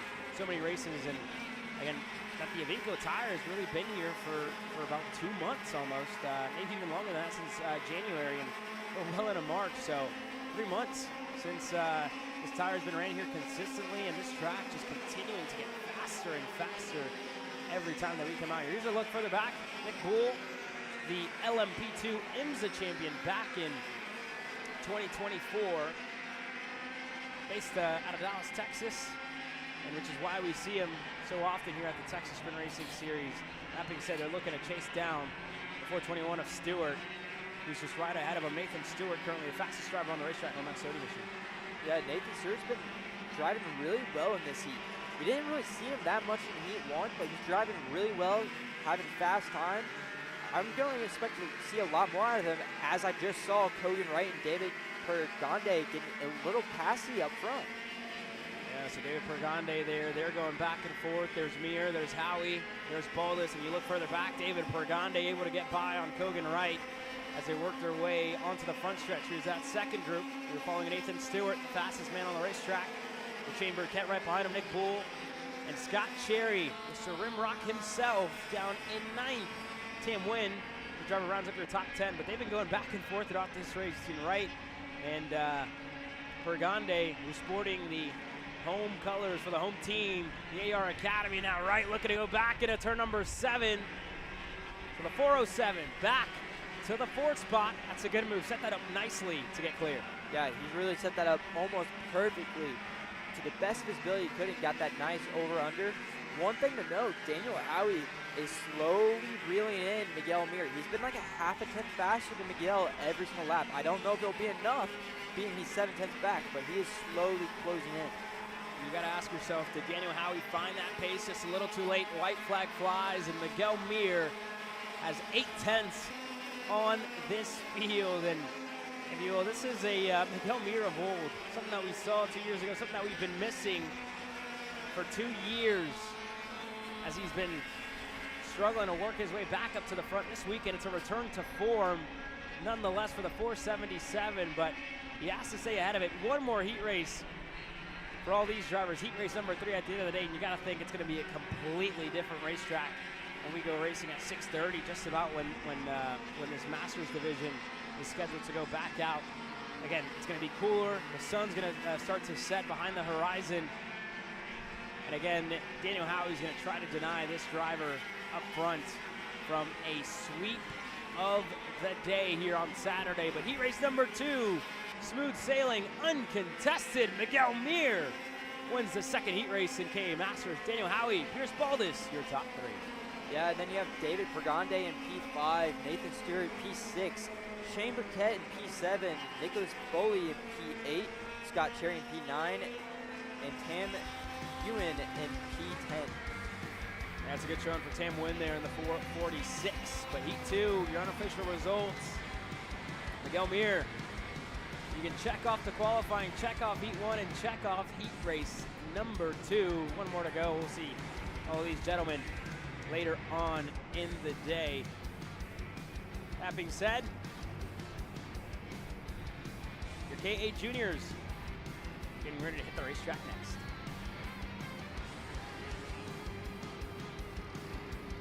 Are you stuck with your kart racing? Not sure the ideal kart setup? Or going to a track for the first time? Well, Kart Class has the answers for you. Our online portal has a wealth of experience and knowledge to help your kart racing. From kart setup advice to track guides that are targeted specifically to your circuit, or the driver coaching aspects with mindset, racecraft, and driving techniques. If you want to take your karting to the next level, visit us at kartclass.com.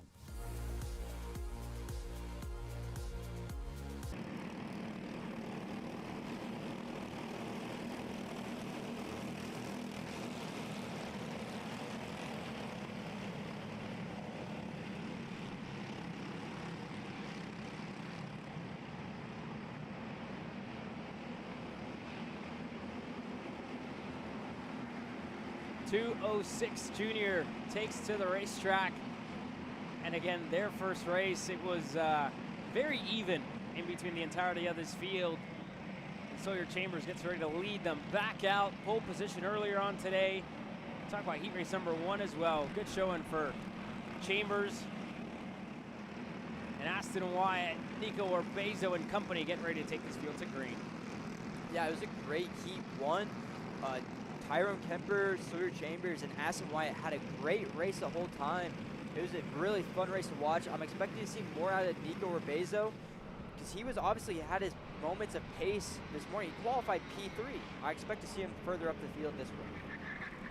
Yeah, we'll keep an eye on everybody. Tyrone Kemper Jr. victorious at the end of the first heat race here in 206 Jr. Looking to get another one to his name on his first full campaign here in TSRS racing action in 206 Jr. That being said, Sawyer Chambers has this field at a crawl, but himself and rookie Aston Wyatt worked flawlessly together in the qualifying session and looking to replicate that in heat race number 2. We head to the tram lines. Chambers on the inside, Wyatt on the outside. And the green flag flies. We're underway in 206 Jr. That outside lane still not getting the best of start, but a little bit better. Aston Wyatt's going to tuck into P3, it looks like.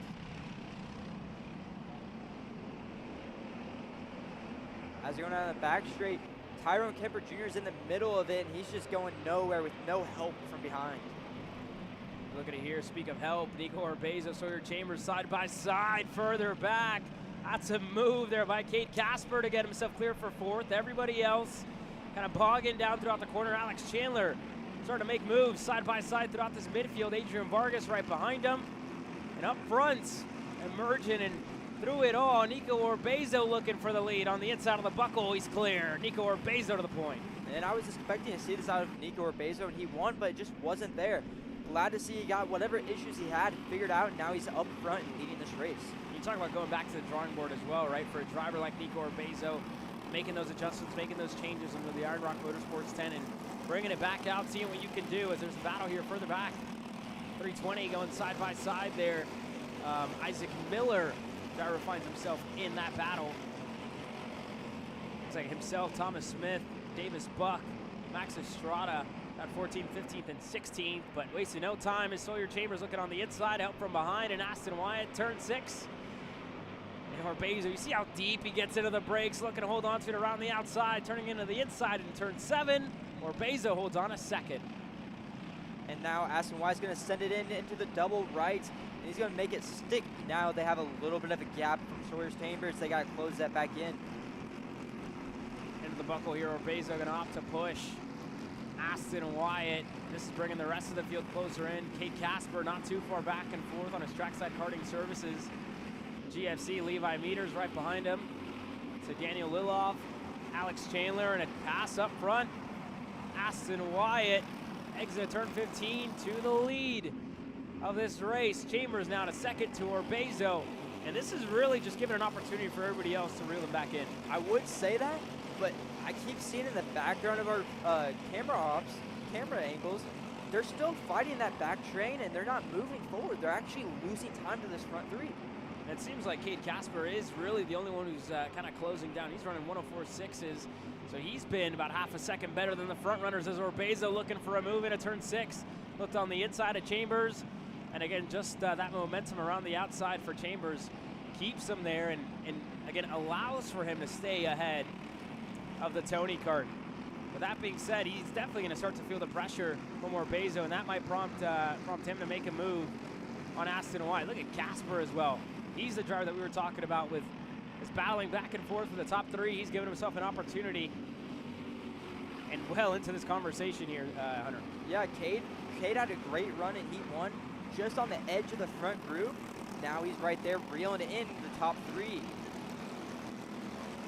Look at the gap this time by Aston Wyatt, able to improve. Casper, and he lost 2 tenths. Gonna need a little bit more from the top 3, a little bit more of what he saw a couple laps ago, right? Just more battling, he's not getting it. Again, with the experience of these 3, Aston Wyatt has been to the Grand Nationals time and time again, national races under his belt in the cadet ranks. And Owen Jr. looking to apply that same sort of wisdom, and I'm sure he's getting that wisdom from his coach this weekend, world champion, FIA world champion, Marian Kremers, working with his driver in the 321, as well with the entire AR Academy this weekend, going over video and data and the like. And again, I'm sure he's telling his driver to stay patient up front and on what's, you know, it's really a patience test almost. Racing in this 206 category, you really have to be patient. You really have to bite your tongue in some corners where you know maybe you're that little bit faster, where you know you can make a move, but you don't want to give opportunities to anybody else that's not yourself. Yeah, you're absolutely right. It's a bit of a like mind games with the Briggs 206 racing. It's like you have a big train of go-karts, like 10 go-karts when we were seeing in 206 Senior. If you don't make a pass, you're most likely getting it sent in on you. So it's a toss-up, but the front 3 are racing really smart right now, and they're not even trying to pass each other. Here you go, here's a look for the back. Alex Chandler, Adrian Vargas, all in single file line, working together on that backstretch as we're getting close to the end here, just a little bit longer in this Orsalon Racing 206 Junior Division. And I've kind of talked about these 3 stages of a lot of races, right? You talk about the first heat race, or really any heat race, but any race. Talk about the first third, the first couple laps. You start to fight for position, try to get yourself and make up some moves that you guys are all close together. That middle stage, you talk about the halfway point of the race, it's really where you start planning out, you start positioning yourself, and you start thinking of that strategy, that race plan, which is obviously going to change as the race goes on, lap after lap. And then you get to where we're just about now, where you start to fight, where you know it's going to be a dogfight all the way to the end to try and come away with the maximum points finish. Yeah, absolutely. If I'm in Nicholas or Bezos like spot right now, I'm just letting the race come to me. That's one thing my dad was always on me about, is just letting the race come to me. Don't force anything that you don't have to. Obviously, the 2 leaders, they're going to start to battle 2 to go. Just be in the right position and just let it come to you. Yeah, well, this race getting closer and closer. Those 2.6 flying up in the air, and still the patience out of Chambers proving to be the best strategy to keep these 3 away from the rest of the field. Kate Casper is going to start to fall into the clutches of Alex Chandler, who's really been setting in some great lap times. 103.760 personal improvement for Chandler, and you see him getting to the rear bumper, the 355.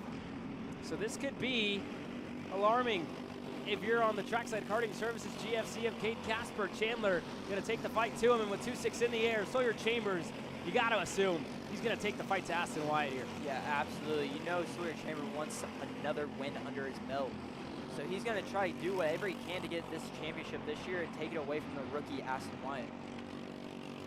Here we go into turn number 6. Aston Wyatt holding on as they work their way into the double rights, as Chandler now going side by side. He will get by on Casper. Vargas right there, as well as Lilov, who's not too far back in the 395.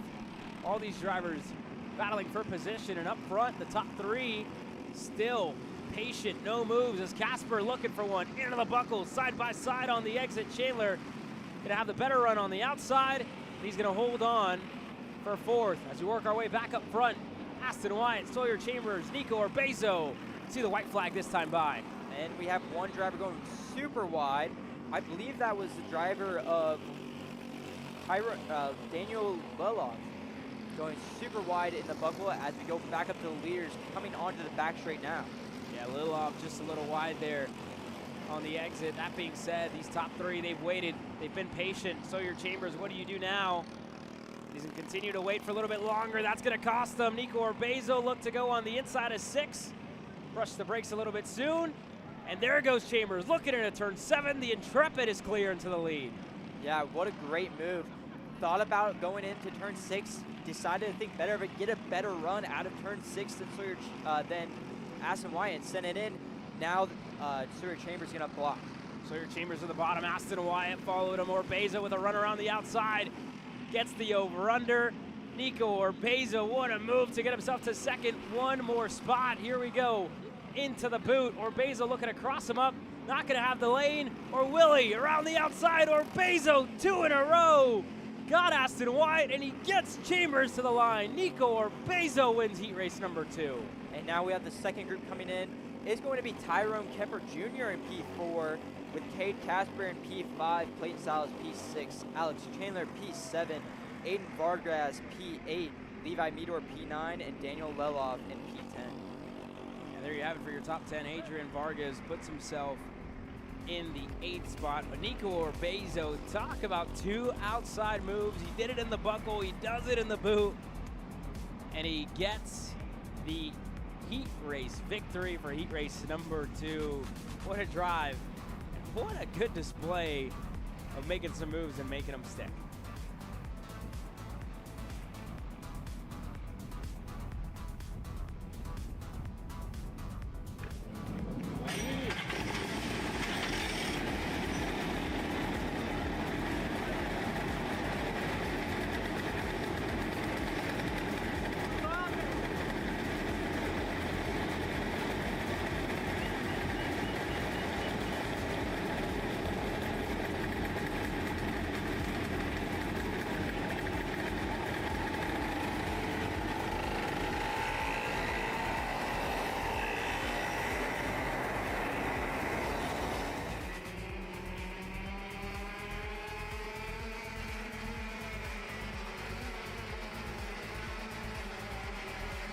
Juan Jose Paramo gets ready to lead this field to green for the 2nd time in a row.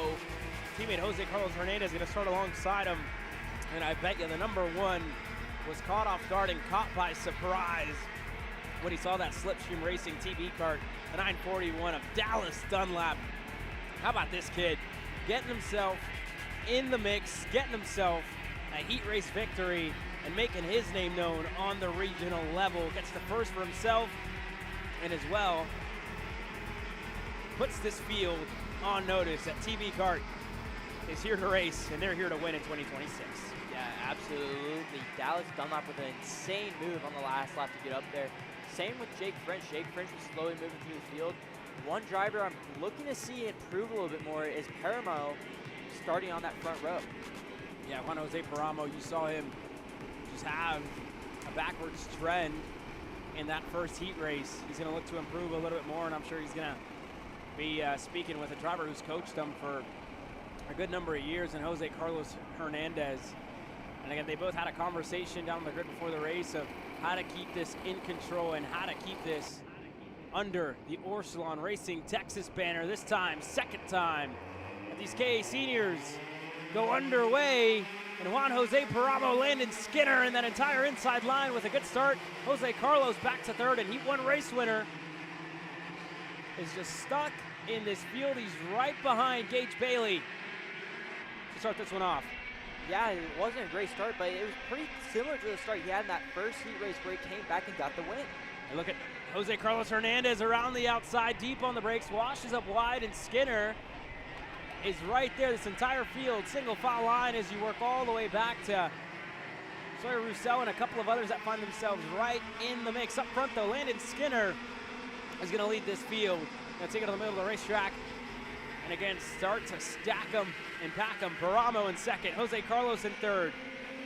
To Dallas Dunlap and to rookie Gage Bailey to round up your top five. Look at Jake French on the inside of the boot. Side-by-side contact, Bailey's around. Gage Bailey into the grass on the exit of turn 15. Jake French just escapes, but contact, and the rookie is out of this race. Yeah, that was a shame to see. Gage Bailey showed a lot of potential in Heat 1, just wasn't quite able to get there, and I was looking forward to see what he could do in this heat race after that good start he had. Here we go, Paramo looking to retake the lead into the side of Landon Skinner in turn number 6. That's going to promote Jose Carlos Hernandez up to second.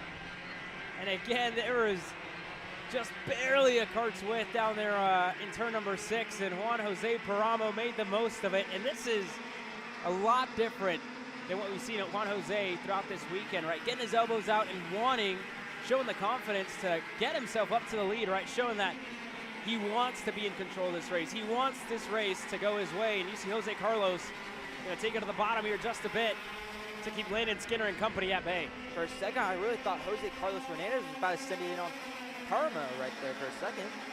And again, we've seen Jose Carlos, right? We've seen those moves. We've seen, you know, him kind of push the limit time and time again. And you saw it there. You just thought that he'd go on Juan Jose, but he feels confident that the youngster is right there and on pace. Is Skinner looking to get 2 for 1. He got Jose Carlos. He got Paramo as well.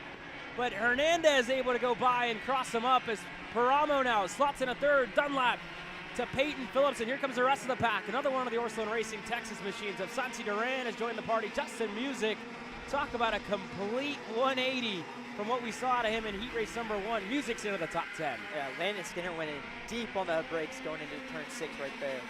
And you see him just going a little bit low as we enter the boot, keeping him at bay, and Phillips is around. Phillips into the grass, contact with Duran, who's also off, and the top 4 with a little bit of breathing room to everybody else further back. Yeah, that was a shame to see. Now Jake French is now having to fight up front with none other than Justin Music. There's Peyton Phillips looking to rejoin. Unfortunately there for the 910 TB Kart race for John Burke Racing on their inaugural season under the TB Kart banner with Slipstream Racing. That being said, it's going to be a big recovery, and for Peyton Phillips, when you talk about finally catching a break at the Texas Sprint Racing Series, that just, again, it gives flashbacks to what we've seen out of, you know, the unfortunate and all the bad luck that Phillips has had in the last 2 years here at TSRS. That being said, Skinner into the buckle, able to get the lead and take it away from Jose Carlos Hernandez, who finds himself in second with his teammate in Juan Jose Paramo back in third. Dallas Dunlap, Heat 1 race winner, in fourth, picking up right where he left off just about an hour ago. Yeah, absolutely. One person I'm actually having a good heat race is Justin Music. Justin Music's heat race ended early, going through the water on the front straight. And again, everybody just kind of fighting for whatever they can get, and unfortunately that's what happens is Dallas Dunlap looking on the inside for third. That's another move. The 941 TB Kart leading the charge here this weekend up to third. And now this is where Dallas Dunlap has to be decisive on the moves that he makes. With a minute and a half to go, looking to get himself back to where he finished heat race number 1. But you got to think of the average, right? You don't have to go out in every single heat race and win everything. You just have to be better than your competitors. A move like this, not going to help that average like we spoke about, Hunter. Paramo able to go right by on the TB Kart. Only took him a couple of corners to get that spot back. Yeah, it kind of looks like Paramo doesn't have the pace that he had early on. It's kind of like what he had in Heat 1. He's slowly starting to fade backward. He's lasted a little bit longer this heat race, but it just doesn't look like that car's completely there. He's even blocking off Dallas Dunlap. Dallas Dunlap's going to send it around the outside going into turn 6. Trying to over-under him going into 7, and he's going to stick on the inside. They're side-by-side going through the double rights. No move has been made yet. And again, all that little side-by-side action throughout turn 6, 7, 8 as well has kind of lost them a good bit of time. Justin Music now going to look to apply the pressure. Jake French is right behind him. As we work our way through the last couple of corners, Jose Carlos gets ready to see 3 laps to go in Paramo. You see him looking back. You see him checking the shoulder.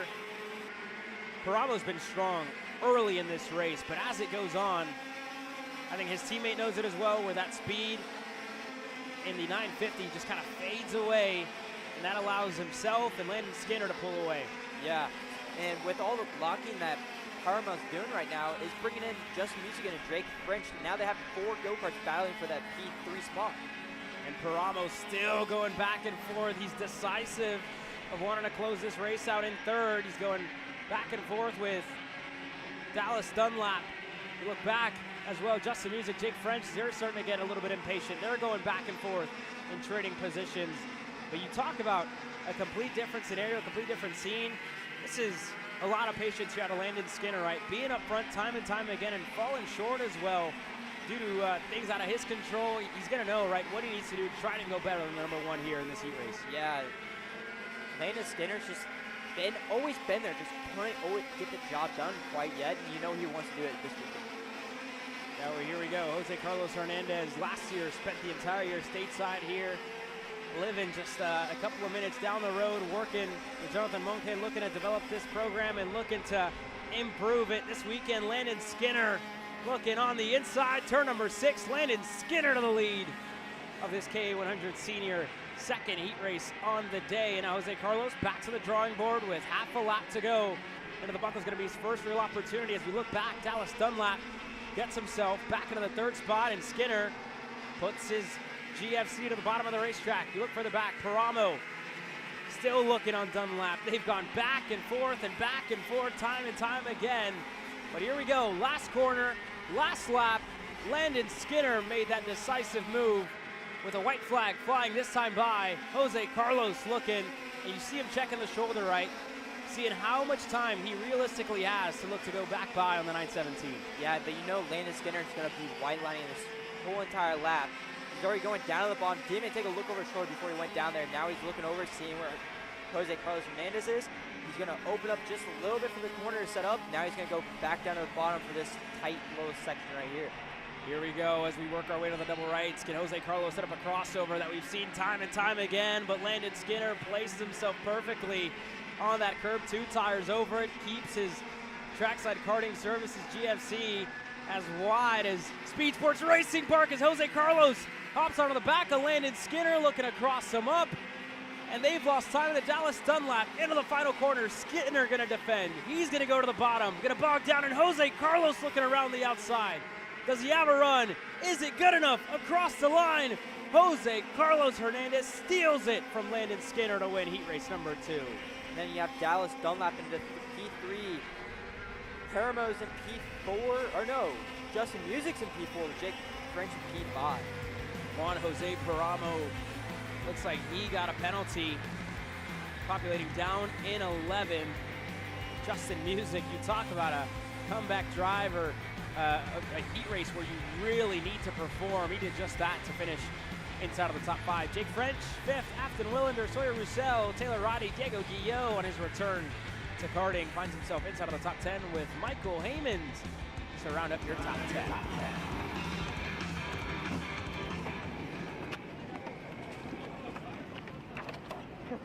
I knew you got it, man. Did you see that I almost run you over? Yeah, I felt you behind. I was like, whoa. Bro, when you overexploded, like on the inside, I like. Next time what we gotta do, we gotta help. I know. Yeah. Move your whole faster than me. Hey, good drive. Thank you. Don't worry about it. Good drive. I know. Yeah. Hey.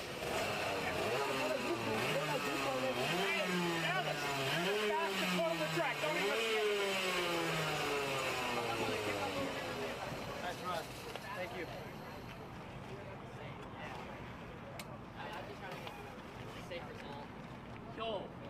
Yo, someone with the phone, bro. Someone with the phone. Reagan. Where's Reagan? Reagan, you got a phone on you? I do. What? Here, hold on. Oh, yeah. I didn't even know they had numbers for 6. Crying.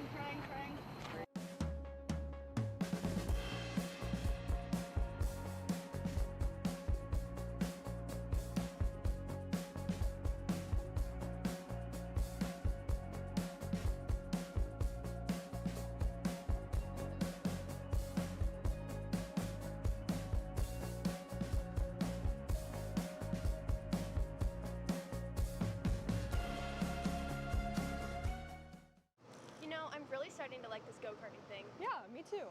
Oh my gosh, can I show you this cute dress I just got? Yes, of course. Oh my goodness, it's so cute. I just love shopping. I love shopping too. Oh my god. Wait, did you guys say you like shopping? Of course. Well, dude, I have the perfect place to do that at. ShopPayKara.com. At ShopPayKara.com, you can get free shipping on orders $200 or more. You can get anything you want, like MXC rims, gloves, rib vests, shoes, anything that you need, all at ShopPayKara.com.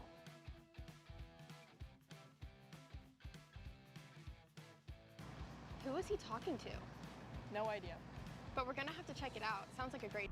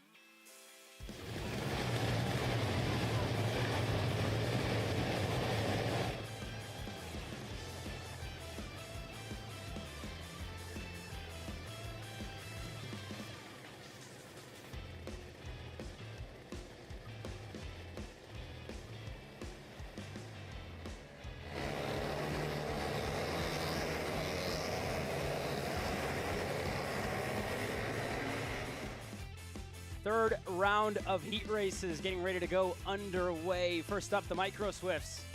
And again, we've talked about this class throughout this weekend. 16 drivers total, and with the, you call it, the graduation of Brody Stoffel into the Mini Swift class gives opportunity for new drivers. Bo Wyatt has really taken into that this weekend. He's getting ready to lead this field to green, starting on the pole position. Dusty Strayer, we've talked so much about this driver right in the 202, seeing his progression from last year here on the regional scene to this year in 2026, getting ready to start on the outside row alongside Bo Wyatt on row number 1. Cohen Scott and Bodie Byer out of Waco, Texas on row number 2 with Shep Sullivan and Rodolfo Garza starting just a little bit further back. That being said, JJ DeShong, Hartford Ellis, Vettel Baker, Kimo Ahmad with Enzo Vizcaino, Zanuck, Lofton, Sanders, Sampson, and Wyatt White, your 16 drivers total getting ready to take the green flag here, Hunter.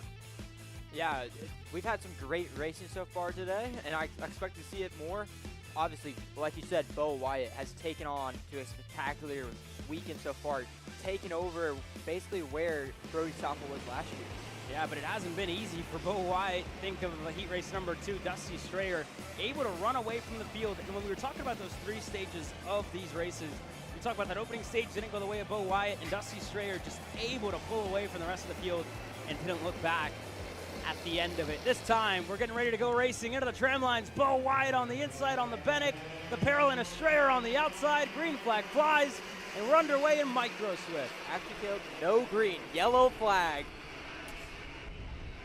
So thank you for that. The yellow flags waving, the lights flashing, and our ticker as well starting to populate here with the yellow flag showing. So got me excited, and I'm sure got everybody else on the fence lines excited. I'm sure they saw the yellow flags better than I did.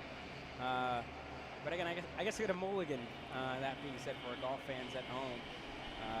Maybe doing a side-by-side with the players going on this weekend, as well as here this weekend with the opening round of the Texas Sprint Racing Series. But here's a little bit of an incident. Enzo Vizcaino, Shep Sullivan are on top of each other. The rookie Vizcaino, the 270, is on top of the 212, and they're going to look to just fix that here, and the official is going to help them out. But Shep Sullivan, you talk about a weekend where he's really been coming into his own. The start definitely didn't go his way there as rookie Vizcaino just got on the rear bumper of Sullivan, and now we're going to try it again here to see if we get the green flag on the second time of asking. And you see the TSRS officials just wanting to get this field slowed down, wanting Bo Wyatt and Dusty Strayer just to go a little bit slower, and they're waving those flags emphatically, getting them to slow down just a little bit. The 251, as many of you know, controls the pace. We'll see if he can get it on the second time of asking. This time, do we get the green? And we do. We're underway in a Micro Swift, and up front, Bo Wyatt, Dusty Strayer already going side by side. Strayer looking on the inside of the double rights into turn 4. Strayer through. What a great start for Dusty Strayer. Getting to the lead now. Cohen Scott's blocking for P3 over Bodie Byer. And Byer having a much better run on the outside into turn number 6. Looking to make the move stick. Bodie Byer into turn 7. Able to get it done around the outside. And he's clear for now for third. Going to have the inside on the double rights. Turn 8, turn 9. Byer stays ahead. Cohen Scott back to 4th. And it looks like another one of the CRGs further back has worked his way up in a 5th. But up front, Bo Wyatt retakes the lead from Dusty Strayer, who only led for about a sector of this lap. Yeah, Caleb, you know Bo Wyatt wants that lead. He does not want to sit in second. He saw what happened in the first series with him pulling away. Then he saw it in, basically in his view of him battling for P2 and let Dusty Strayer get away. He wants that lead. He wants to control this race. Yeah, Bo Wyatt, and again, you look back to heat race number 2, right? Losing that little bit of points, just battled a little bit too much throughout that race, and looking to get back to where he wasn't qualifying and to where he was in heat 1. And Bo Wyatt can come away with a good result here in heat race number 3. He's making a good case for himself when you think of the pole position tomorrow. And we've seen the advantage from starting on the inside going into turn number 1 here at Speedsportz, and how this race can be decided with how you start this race. Yeah, Caleb, as we keep talking, I keep seeing Cohen Scott and Bodie Byer battling for P3 right now. Yeah, Cohen Scott just able to go back ahead of the 210 of Byer. So 292, the Kart Republic And the 210 CRG there of Bodie Byer, they've traded that third spot time and time again, and now Scott finally able to open up that gap to about 3 car lengths. And further back, fellow CRG Rodolfo Garza with the Kart CRG USA team looking to apply the pressure on the 210. And then you also have the group of JJ DeShong and Shep Sullivan after having to start basically at the rear. He's moved up to P10-ish now.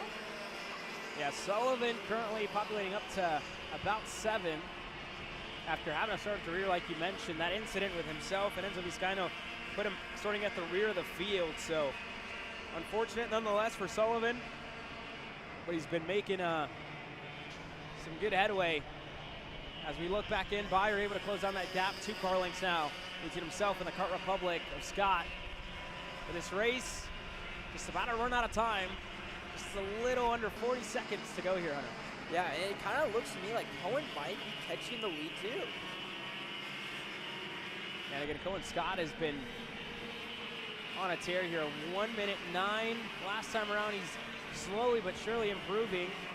Gonna need a little bit more out of Wyatt and Strayer here. This lap has definitely been a lot better for Scott. Look at the gap, fastest overall, and Byer takes that now, 1:0.098. Scott right there, he was 2/10 better than your leaders. So this time around, they got 3 laps to go, 2 laps next time by, and Dusty Strayer, I'm sure, when he sees those 2.6 fly, it's gonna be time for him to go and try and take control of this one to the end. Bo Wyatt still in the lead here in the Bennick machine, out of the double rights. He's gonna have to really, and again, when you think and looking ahead in this race here, Hunter, thinking about those last 2 laps that we're just about to get to, this is, you know, not safe for either of them with the pack that's closing in. Rodolfo Garza's not too far back, and it looks like Shep Sullivan's also closing in on that group of 3. Yeah, Shep is closing in on that group of 3. Slowly but surely. He was a little bit faster than Rodolfo Garza last time by, but you know, you can never say one thing is going to happen for sure. As the leaders picked it up a little bit, and they actually pulled away from P3 and 4. So there you go. They needed an answer, and they got it. Dusty Strayer, Bo Wyatt just able to go that little bit better. Both of them setting in personal best lap times and able to go half a second quicker than Cohen Scott. When you talk about these races, right, and you talk about the level and the development, you think of consistency. That's one of the biggest things in developing a driver. You need to be consistent lap after lap after lap, because you know the drivers up front and the front runners, they aren't going to make mistakes, and they're going to be within that same 10th to 2/10 to almost, if you want to exaggerate a little bit, to 3/10 really margin.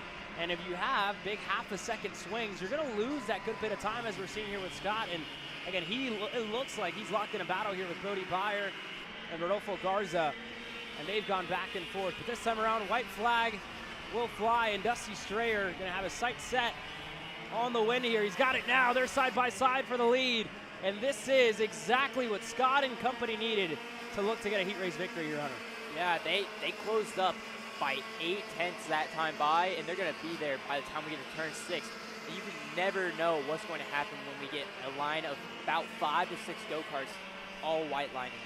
Well, here we go. Dusty Strayer, Bo Wyatt into turn number 6. Wyatt not going to defend. That's going to cost him. Dusty Strayer on the inside, contact further back. Rodolfo Garza, Cohen Scott come together in turn number 6. Byer able to escape, and here goes Strayer looking on the inside of the double rights. Bodie Byer in third, starting to close in, and you'll have about 2 to 3 more opportunities to mix things up at the front. Here goes Wyatt on the inside of the buckle. Strayer to second.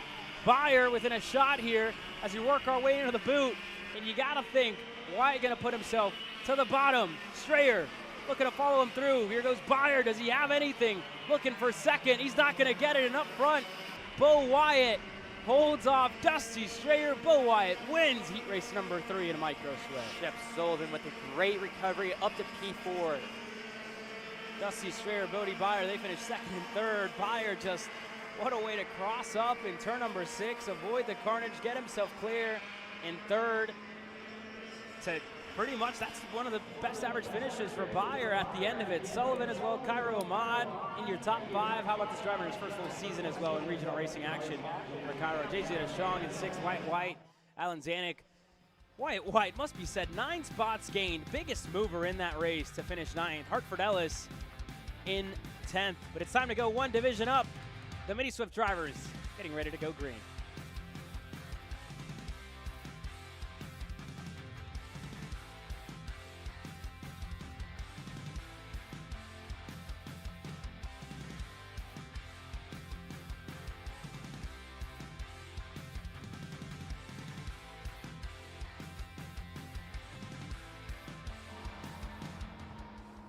Cat food marketing.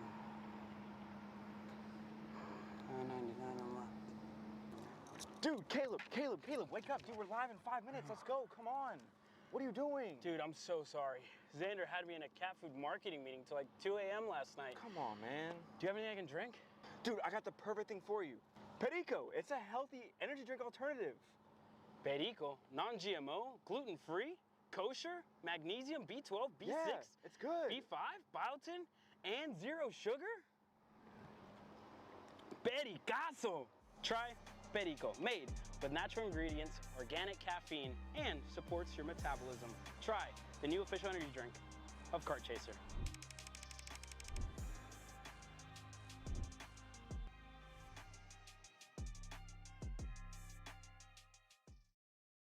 This is Henry.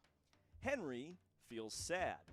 Henry feels sad because it's time for his next big race and his go-kart is in bits. Henry doesn't know that Acceleration Kart Racing is the United States' #1 shop for all of your karting equipment needs. Henry also doesn't know that Acceleration Kart Racing can deliver anything from tires to race suits and even wheels directly to your front door or to the racetrack itself quickly and efficiently, with tech support available 6 days a week. Poor Henry doesn't even know that Acceleration Kart Racing offers free shipping to mainland USA on selected product if you spend $200 or more. Do yourself a favor. Go to accelerationkarting.com and make sure that you are never left stuck on the pre-grid with Henry. Be smart and don't be like Henry.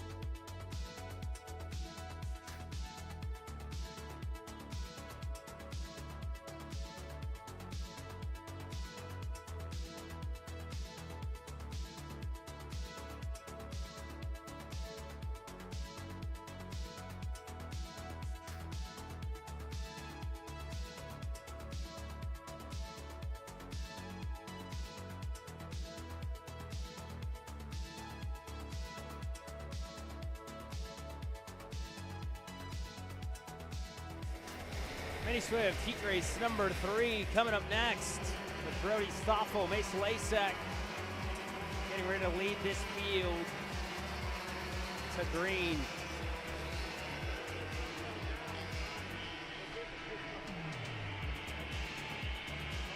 And again, this weekend so far has been up and down for a good number of them. Stoffel just looking to come away. The best points finish on the weekend. He's going to get another one of his name. That being said, Mace Lasek as well in the 101. This is really a breakout weekend for that driver. Always in the mix, always in the conversation, but this could be said about the 101. Breaking out onto the regional scene. And I can assure you, maybe one of the kids that people are going to have the stopwatches on Fridays when we show up for the track ran practice day. That being said, Dutch Westbrook right there on row number 2 alongside Max Santana. And again, Westbrook able to win in heat race number 2. That was, again, I think a sigh of relief almost for the Bennett team and for Dutch Westbrook after the start of the year that he's had, Hunter. Yeah, he had a great start to the year. One person I'm like really looking forward to see what they can do in this heat is Max Santana. Obviously, first heat race, got in a penalty. Second heat race, got caught up in a wreck. Hasn't had a good heat race yet. Yeah, just looking to catch a break almost. And that's, you know, funny enough, and as funny as we say time and time again, that's racing, right? As part of racing, that's part of being here, being a part of the sport. And again, looking back to that preseason for a driver like Dutch Westbrook, you look time and time again, right? How many times did we see him collected in turn number 6 at the start of races where he wasn't even really to show what he had in his opening weekend as one of the rookies, one of the most interesting rookies that we're excited to see here this year in the Mini-Swift ranks. That being said, we'll see what he's got now. Mace Lasek, Brody Stoffel take the green flag, and we're underway in Mini-Swift as Stoffel goes through for the lead in turn number 2. Mace Lasek to second. Kimo Ahmad already taking the fight up to Dutch Westbrook. Yeah, it was a great start for the front row. Both of them got off very good and very clean. Brody Stoffel already out in front, taking control of this race with Mace Lasek in second, Dutch Westbrook in third, and Kimo Ahmad in fourth. Going into the double right section, it looks like Max Santana had a horrible start again. Oh, he's not that far down. He's only in P6. Not the best start, but not the worst. Yeah, not all too bad here for Max Santana, who finds himself crossing the line there in 6. Here goes Dutch Westbrook looking on the inside of Lasek. Clear for second. And then you go back to fourth with Kimo Ahmad and Lasek. There goes Ahmad looking on the inside. Look at the boot. Ahmad through for third. Kimo, and again, just needing to recover after what was an unfortunate heat race number 2 where he got a penalty post-race, and that sent him down the order, and that also brought down his average a little bit more than he would have liked. And I saw his parents over at the protest booth, seeing if they could get that overturned, along with the KidX USA representatives, looking to get their driver a shot at really starting up front on Sunday, and as well keeping that stress of having to go out there and win to salvage something here in heat race number 3. That being said, though, he's up to third, and he's doing just that with plenty of time to go in this race. Yeah, he's doing a great job making strategic passes, going through the field. Obviously, you have Dutch Westbrook, top contender, Brody Stoffel, top contender. They're just looking to move forward and make it a 1-2 show. They don't want Kimo Ahmad or Mason Lasek in this group. Yeah, very good point, right? Bringing more drivers, bringing, different faces and as well different chassis brands, if you want to call it, into those top 2. That's almost seems unavoidable at this point, because the pace that Ahmad has at hand is really paying off now. The same for Mace Lasek. Everybody improving. Dutch Westbrook improved more than anybody else. He's fastest on the racetrack and looking to chase down old rival Brody Stoffel. These two, they've raced together since the Kid Kart days, and they've traded wins as well as they've traded positions here on the racetrack. Westbrook to the lead in turn number 7. Stoffel back to second. Ahmad and Lasek the top 4. And that's exactly what Ahmad needed. Lasek giving that it's time to go, get himself up to third, and we'll see if he got it. He didn't. Wasn't able to hold on over Kimo Ahmad. Those two drivers who shared a couple of years under the Iron Rock Motorsports banner. Yeah, one thing about Dutch Westbrook is he didn't really have a great series of winners here. He was always caught up in like a starting wreck and never really got to show his full potential. So for me, in my eyes, I feel like this is a redemption weekend for him. Showing everybody he can race this racetrack. He was just caught up in bad luck. Yeah, you talk about a weekend looking for redemption at a track that he's raced at over the years, from Kid Kart to, now being a Mini Swift driver, and throughout the years as well. This kid, the accolades that he's had, being a Miami Grand National champion, has been one of his greatest successes. Same for Stoffel at the SCUSA Pro Tour and running TSRS here last year. But there's a driver who's sitting in third there in the 113, Kimo Ahmad, just closing in, keeping these top 2 honest. And Ahmad doing a great job of it, just keeping them at an arm's length away with a minute to go. Yeah, him and Mace Lasek are working really well together, trying to keep the 2 leaders in their visuals and not letting them pull away. As you say that, Mace Lasek top of the board with time-wise. Yeah, purple lap time there for Mace Lasek, goes quicker than everybody else on the racetrack. Polo Santos currently finds himself in the 5th spot. Santana back in 6th. Liam Estales, Marshall Steves, Aiden Walsh, and Sebastian Sampson. Those are your drivers inside of the top 10. And up front, Westbrook and Stoffel, they haven't gone back behind each other, and you see Lasek still looking for third on Ahmad. And he's not going to get it. Second or third time of asking there for Lasek, and second or third time that he's been denied by the 113. Yeah, he really wants that 3rd spot, but Kimo Ahmad's doing a great job of holding her around the outside and not giving that spot up. because he wants to be where he is. He wants to be in third, so as soon as they do get to Brody Stoffels' rear bumper, he's the one that makes the first move, not Mace. Here's a look back at that second group with Polo Santos, Max Santana, and Liam Estales, who's just down in 7th, a little bit further back from these two on your screen here. They need a whole lot of passing up front out of Westbrook and Stoffel to get themselves within a shot to finish inside of the top 3, or maybe even steal a 4th place finish off of Lasek or Ahmad. Lasek looking again into turn number 6. And again, he's tried time and time again. Lasek just not finding a way around the 113 here. Yeah, Timo's doing a great job of doing whatever he has to do to keep that 3rd spot. That's where he wants to be. He doesn't want to fall any further back. Like you said, it's damage control after having that penalty that he had earlier. He wants to stay up in the front, so when the leaders start battling, he's the first one to make the attack. Now here we go, out of the boot. Dutch Westbrook to Stoffel to Ahmad. That hasn't changed. Stoffel's been patient this time around. Time has officially expired. Last of the heat races for Stoffel, for Westbrook. With 2 laps remaining, Stoffel is going to have a good run as we get into this back straightaway. We'll see what the driver, the Kart CRG Mini Swift, decides to do. He's going to wait for, I think, 1 lap longer. Here, Hunter, he's going to give it a little bit of more time. But you got to think, right, Ahmad, Lasek, they haven't really tried to pass in that last half a lap. And this could give an opportunity to the 113 or the 101. Yeah, they're doing a great job of trying to work together right now, knowing it's 2 to go and not fighting for the position. The real question is, when is Brody going to make his move? He fell back a little bit. He's about a car length back. Now he's getting it back in with the draft, coming into the boot. Here we go, white flag flies this time by. Final time around in heat racing action for Mini Swift, presented by the AR Academy here on the Saturday of opening weekend of the Texas Sprint Racing Series. You have a driver with national wins, Grand National Championship, 2 national champions, if you will, running up at the front of this class. With Stoffel looking to chase him down. Westbrook going to feel the pressure, and Stoffel doesn't want to pass just yet. Going to get back in the line. You see Westbrook just listening kind of to Stoffel there. Doesn't want to fight all too much for now. He's going to let Westbrook have it.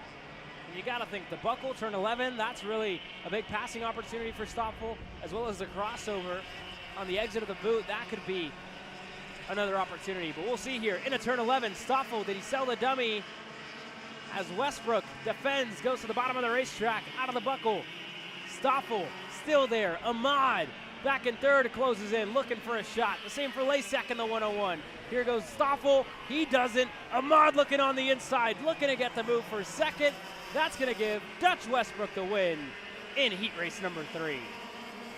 Dutch played an amazing race, led the whole race. Brody Stoffel it looked like Brody started to fall off toward the end of the race. Held on to P2. Kimo Ahmad with a huge send going into the boot.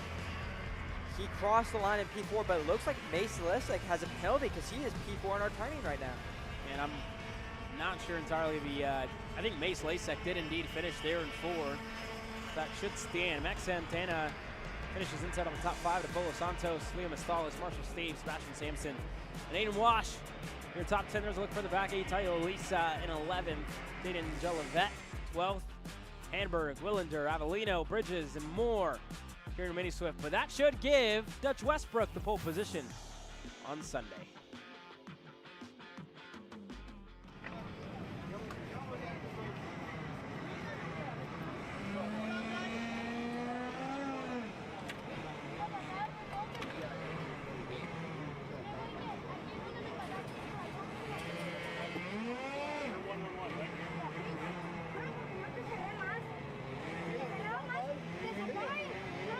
Pero tengo la penalizar aquí, por eso dije, verga, si me cierro más me van a penalizar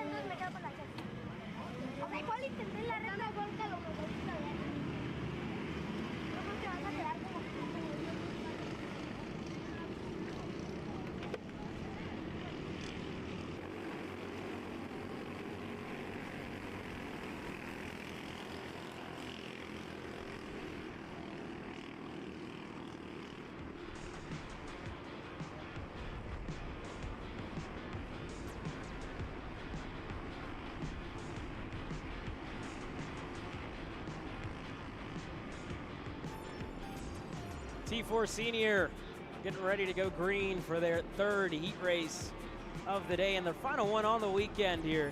Reagan Seville, uncontested, undeniable up to this point. The 500 has just been able to slip through everybody else's fingers throughout today. David Aya looking to take the challenge, the same for John Paul Mokori. Bechtel there tried, couldn't get it. Davis Henry as well has been competitive. And as well, I'll give props as well to Doug Foxworth, who's been right there, just missing a little bit of time. But you think for Doug, who's not in the seat probably as much as the youngsters that are ahead of him, like Henry, like Bechtel, as well as Melchiori, Seville, and Aya. We'll see what Foxworth can do to try and take the fight up to these drivers. But we're getting ready to take the green flag. Seville, up to this point, looking to complete a sweep of the weekend. Into the tram lines. We get the green, and we're underway in T4 Senior. What a start for the outside road. David Aya is going to slide into P2 right in front of John Paul Malcory. Ben Schold up into P4, Davis Henry in P5. Everybody already finding their footing on the racetrack. And again, if you're second on back, you got to look back to the first two heat races. Reagan Seville has just been able to run away from the rest of the field and looking to do better is now Bechtold and Davis Henry side by side on the exit of turn number 7. Bechtold just running out of road, and Bechtold able to hold on up front. And again, those two drivers, both of them under Trackside Karting Services GFC here this weekend under Tim Lowball. And that being said, they're with 3 drivers, 3 opportunities, 3 different shots, and our main guy, Reagan Seville, finds himself up front, 2 car lengths back to David Aya and John Paul Melcory. Yeah, John Paul Melcory keeps pointing to David to go forward. The real question is, how long will John Paul Melcory sit behind David Aya? Obviously, David hasn't had the best of days so far. John's been faster than him all day. Same thing with Davis Henry. They've both been faster than David Aya, but he looks good right now. Yeah, both of them looking a lot better than what they have so far this weekend. But again, you're in this position, right? And you're in this position for about the second or third time on the weekend. And you got to do something, right? You need to kind of mix up the game and put Reagan Seville off his game, right? You almost got to startle him a little bit, look to make a move, look to pass him, and do something to try and deny what Reagan Seville has been able to do all weekend long. So this is, again, the task at hand that Aya has, that Melchiori has as well. And this is where Melchiori has the final realization if he's faster or not than Aya, because at the moment, they're losing a little bit of time to Reagan Seville, who just went purple. Yeah, Reagan's on an absolute roll right now. He's been saying purple lap times all day by himself. Obviously, if I'm John Paul Melcory, I knew I had speed in Heat 2. I'm thinking to myself, let me take P2 now. Let me run up to Reagan, take the lead, and then start white lining and bring everybody back into this race to slow everything down. Yeah, and there you have it, right? That gap closes back down just a little bit. Aya finding a little bit of time on the racetrack, and you see how busy they are as well, right? Speaking of Reagan Seville, before their second heat race went green, he talked a lot about these Maxxis tires, right? Saying, I think I got the kart in a happy window and really feeling comfortable now, looking to just be better than everybody else. But more than anything, he said the biggest thing that was kind of catching him off guard was these Maxxis tires and how the degradation has been here at Speedsportz Racing Kart. He said there's a big difference, almost an 8/10 swing, heat race after heat race. So these tires, from what Reagan Seville was telling me, are nothing like what they were when they went out for qualifying on a fresh sticker set. And now coming back here to heat race number 3, you got to think, right, of what's kind of going on and how you have to adapt as well to a worn set of tires. If the fall off and if the degradation is as much as Seville says, then you got to think you're going to have to make adjustments, right, at a track that's been changing, at a track that, yes, it has a lot of grip.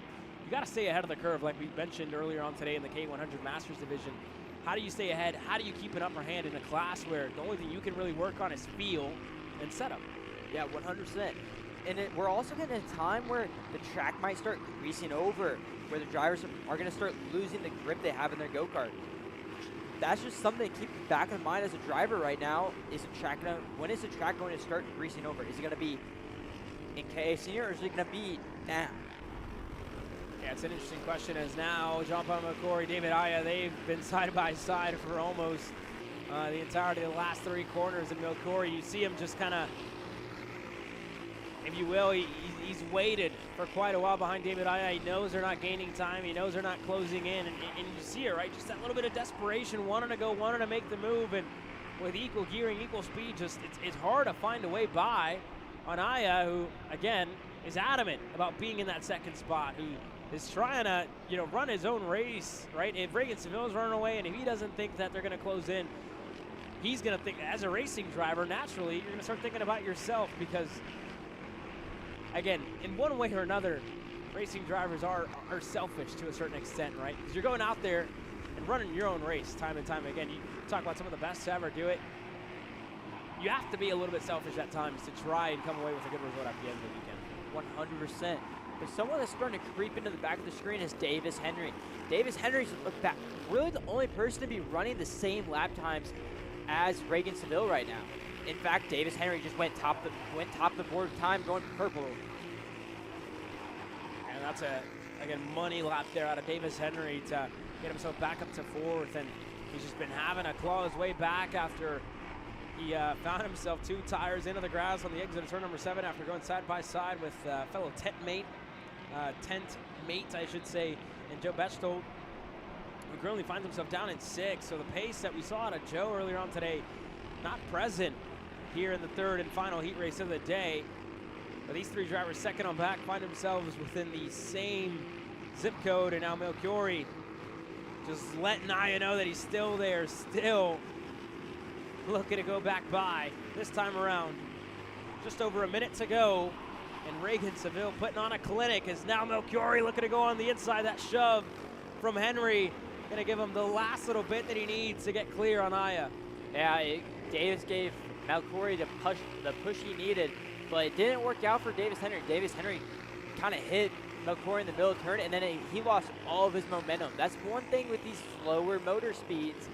You have to look for it. In a KA, if you hit someone in the middle corner, you're not really losing that much time. But in these slower classes, you see it, and it's more drastic. Here we go to the bottom of the racetrack again for Jean-Paul Melchiori, taking a little bit of a tighter line. Finding the karts with that he needs. They're almost for a second, and Henry looking to muscle his way by into the double rights. Turn number 8, call it good. Davis Henry through for 3rd. Yeah, what a move out of Davis Henry, which is a move he needed to make. He slowed down a lot by catching up to this group. You know he's trying to put his head down and get up to P2 to get a good heat race result again. Here we go, time getting ready to expire. White flag flies this time by, and Reagan Seville has checked out. And again, only has 16 corners, maybe a little less than that now as he works his way onto the back straightaway. He just has a couple more corners to go to complete a clean sweep of the Saturday here in T4 Senior, the inaugural weekend of the class. The 500 has been the one everybody has been chasing. And again, looking for a little more luck, must be said in 206 Senior. But this weekend in T4 Senior has been as smooth sailing as he could ask for. Yeah, Reagan's had a spectacular day in this T4 class. Really smooth on the wheel, not making any mistakes. He's been really consistent. He's been running at 1 minute 7s or 1 minute flats basically the whole session and not making any mistakes. He's been really consistent. Well, here we go, out of the final corner, Reagan Seville sweeps on Saturday. Seville wins heat race number 3.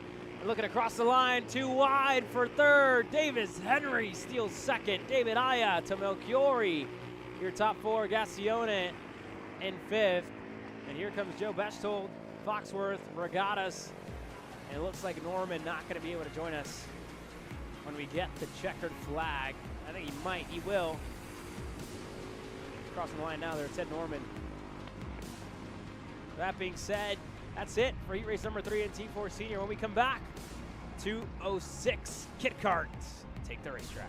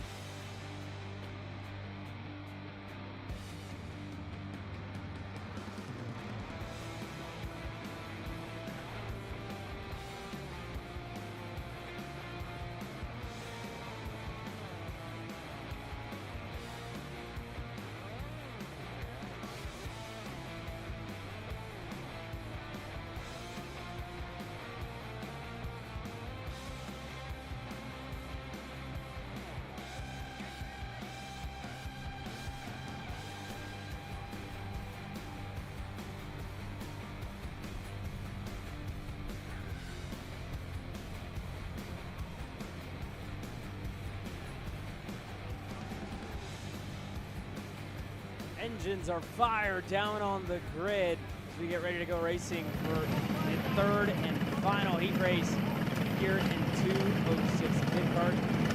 We have all eyes on Derek McDonough, our race director, telling the drivers to look for the green flag. Sullivan Bowden, Matt Reddick get ready to lead this field to green. We got the green flag, and Mav Reddick has the lead, is now battle for second. Beckett Boudreau side by side with a fellow teammate, both of them under the Reed Motorsports banner here this weekend.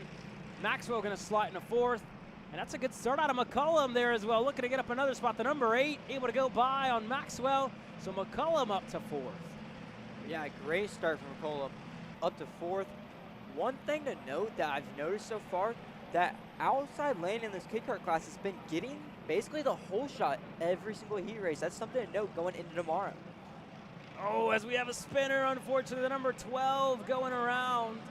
And that's further back, Chaparro there, who was running in 6th. Chaparro's gonna go around, facing the wrong way. Everybody else, single file line, working their way through into the buckle. And Mav Reddick with a good gap up front, looking to sweep the heat races and put himself on the pole position tomorrow. His average finish should be good enough. Just has to finish this race up at the front to really solidify that pole position tomorrow on Sunday when they go racing. That being said, Sullivan Bowden kept him honest, kept him right there and on the edge of his seat. Beckett Boudreau not too far back. The 95. This race has certainly got a lot better than heat race number 2 for himself, as Chaparro now is putting himself back what looks to be perhaps behind Xander Lorang and a couple of others. That being said, we're looking up here with McCullum, who's now looking to go on. Beckett Boudreau on the backstretch. And again, we've talked about spec classes, but the gearing in this in this division also something that's kind of coordinated on what they can use and what they can try. And that being said, this is something to get used to for a lot of drivers, but being down trackside, our cameras don't do these Kid Karts any justice of how fast they actually look when you're trackside and where you're standing on the fence line, seeing how these kids are just laser focused. And as I was saying that, Maverick Reddick puts a foot wrong. Turn number 11 on the exit, drops a tire, and the 75 can't afford too many of those, Your Honor. No.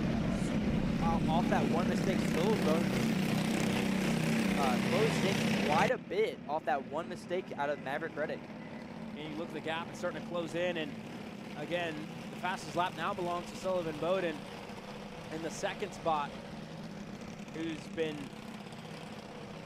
again, just right there. And when you look back to the second heat race, the 19 kept the 75 honest from the entire, pretty much from the entirety of that race. He was right there with them, you know, and really the 19 couldn't find a way on Reddick. He tried the outside and you know, call it staggering a little bit, but had a good run into the corners. And Reddick was just good on the exit, didn't lose time, had good momentum, kept those revs high on that 206 engine.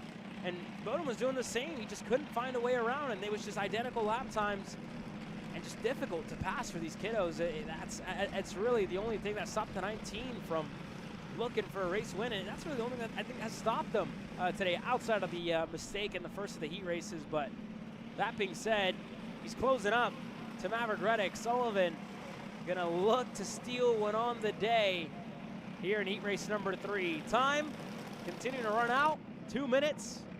All that's left here in Kid Karts. Yeah, Sullivan Bowden is really closing in on Maverick Reddick right now. Closing in another 4/10 this lap. 2 laps back-to-back, closing in 4/10 on Maverick Reddick.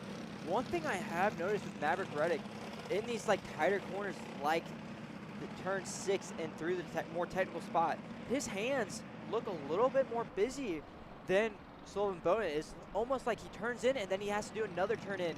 Kind of what me and Nate were talking about earlier with it being a like Kid Kart chassis instead of a Cadet chassis like Bowden's in.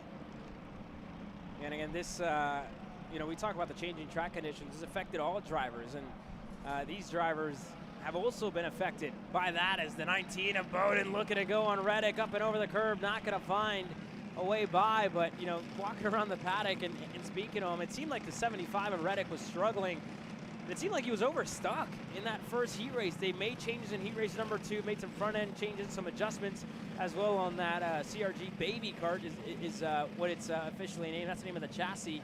And again, just to look to give Reddick a little bit more and to not really bind up throughout these corners, right? Get him a little bit of exit, and as well just free that kart up a little bit, which I think is a little bit of what you're seeing, right? That front end is a lot different than what it was at the start of the day, which is probably why you're seeing the hands of the 75 of Maverick Reddick just a little bit more busy than what they were earlier on today. You tend to get that when you free up the front end, Hunter. Yeah, you 100% will. But one thing to know is Bowden's really on him and trying to figure out how to pass him. He's going to try to do it. He got down into turn 6 right now, went to the inside. Let's see if it sticks. And here we go, the 19. We talked about him looking on the inside. And he's not going to get that move done as we exit turn number 6. The KA Juniors already, helmets on, getting ready to go racing, and Maverick Reddick drops the tire on the exit at turn number 7. A mistake, one that we haven't seen yet out of the 75. It comes in heat race number 3 with only 5 seconds left on the board. 2 laps to go left in this heat race, and Sullivan Bowden is going to lead the third of the heat races on the day. Yeah, that's the same turn me and Nate saw Maverick Reddick really busy and getting sideways in Heat 2, and it's continuing on in Heat 3 right now. Yeah, he was just, it looked like, you know, he was on the limit there, right? All the way to the white line on the outside, just dropped the tire, and he's looking over to the fence line, seeing the signals fly, and he's got to give it everything in these last 2 laps to try and be flawless in heat racing action. Tall ask for that 75 with Bowden, who's been pretty good throughout this heat race, right? You talk about Heat 1, kind of got those nerves and those gremlins out of the way after he spun himself in the first couple of corners, and now in heat race number 2, learned a little bit more, took the pressure to Reddick, and in Heat 3 as well. That pressure just boiling over a little bit, and able to get himself to the lead. We'll see what the 75 can do with a lap and a half to go. Yeah, the 75 has a tall ass to close up 8 tenths in that short time, but there's a good battle going on right now for 3, 4th, and 5th. Yeah, rightfully so there, Hunter. Beckett Boudreaux's right there in the 95. Right behind him is Anderson Maxwell. And as well, Grayson Hollis in the 97. And all these drivers staying in line. Nobody going to try a move. Everybody single file as they work their way through. Coming up to the last lap with Sullivan Bowden leading and Maverick Reddick in second. But we're focused in on this battle right here just because there's such a big gap right now between 1 and 2. Yeah, across the line now to get the white flag. Sullivan Bowden goes even faster on his own. Lap number 7, able to go purple, the best he's gone so far, a 1:15.686. Reddick improved as well, but he's 2 tenths back, so the lap to 19 was able to put down. Beckett Boudreaux in 3rd, Anderson Maxwell still in 4th, to Grayson Hollis in 5th, and this is the battle for 3rd. And this could very well define who's going to start on the inside later on in the weekend. Tomorrow in the main event, they're side by side, looking to go as Boudreaux holds on in 3rd, Maxwell 4th, Hollis still in 5th. Hasn't been able to make a move, but checkered flag getting ready to fly for these drivers. And there's only one that can come away with the win. The 19 of Bowden currently holds that right as we're working our way out of the buckle. And these 3 still trading blows when it comes down to the times they've been able to set. But tomorrow on Sunday, that's the day when it matters. That's when the trophies come. Sullivan Bowden looking for his first win in Texas Sprint Racing Series action. Across the last corner, Sullivan Bowden, the 19, able to win in heat race number 3. What a result for that young driver.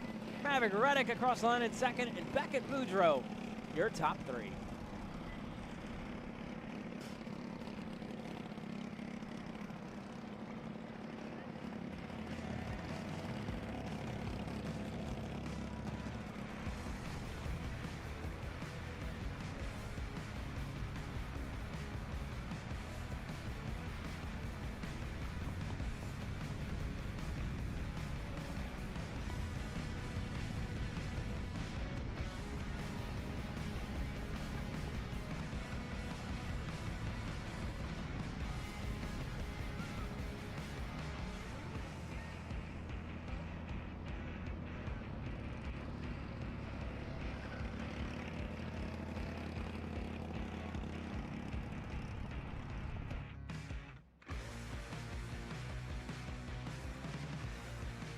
Alex Chandler looking for a little bit of redemption in heat race number 3. Driver who started on that front row 3 times already today and found himself just out of the race in a scary, scary incident.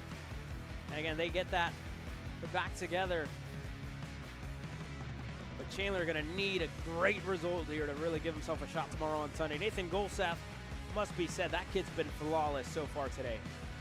Yeah, Nathan's had a stellar day so far. Qualified P1, one Heat 1, one Heat 2. Heat 2, he was all by himself. Had no one to contend with. And this is a really good look as we're down on the grid at. You can almost see what's going on in the minds of Nathan Golseth and of Alex Chandler. Looking for results. You see back there as well with Easton Cox, but this field's gonna roll off, and issues for one, it looked like they're further back, struggling to get fired off. Maybe one of the HRT machines looks to be all good now. But KA Jr has been spectacular to watch so far today. When we talk about that, Nathan Golseth looking to make a case for himself as far as the championship goes, and looking to be picture perfect on Saturday. Yeah, if someone's going to do it, it's going to be him. He has been fast all day long, hasn't made a single mistake, done everything he can to put himself in the right spot. I expect to see it again out of him. Obviously, he didn't win this championship last year. It went to Tyrone Kemper Jr. again. You know he wants this championship, because this is where he basically got his start into the national scene. He got his first win. You look back at Dallas Karting Complex in Caddo Mills in 2024 on how much it meant to that young driver and what he's been able to do on the national scene. When you talk about the All-Star race, maybe you go at the Miami Grand National Championships, the KA100 Jr Shootout, Nathan Golseth able to win there, but still chasing championships. He's got his first one on the year at the SCUSA Winter Series. Looking to get another one, or looking to get another one. You talk about the long run. It's a marathon though, not a sprint, that's for sure. On a 5-round championship. It all starts here though, and it all ends here on Saturday. Tomorrow, all that's left is the main event. All that's left is heat race number 3. And Nathan Golseth gonna get swallowed by the pack. Alex Chandler to the point with Aston Wyatt up to second.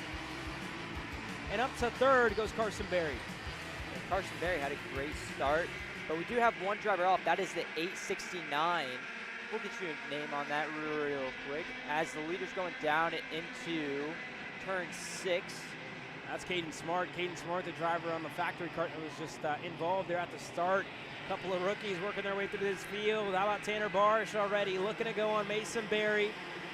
And this is, you know, finally a breakthrough for Barsh, your champion last year in the Mini Swift division, putting himself inside of the top 10 to try and challenge the drivers that he's watched race from the fence lines for the past couple of years. Is now Carson Berry looking on the inside of Golseth.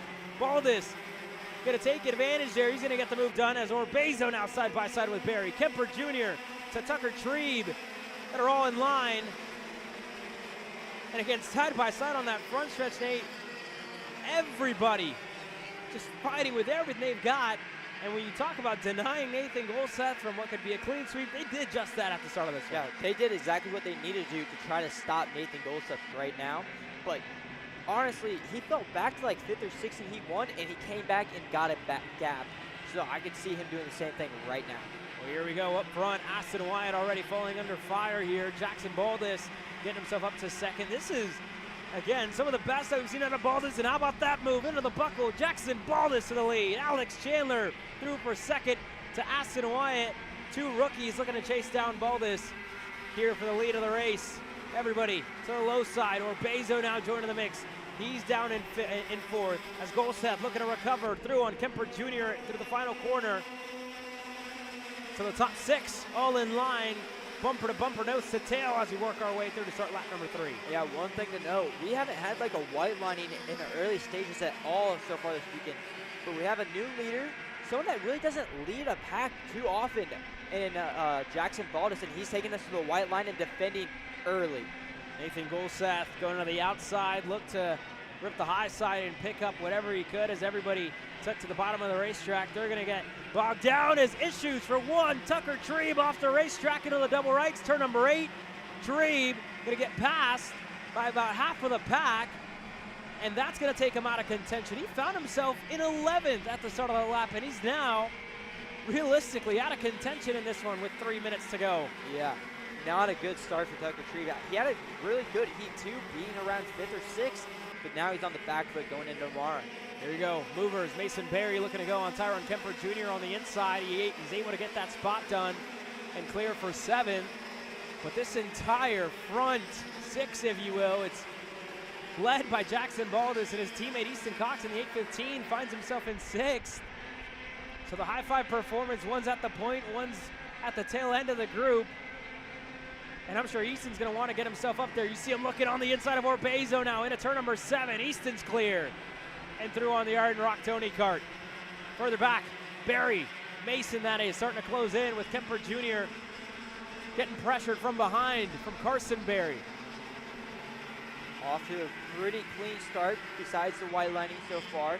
Nathan Goldstuff looking to make a move on the rookie Aston Wyatt. We were talking about rookies earlier, how Tanner Barsh was a champion mini-Smith last year. He isn't having that great of a start of the year in junior as Aston Wyatt is right now. And you got to think about the time that Barsh has had and just learning, right? Trying to do whatever he can to muscle his MSO machine up here to the front. But we talk about Golseth being pressured early on in this race. He stayed calm, he stayed cool, and he stayed collected to get himself through for 3rd. Nathan Golseth back up and looking to chase down the top 2, the leaders of Chandler and Jackson Baldus, with Aston Wyatt now looking to recover, looking to get back to where he was at the start of this lap, and even to where he was early on in this race where he led for just a bit. Orbezo's going to go by on him.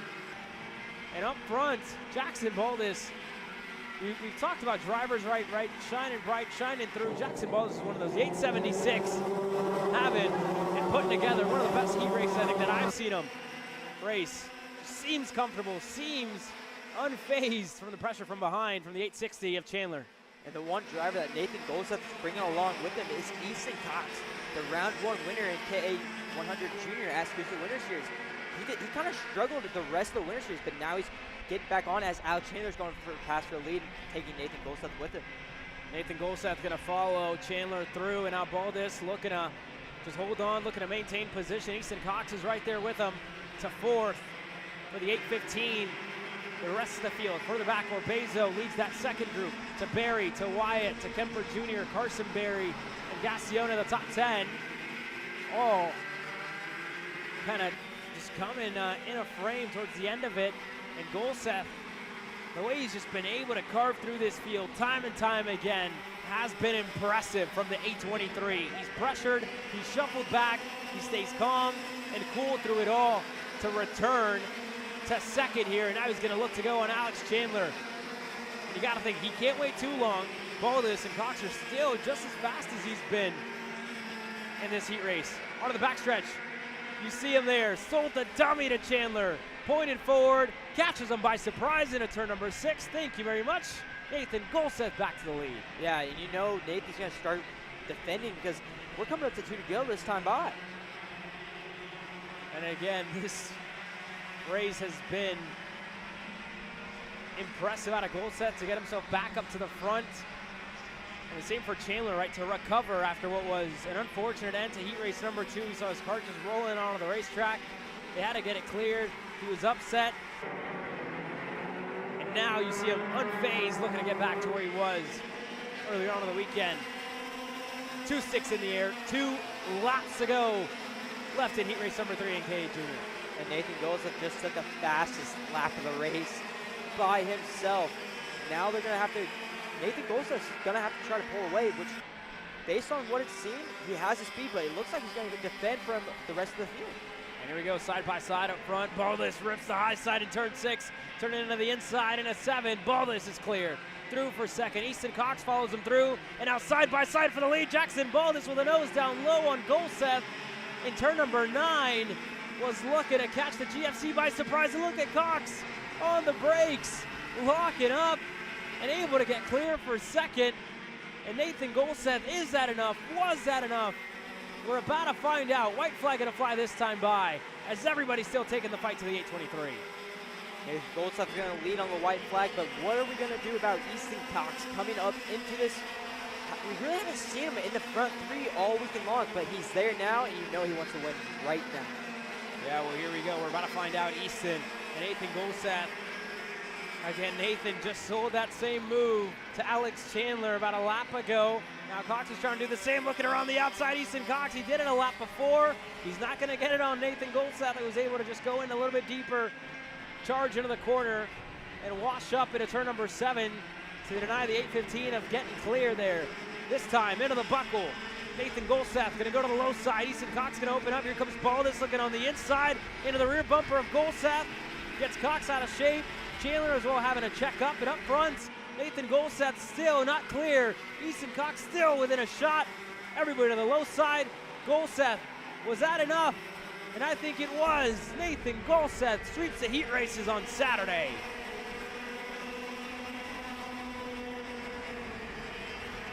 We might have a penalty for Nathan Golseth right now. Easton Cox is P1 on our timing chart with Nathan Golseth down to 12. And we're just getting confirmation here. The driver who was able to win heat race number 1 and heat race number 2 with a post-race penalty. And that puts Golseth down in 12. So Easton Cox in the 815 for high 5 performance provisionally. Your Heat 3 winner in KA100 Jr. Let's listen in.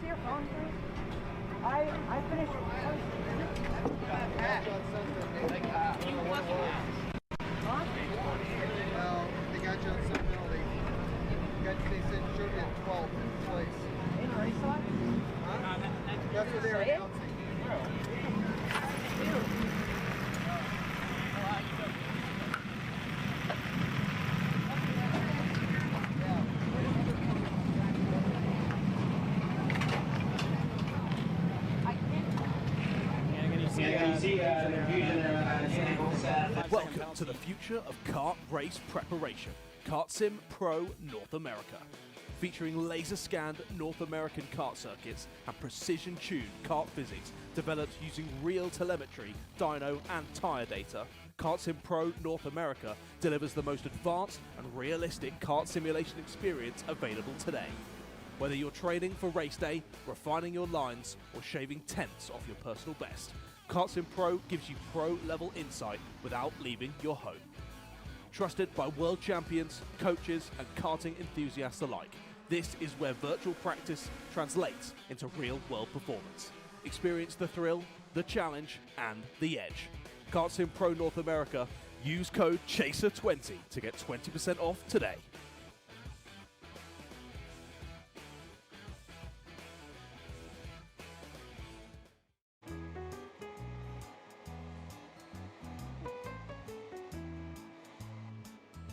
Gee, looks like we're missing the engine. What the hell am I supposed to tag? What do you mean? It's my Greyhound. It's all I need. Where's the rest of it? It doesn't matter. It's a Greyhound. He's gonna make weight. Okay, you're good. I'm sitting by here with Kyle, our race winner. Tell me how you did it. You were blazing fast out there, and I mean, you don't even have a go-kart, man. Tell me about it. Yeah, you know, Norberg, Schmorberg, the Greyhound-powered Greyhound was great today. You know, it makes the difference. And the team's been working really hard back at the shop, and, you know, just shout out Greyhound. Thank you, Kyle.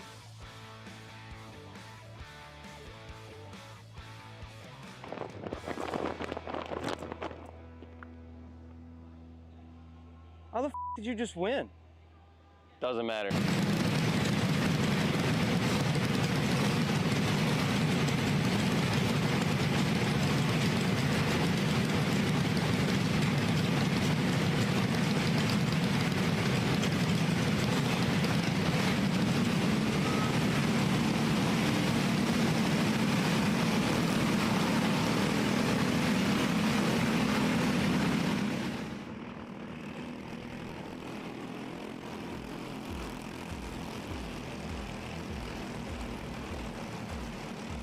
race number 3 for 206 Senior coming your way here, presented by Kart Racing Solutions. And how about the 604 Carter Kilgo? Definitely coming into his own here this weekend, and you talk about a race at home for the 604. Has already won the first 2 of the heat races, just needs one more and a good average finish. Just needs to finish really inside of the top 3 and maybe even anywhere inside of the top 5 to hold on to that pole position. But Carter Kilgo so far has been flawless on the weekend. Himself and Jackson Young were able to work together perfectly to run away from the rest of the field in heat race number 2. Yeah, Carter Kilgo's having a spectacular weekend so far. He could be another driver to sweep Saturday, just like Nathan Goldseth. Mickey Elmire has a chance to do that. Also, we have Carter Kilgo now having the chance to do that. Yeah, and again, like I was mentioning there, unfortunately for Nathan Goldseth, the conclusion of KA100 Jr. seemed like the 5-second penalty was for incident responsibility with the 810 in turn number 4. So that was the penalty applied there, and felt like confusion. With that being said, that's what was the deciding factor, and again, all provisional could be overturned after the protesting process is done. That being said, Reagan Seville fell, if you will, victim to that as well, after a penalty was applied to him at the conclusion of heat race number 1, which handed the win over to the 604. That being said, everybody's looking to go ahead of the driver racing at home for the AR Academy. He's kept that banner up at the top in their backyard, and now looking to keep himself in the lead as we get the green flag. We're underway in 206 Senior. Inside line with a great start again. Cale Zimmerman going to slide into 3rd, it looks like, with Jackson Young holding it on the inside and taking away P2. Samuel Jung and Sawyer Chambers and Reagan Seville going 2-3 wide down the back straight right now. Already drivers looking for moves. Seville on the inside of Chambers gets Zimmerman, who's sideways into turn number 6, able to hold on to it. Bechtold gets through, Frank is through as well. Grant Mitchell side by side there with team owner, if you will, owner, operator, manager with Cameron Reed, and the rest of the field just fanning out wide, looking for any bit of track space that they can get. Contact further back in the field. 2 drivers together, the 644, and another one what looks to be maybe one of the GFCs. That being said, here's a group further back. Zimmerman buried in this pack now. Bechtold's right behind him. Reed looking to go on Chambers, who's looking to go on Joe Bechtold himself. Frank up and over the curb. They're side by side. Himself and Kelvin Zing right there looking to work their way by on the Dutchman. Yeah, not a great start for Cale Zimmerman or Sawyer Chambers, or really Bryce Frank. Bryce Frank's down 2 as well, where Cameron and Kelvin are up spots. Yeah, so that's a good start for Kelvin Zing and Cameron Reed, 2 drivers who, again, we saw they had pace. We saw they could run up at the front, but it seemed like Cameron was just struggling maybe with a little bit of how much the grip has really come down here. And again, with the sun starting to set, with the shade starting to cover that back straightaway, this is, you know, a new opportunity where this track is probably coming the way of the Reed Motorsports CRG. That being said, you look at the movers and shakers here on the left-hand side of your screen. Seville up 3 spots, up 3 for McLeod. Zimmerman down 3, and I think it might be even more than that at this point here, Hunter. Or Chambers, Bechtold, Frank, Zing, who's up 5. There's been a lot of movers. Grant Mitchell getting himself into the mix, looking on the inside on Bechtold. He's clear. And now lines himself up a fellow Reed Motorsports CRG, and that's none other than Cameron Reed. Yeah. It's been a pretty decent first 2 laps, but obviously Carter Kilgo and Jackson Young are out by 1.5 seconds already. Yeah, Carter Kilgo having a 6/10 advantage over Jackson Young. He's running out there on his own, and you see that gap's going to close down. And again, it's not too often where you see one driver run away. You need a lot of help. But this race is just enough time for Young to kind of try and reel him back in with the draft. You'll start to hear that engine just hit it, that little bit of different rev range of you. You start to hear it rev that little bit higher. It's starting to close in as he gets closer and closer to Kilgo here. This group further back, Samuel Young, Reagan Seville, 3rd and 4th, respectively there. And they're looking to close in as well, and they're working together. That's a big difference in what you're seeing out of Young and Carter Kilgo. Yeah, and they're the fastest 2 on track right now. They work together in qualifying this morning, and they're working together in all the heat races I've seen so far. They've always been together, and they're working forward together. So that I think Reagan's found himself a good partner in Samuel Young. Yeah, Young, he's a former Texas Sprint Racing Series winner in his own right. Went over in Odessa, Texas when we were at Rimrock Raceway back in what I believe could have been 2023. But that's where he really broke onto the regional scene, getting that first win and getting almost that stress off his shoulders. Since then, he has to sit on the top step of the podium, looking to get back there this weekend at a track that he's all too familiar with, just living here in the Houston area. That being said, he's doing a flawless job to work his way through with Reagan Seville looking to close in on Carter Kilgo. And they've done just that. 2 car lengths, all that separates Young and Kilgo, and Young and Seville. So there goes a change for the lead. Jackson Young on the exit, making a mistake, a little wide, and you gotta think, Kilgo checking the shoulder. I'd be interested to see here how much grace does Carter Kilgo give Jackson Young after making a mistake here on the exit of turn 15. Yeah, you're gonna pass me and then you're gonna drop a tire. I'd be sending it right back in right now on Jackson Young if I was Carter Kilgo, which you're gonna see right here. Yeah, and Seville probably gonna understand that, right? As a 670, just a little wide, making the move, wanted to be in control, but again, push the limit a little bit too much as we're side by side at turn 6. And Young, just a little bit of contact there where Kilgo had a nose down low and Young wanted to turn in as we're 3 wide into turn number 8. Young washes out wide, Samuel Young alongside him. And again, that Coyote just left to the wayside as Gabriel McLeod, welcome to the party, the 673 MGM joining the front. And you talk about breakout drives, that's exactly what's going on here from McLeod in the 673. Looking to take the pressure, looking to apply it now on Young and Seville as they work their way through. Kilgo, a car length with 40 seconds to go. That's going to close down, and look who's on his way. Kelvin Zing, as well as Bryce Frank, looking to apply a little bit of support to maybe Kilgo here. And the same for Gabriel McLeod, who sits in 4th. Yeah, and also you can't forget about Cale Zimmerman and Josie Chambers. They set purple the last 2 laps. They are working together and they're trying to reel in these front 3. And here we go, 3 laps to go, or 2.5, I should say. As we work our way to turn number 8, contact. Josie Chambers involved, Kelvin Zing as well.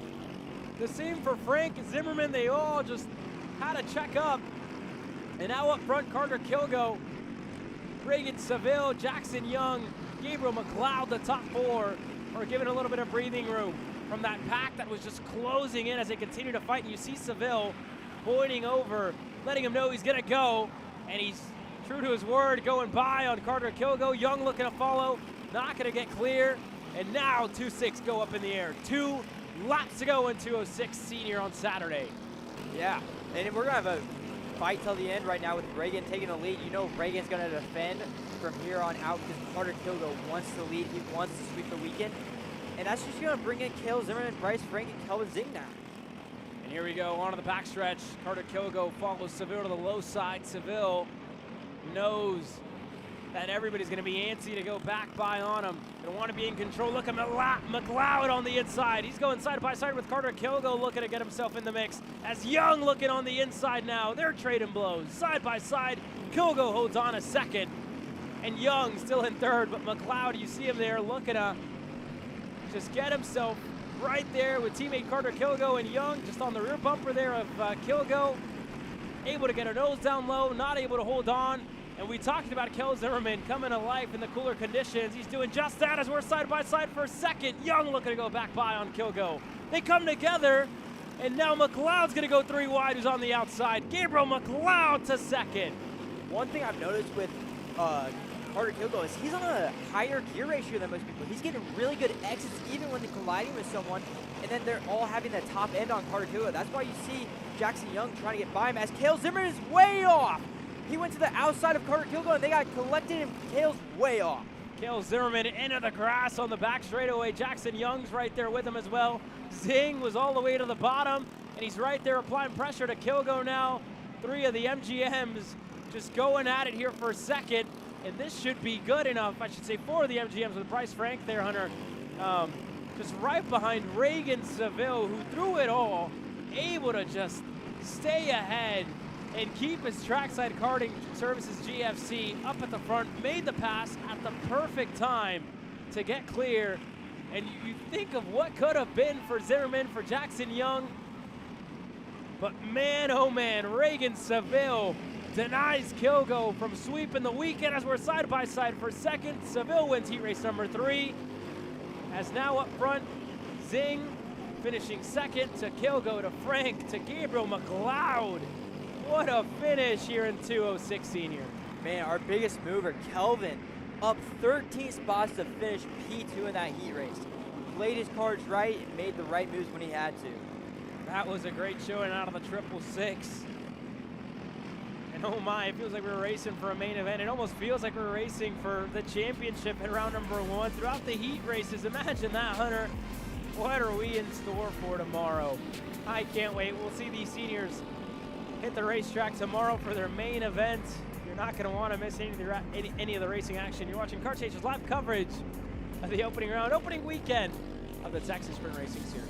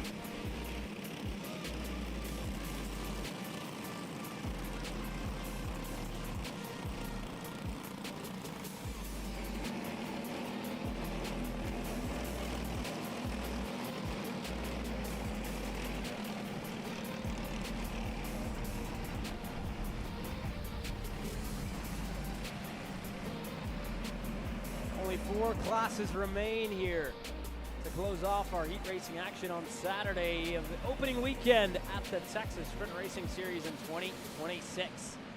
206 Cadet gets ready to hit the racetrack, or I should say hit the racetrack for the last of their heat races. Drew Blem, very good qualifying for that young man, able to put himself on the pole position. Mikey Todd as well, finally finding a little bit of luck in heat race number 2. See what we said about Bertie Stoffel, who was able to come away with the win when it was all said and done. Liam Haswell just looking for a little bit of a better start this time around for the 3rd time of asking, as the back of the pack, we have 3, 4 almost involved in an incident just out of frame here, with a couple of drivers just getting involved there. It looks like the 223 or the 233, I should say there, but I think is Bolton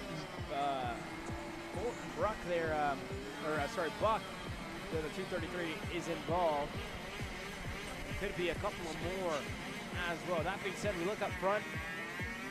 Mikey Todd, Drew Blem, Stoffel, Haswell, Marshall Steves, Lasek, Schrayer to Westbrook to Vargas. And to just a couple of more. Get ready to take the green flag here. Drew Blem has this field at a crawl before we get to the green flag.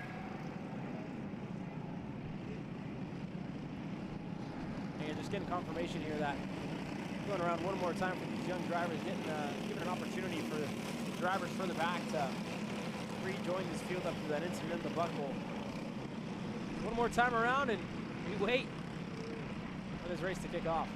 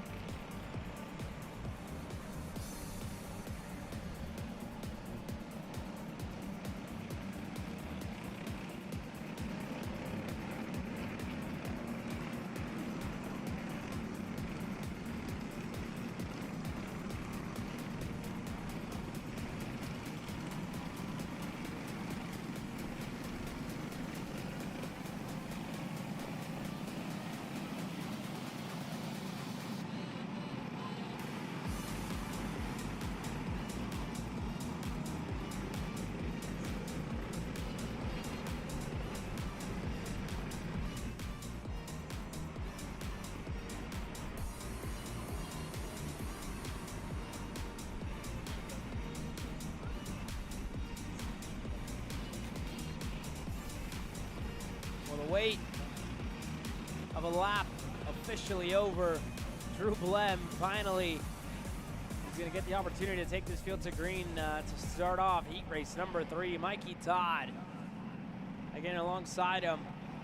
Todd looking to get a heat race victory to his name. First time in his young career, and could this be that day? Could this be that race? We're about to find out. 206 Cadet is underway here from Houston. Mikey Todd with a great start. He's going to get P1 by the time we get onto that back straight, and he's going to bring Liam Haswell with him. Liam Haswell, the MSO Racing CRG, is clear for second. Blem slots in a line in third, and Mace Lasek, as we'll talk about, an opening lap, opening couple of corners, putting himself up to fourth. There's now a change for second. Blem looking on the inside. He's clear. As well as Westbrook further back and forth there. Yeah, Westbrook hasn't had the greatest day in the Briggs class, and he's right now, he's up to P3. And this is a big turnaround here for Westbrook, finding that pace that he was just missing a little bit earlier on in the weekend. Strayer as well, looking to work his way through on what now is Lasek there, it looks like. So that being said, here's a battle up front. Mikey Todd, Drew Blem, 1-2, back to Westbrook, back to Liam Haswell. And this is your top 4. You go back to 5th with Marshall Steves. And indeed, so Lasek finds himself behind one of the CRGs in frame. I think that might even be Stoffel there, who sits in 6th. The start of this race didn't go the way of the 229. Yeah, that is Brody Stoffel all the way down in 6th behind Marshall Steves. You know, he's seen Marshall run pretty good. I could see him working with Marshall to try to get up to the front 4. That way they still have a chance at this race win, as Dutch Westbrook's going to send it in on the inside going into turn 6. Good move there out of Dutch Westbrook, looking to get himself clear here for the lead, able to go by. They're side by side for the lead once again. Mikey Todd around the outside. And again, just kind of staggering himself to what Westbrook's doing. And Todd getting creative, looking for a lane by. He's going to open the door for Blem to go by on the inside. Drew Blem now retaking the second position. Further back, Haswell, Stoffel finding each other. With Marshall Steves there as well. Stoffel looking on the inside, turn 15. Stoffel's clear through for 4. You know, one thing we haven't really seen a lot of is blocking it. And Dutch is bringing this whole entire pack into frame right now. And we're going to have about 8 go-karts battling for the lead. This could easily turn into a barn burner here as Westbrook once again on the low side. Everybody else, this is where it gets dangerous. If you're in the lead of this race, this is exactly what could happen if you want to defend a little bit too early. Everybody else going to push their way through. Is now Stoffel looking for a lane.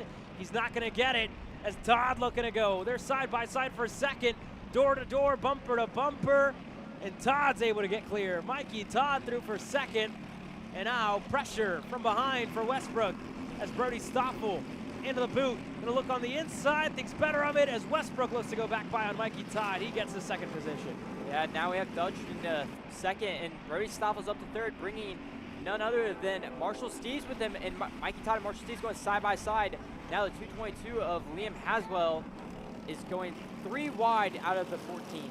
Mace Lasek there to the bottom, looking for a way by. Is there 3 wide onto the front stretch as well? Haswell gonna get the advantage over Lasek. Strayer joining that party, 222. One of the younger drivers in the division, only 8 years old, fighting against some of the older drivers that we've seen in the mini class, ranging from about 10 to 11, even 12 years old.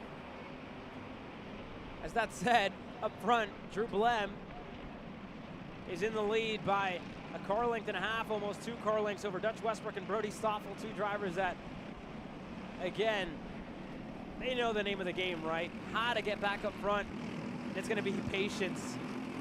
Patience and, again, a lot of pushing is what they're going to need to get up to Drew Blem here before the end of it. Yeah, I think with Dutch Westbrook and Brody Stoffel and Mikey Todd and Marshall Steves, I feel like they're going to get to Drew Blem. It's just a matter of fact of how long will it take to get there. And we're going to find out here onto the front stretch. Drew Blem, his gap starts to close down, not as comfortable as it was a lap ago. And time, a lot of it still available for these drivers, 1.5 minutes. That's what's left.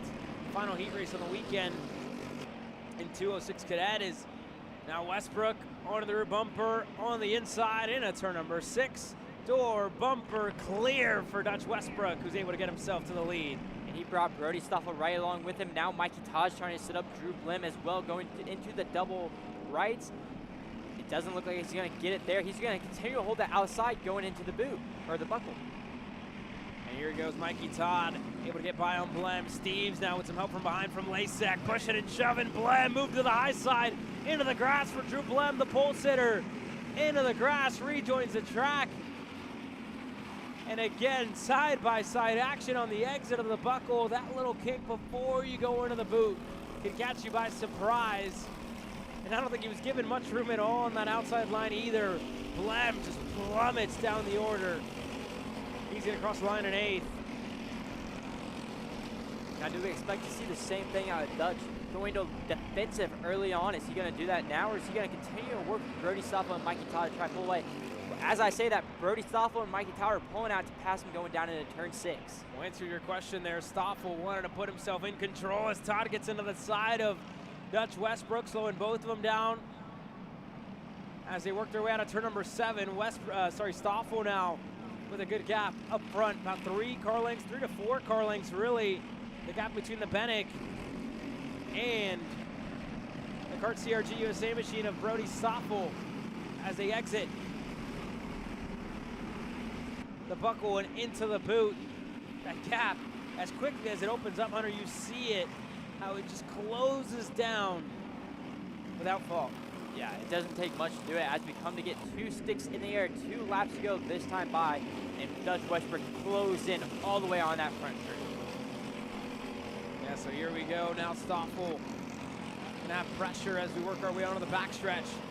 This time by only 2 laps to go, lap and a half now as they work their way to turn number 6. Mikey Todd asking for a little bit of help. Does he get it? He's gonna push Westbrook by on Stoffel. Lasek gonna push Todd through as well as Stoffel looking to hold on, looking to stop the bleeding into turn number 7 on the inside. Stoffel holds on a 3rd. And immediately Stoffel points forward as Marshall Steves up the inside on Mace Lasek.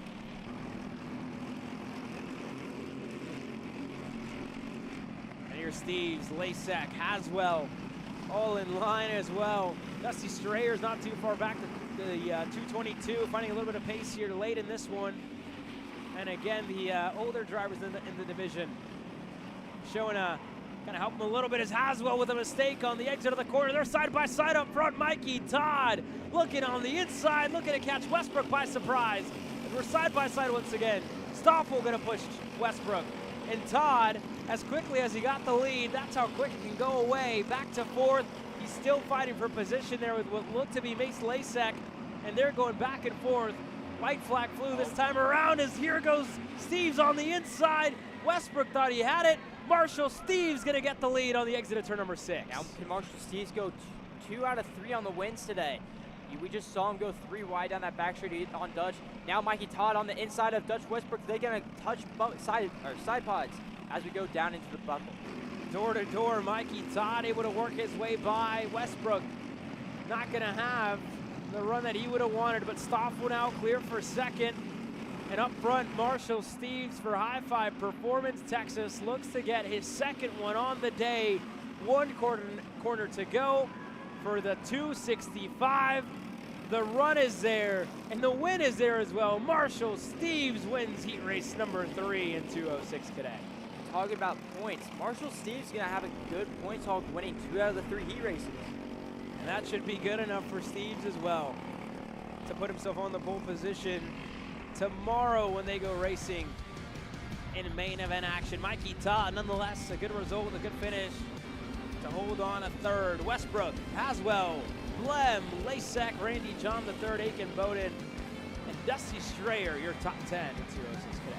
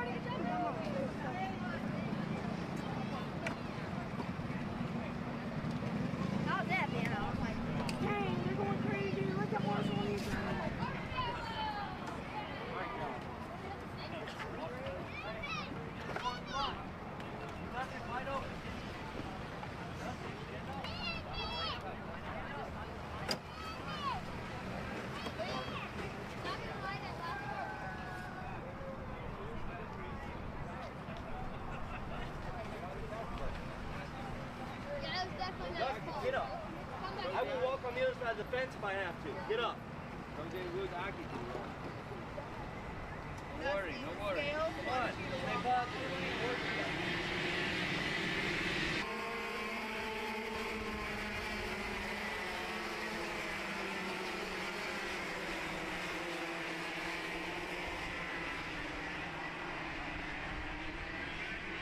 Sweep very much available here for the 477 of Miguel Mir. Daniel Howie has kept them on as Pierce Baldwin has been right there, missing a little bit more.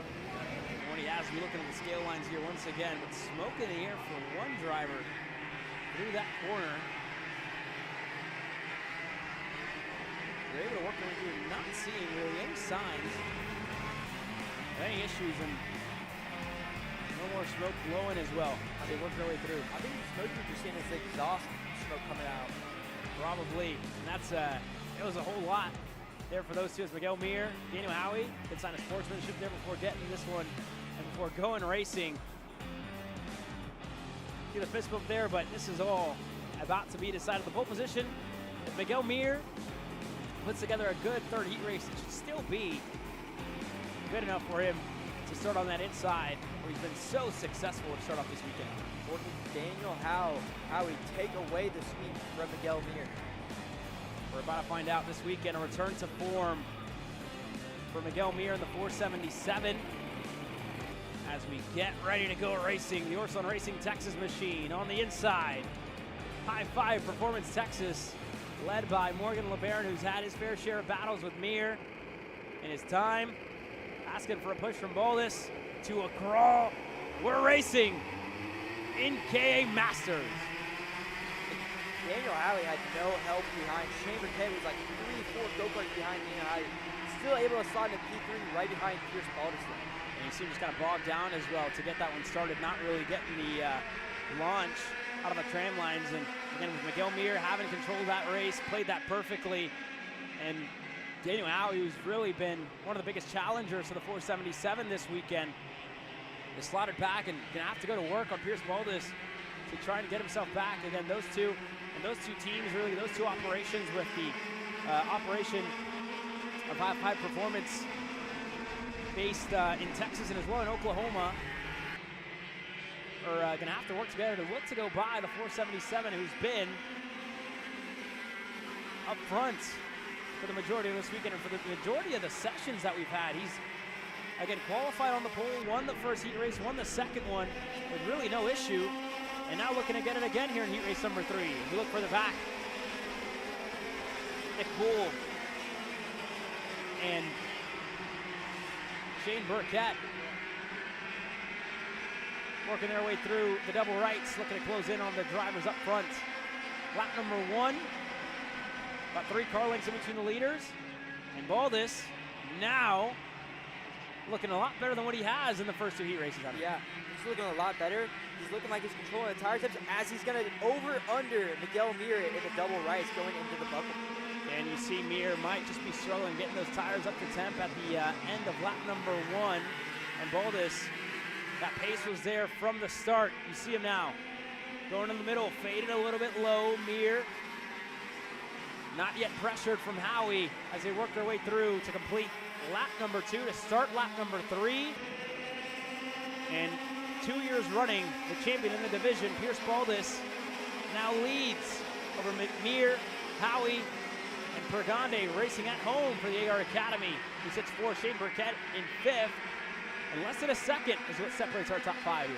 You know, we were talking earlier about how Orson Racing and KA, they're kind of trying to decide, keep it within the Orson Racing, and they've been starting 1 and 2. Do you think High Five's been having this talk too with Pierce Baldus and Daniel Howie? You got to think, right? I think really anything, just whatever they can get out of it. And for a guy like Pierce Baldus, just he wants to be up at the front. That's where he's been the past 2 years since he started his first full season back in 2024. And from the start, he was able to challenge, and you see him just busy on the needles there. You saw it in heat race number 1 as well. Nate kind of talked about it. But the difference was in heat race number 1, he was just missing a little bit of pace to what Mir had and to what Daniel Howie had as well. That being said, just a little adjustment from the lead, looking to get that last little bit of pace and extract as much as he can out of the carburation and out of the engine on his right-hand side and still going to work here on the backstretch. Biggest thing I noticed with Pierce Baldus is he won when he was kind of missing a little bit of pace. He was driving deeper in the corners than Miguel Mir and Daniel Howie was, and that could cause you to get on the brakes harder and honestly lose a little bit of momentum through the corner, and that's why you could get a little bit slower exit and why we didn't see Pierce Baldus right up there with the other two in Q1. Here's that group further back. Shane Burkett now closing in on David Pregande. Only a car length separates the Kart Republic and the OTKR Academy machine as Burkett. Good little middle sector to get himself clear of Pregande, who's looking to go back onto the front stretch. Not going to have the run, and Burkett's clear. Now Nick Poole right behind him is the next one looking to go by. Kogan Wrights as well, right in line in the 407. He sits 7th. Yeah, you talked about Nick Poole a little bit earlier. He's a professional racer. He raced in the IMSA series. Obviously, he still comes back and races go-karts. It's all about where it starts, and he still enjoys this. Yeah, of course, and you look back to where he was last year, right? Keeping himself fresh in the shifter package that wasn't offered this year. And again, finding a way to race, finding a platform as well. This has been a learning experience as well for the 433, right? Spoke a little bit to you and Jeffrey, like I mentioned earlier on in heat race number 2, just driving that 100cc package still a little bit like a shifter, and again just driving a little bit deeper in the corners. It's a narrower line in the shifter than than a momentum-based class like the 100cc package here in KA Masters. And that being said, that's been the biggest learning curve for the 433.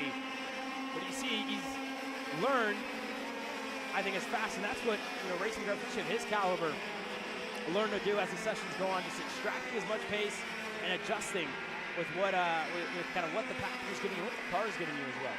As we've been watching this group before back here, Miguel Mir has set purple lap time last time by, and he's right on Pierce Baldus now.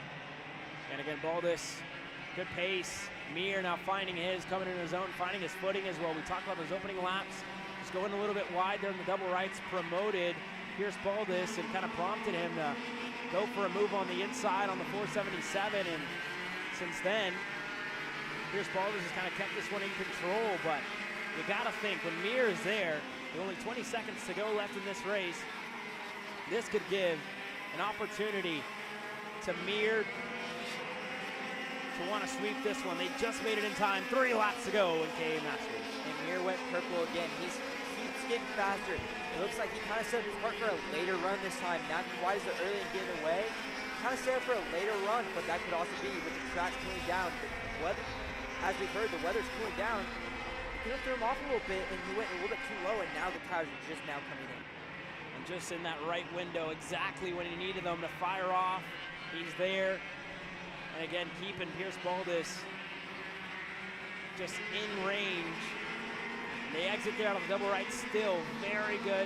That's where Baldus really has that little bit of an upper hand, right? A little bit of a better exit compared to Mir, where he's able to kind of claw back there on the exit of the buckle, and they're going back and forth, right? These two drivers who have been up in the front time and time again here in KA Masters, they're trading blows here in a couple of corners, right? And Mir has the opportunity to see that as he's looking for the inside, as we work our way on the front stretch.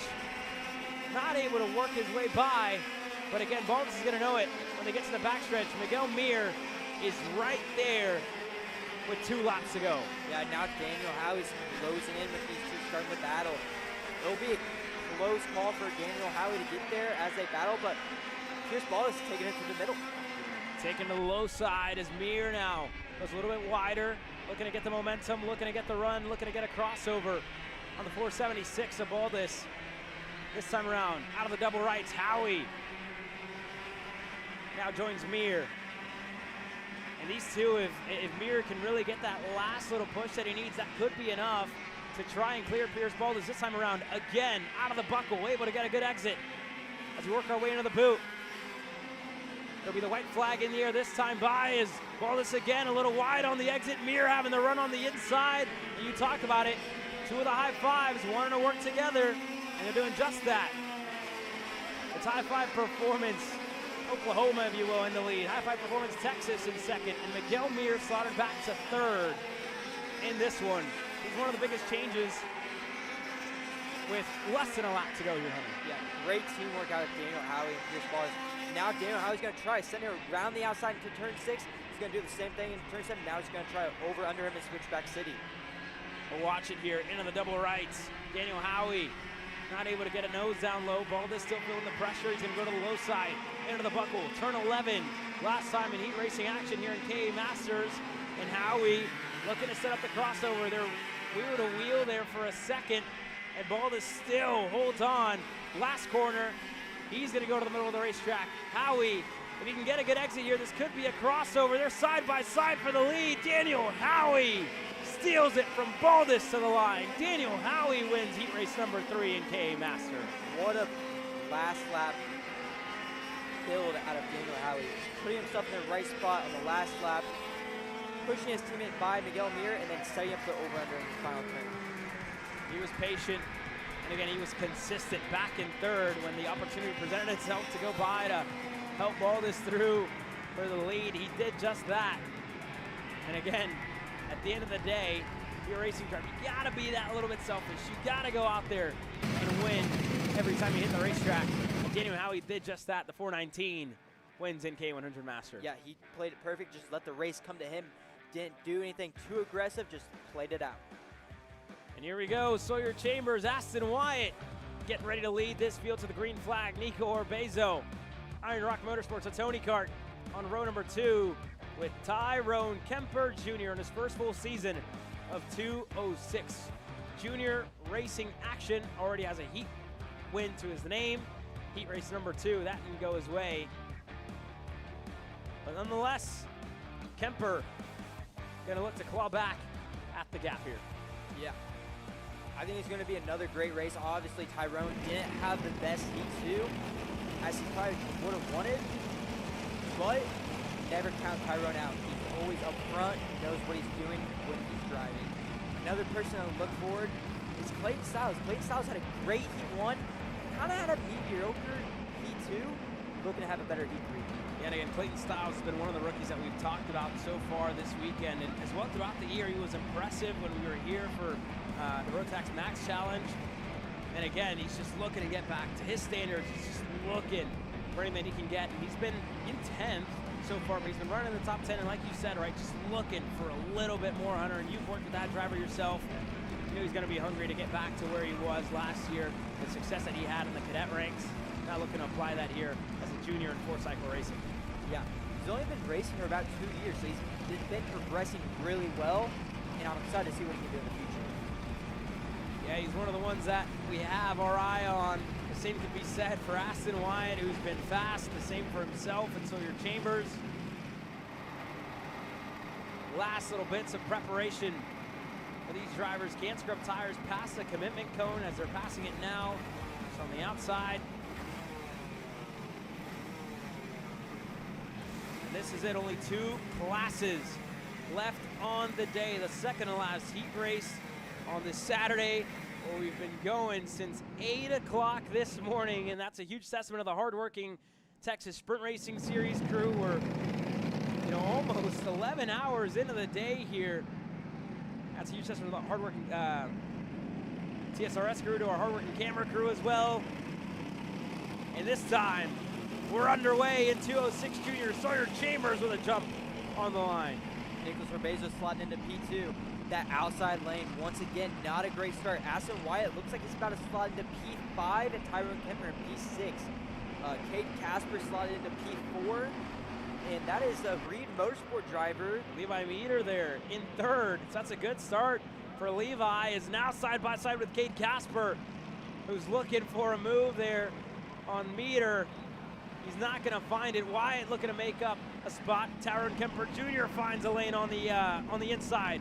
Into the bottom of the racetrack. He's able to go by on Wyatt, who's now going to have a push from Chandler side by side. Into the buckle. Wyatt holds on. And Aston Wyatt's going to take Alexander Chandler with him on Tyrone Kemper Jr. Now we're working our way into the boo with these 3 drivers. No one's making a move quite yet. Still out in P1 is Sawyer Chambers, followed by Nicholas Orbezo. 1 lap completed in just over 4.5 minutes to go, as Sawyer Chambers leads this field away with Nico Orbezo right behind him, and the rest of the pack looking to regain a little bit of track position especially for Aston Wyatt, who started on that front row, just got swallowed at the start by about 4 drivers. And now, side by side once again, Kate Casper, Levi Meter, fighting with everything they've got. As Casper gonna have the outside, gonna have the inside now into turn number 8. Aston Wyatt looking to follow through. Meter stuck on the outside, and Wyatt gets clear. The same for Kate Casper. Set that up perfectly to go by on Meter. And now Tyrone Kemper making a move on Alex Chandler. Get right behind his fellow CRG teammate of Levi Meteor.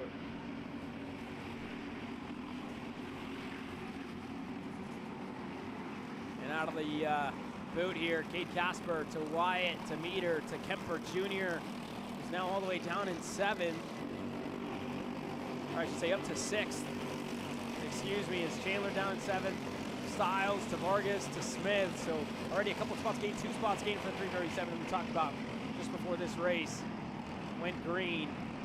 And that being said, that's a slow but steady return to Clayton Styles and the pace that he's had. Is now Wyatt looking on the inside of Kate Casper. Turn number 6.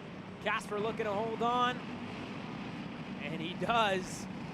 And you see him there. And that corner is what promotes a lot of that. You can hold the outside in turn number 6, easily turns in to the inside in turn number 7. Just allows you to hold on to position. Sadly, though, that little bit of side-by-side action gets you off the racing line. It slows down the pack a little bit.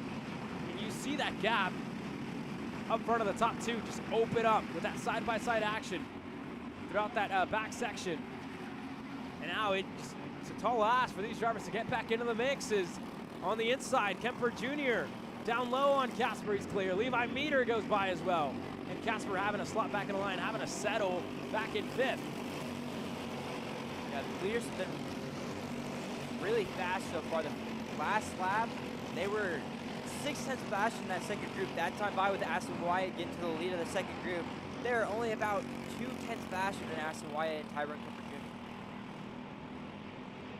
And here we go, single file line on the backstretch. Kemper Jr. looking on the inside of Wyatt. He's clear. Now Meter looking to apply the pressure as well. Wyatt is able to keep himself at the bottom, able to keep himself ahead of Meter as Casper. And Alex Chandler now joining the mix here. This is really what I think is the first weekend on a 4-cycle package for Alex Chandler. You talk about the differences as well in KA Senior and in 206, in KA Junior running that 100cc package to this, the 4-cycle. It's a little bit of different, like I mentioned earlier on the weekend. It's a different discipline, right? Racing 2 classes that are almost the same, if you will, but very different in their own rights. Yeah, it's pretty similar. Just the biggest difference between it is obviously the speed, but also how the motor reacts. Obviously with the KA, a little bit more torque and horsepower with it. It can pull you out of the corner to make a smaller mistake. The Briggs, even that small mistake, it's a big difference. And very good point there as we look further back here with this group. 309 of Smith currently leading. Dean Gearier on the backstretch. Gearier was a driver we saw up front a lot in 2025. That just hasn't been the case here this weekend. You look at all the rookies as well who've moved up. They've, again, this class that usually found itself at about 10 drivers, 15 at some, finds itself at 20 plus this weekend. So, and that's just a testament to how healthy the classes here are at the Texas Racing Series. Year after year, continue to grow, continue to add new drivers, new faces. Like the one that we're seeing here, and Adrian Vargas. Look for a move there, the 330. He's working his way, or looked to work his way by there on Liloff. He wasn't able to get that move done as Meter and Kemper Jr. on the front stretch. Stay in line. This is 3rd on back. This is the second group. And you got to look about 3 seconds up the field, maybe even a little more than that, to find Sawyer Chambers and Nico Orbezo, who have checked out from the rest of the field. Yeah, those 2 are absolutely flying. Right now, they're almost 4 seconds out in front of the rest of this field. It's because of this right here. They're battling nonstop, going 3 wide into 6, 2 wide into 7. And they're going to continue this on and going into the double rights of 8 and 9. Chandler able to get himself clear. Here comes Casper looking on the inside of Aston Wyatt onto the rumble strips. Out of shape, and Clayton Styles able to go by on Aston Wyatt. And up front, there are your 2 leaders. And you got to look all the way back to find Meter, who goes back by in on the buckle. Orbezo drops a tire. And now Tyrone Kemper Jr. going to apply the pressure to Chandler there, sorry. And Clayton's up already passed 2 of those go-karts on this lap. He's going to try to help his teammate Alex Chandler right now because he's fighting against 2 CRGs by himself, so obviously he needs a teammate in play time. Here we go into the S's. Turn 2, turn 3, into the double rights of 4 and 5. Meter holding on to the 3rd spot over Chandler. Kemper Jr., Styles making up 4 spots so far in this race. It's at the bottom of the racetrack. 2-6 flew last time around, 2 laps to go. Styles looking to go on the outside, deep on the brakes. Is gonna go all the way around the outside, long way around, 3 wide almost. Styles finds a lane down low. Styles is through for 4. Same move he did in Heat 1 to get P2 in Heat 1. Sent around the outside and got 2 of them once again.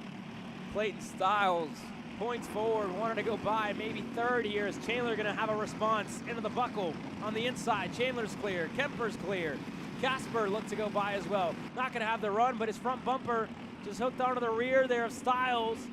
And Casper is able to go back by. Here comes Wyatt on the inside of the boot.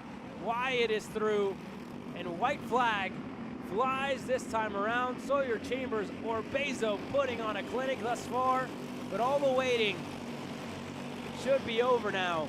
Or Bezo and Chambers, nothing separating the 2 of them. As they go side by side into turn number 6, Chambers holds on to the lead. Yeah, going side by side down the back straight, fighting for the race lead.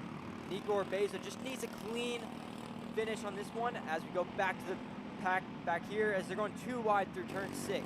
Back to the battle for 3rd. Kate Casper to the low side on Aston Wyatt. The same for Meter, who holds on over Kemper Jr. Wyatt looking to the low side, into the double rights. He's going to get bogged down, contact. And that being said up front, Chambers or Bezo, where do they find themselves? Chambers leads out of the buckle, but Orbezo to the low side into turn 14. Looking to get the move done. Chambers around the outside, holds on in a 15 crossover. Orbezo, does he have a run? He's got it. Nico Orbezo wins heat race number 3 in 206 Jr. Yeah, Sawyer Chambers in P2. Now we have the fight for P3 coming in. It's going to be Levi Meador, then followed by Tyrone Kemper Jr., Alex Chandler, Cade Casper, Aston Wyatt, Clayton Styles, rounds out your top 8 with Brooks Outlaw in 9th and Davis Buck. How about Brooks Outlaw up 3 spots in the final heat race of the day, the 310 into the top 10. Davis Buck as well, 5 spots gained for the 357 to round up your top 10. But one more remains. KA100 Sr so far, 2 races and 2 different winners. Jose Carlos Hernandez, the reigning champion, the number 1 plate, gets ready to lead this field to the green flag with his teammate Juan Jose Paramo. Talk about this young man putting himself on the pole position, needing a little bit more pace throughout the heat races so far today. Heat 1 struggled, the same for heat race number 2, did everything he could to hold on. And Landon Skinner, could this be the year where the 917 finds himself with a number 1? And again, talked about his story a little bit, right? He wasn't even supposed to race this year in 2026. In the last minute decision, he took part of the second weekend, the rounds 3 and 4 of the SCUSA Winter Series. And that's really where he decided that he still wanted to race here at the Texas Sprint Racing Series and wanted to make a charge for the championship. Dallas Sunlap has a race to his name. The same for Skinner and Jose Carlos Hernandez, the reigning champ. Talk about a new year, new opportunities, and a new program for him with BHR and their SODI program over in Mexico. They're taking part across a lot of the events in SCUSA Mexico Formula Karts and the Miami Series that takes place. But that being said, one driver with issues, a 920, finding himself taking to the escape route. That being said, this class has been competitive. The last one of the day, the last one in heat racing action. It's been a long Saturday, but tomorrow, when the checkered flag flies in the main event racing action, it'll all be worth it. And again, a huge shout out to the entire crew here at the Texas Racing Series for all their hard work, and all the corner workers for all their hard work throughout the day here. Going through everything, going through the sun. The same for our camera crew and our production. And everybody that makes this possible, to the teams, the drivers. This is it, last one on Saturday. The last of the heat races, getting ready to go green with Juan Jose Paramo and Jose Carlos Hernandez. Yeah, it's going to be another great race. We've seen it 2 two heat races back to back. Great battling all the way through. Obviously, Peyton Phillips needed a good heat race here after the problems he had in heat number 2 with Santiago Duran. Issues for the back. Landon Fitz and a couple more. Just get collected as they get into line.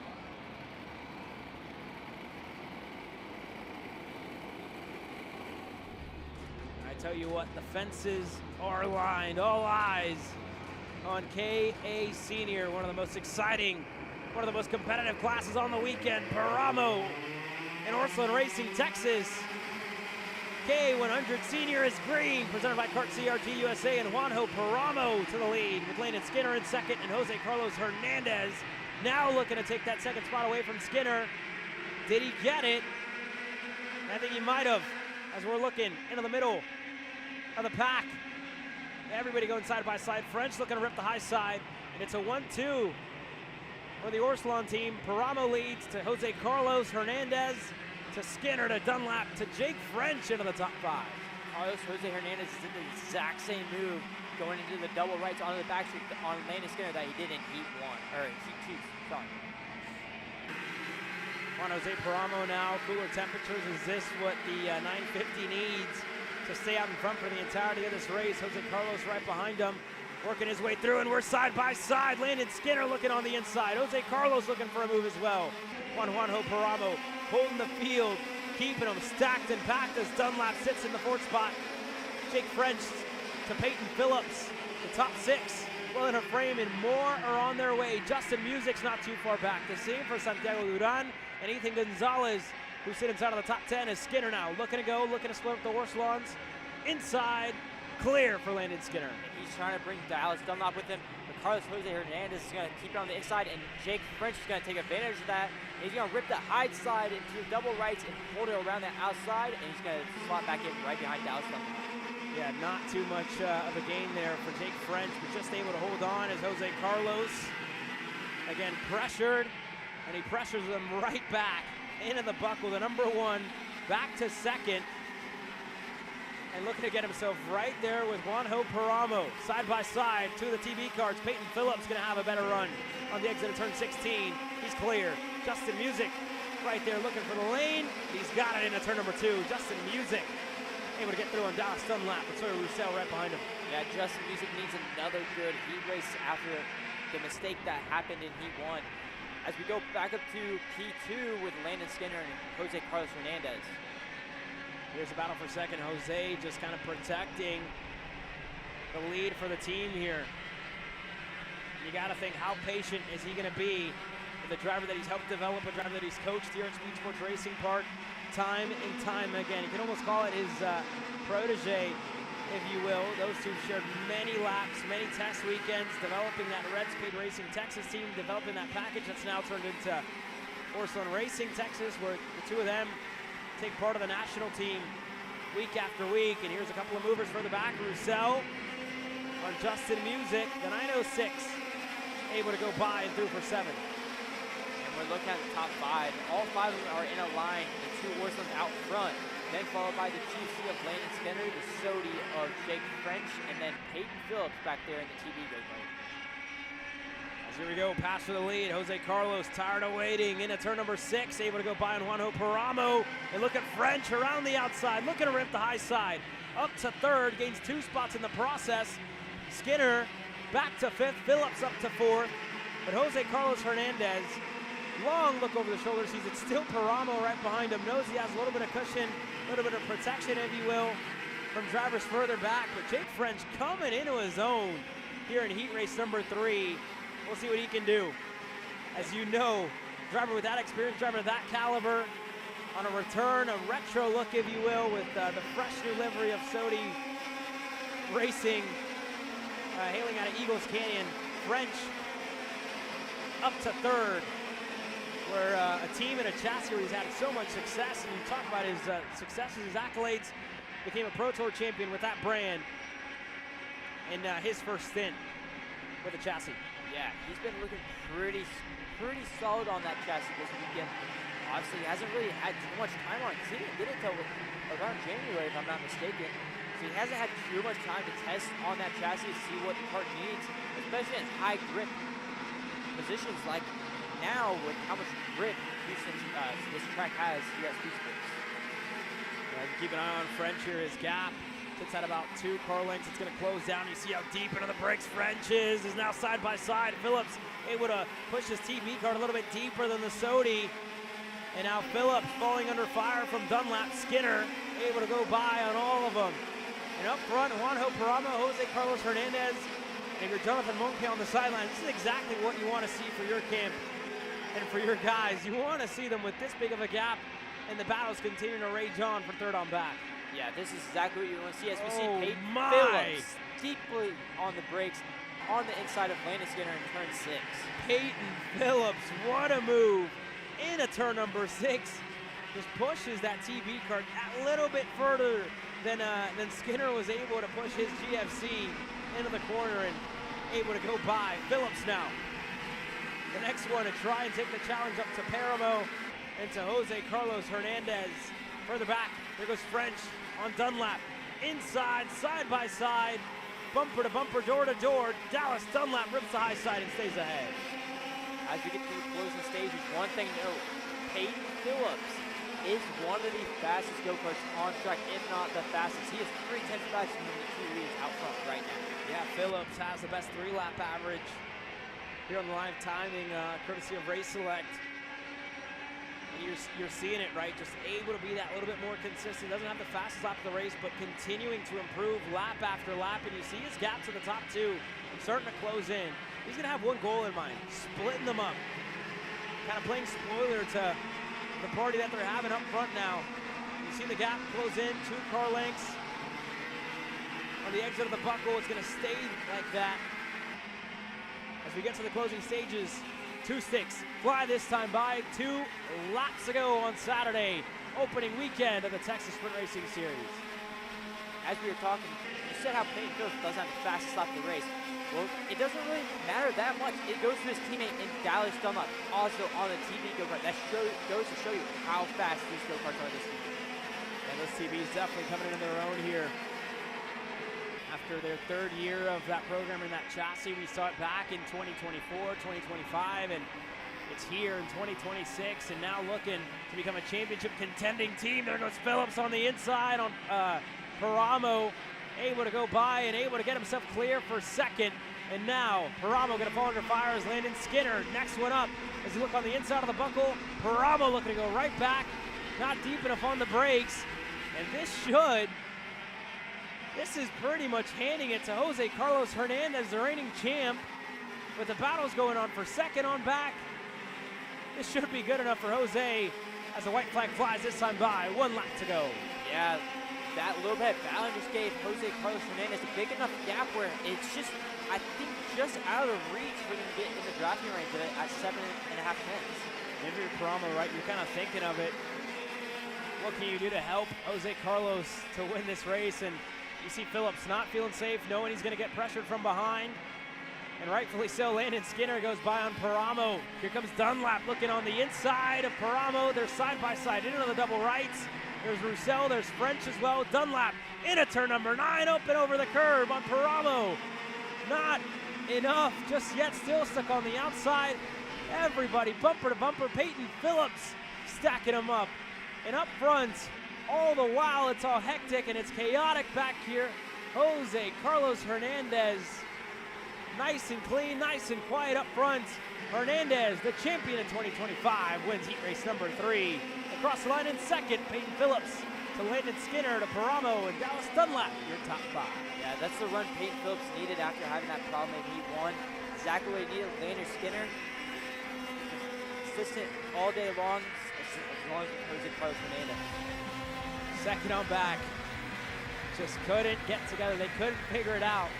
And Jose Carlos Hernandez, the number 1's on there for a reason, putting himself and improving that average. That's been just right there and up at the front for the entirety of the weekend. 3 different winners, 3 different heat races. And Jose Carlos Hernandez gets his first of the weekend. Let's listen in.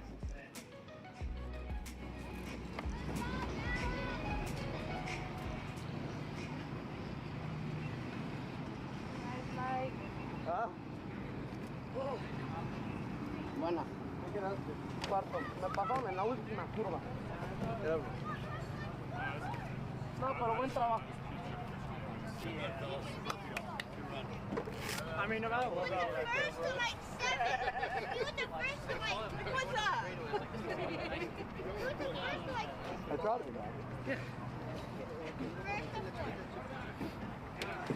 Make some friends and you can actually work together. That's the group. That's being chaotic. No, you were the first to. It won't happen again, I promise.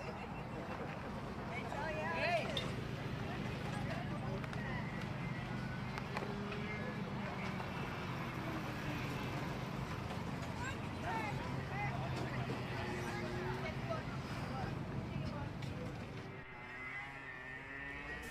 Well, that's it for Saturday, the opening weekend of the Texas Sprint Racing Series. 11 hours is what the hard-working TSRS crew has been at it as well for our hard-working crew. For myself, Caleb Vieska, from Hunter Bolton, and for everybody at the Texas Sprint Racing Series. We'll see you bright and early tomorrow morning for warm-ups. Main event Sunday at the opening round from Speedsportz Racing Park is brought to you by us here at Kart Chaser. We'll see you bright and early tomorrow morning. Have a good night.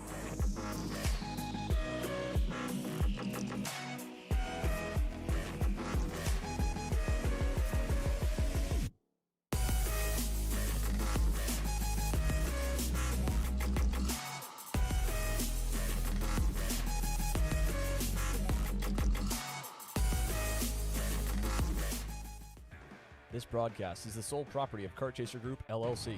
Any rebroadcast, reproduction, or other use of the images, audio, or accounts of this event, in whole or in part, without the expressed written consent of Kart Chaser Group, LLC is strictly prohibited. Thanks for watching.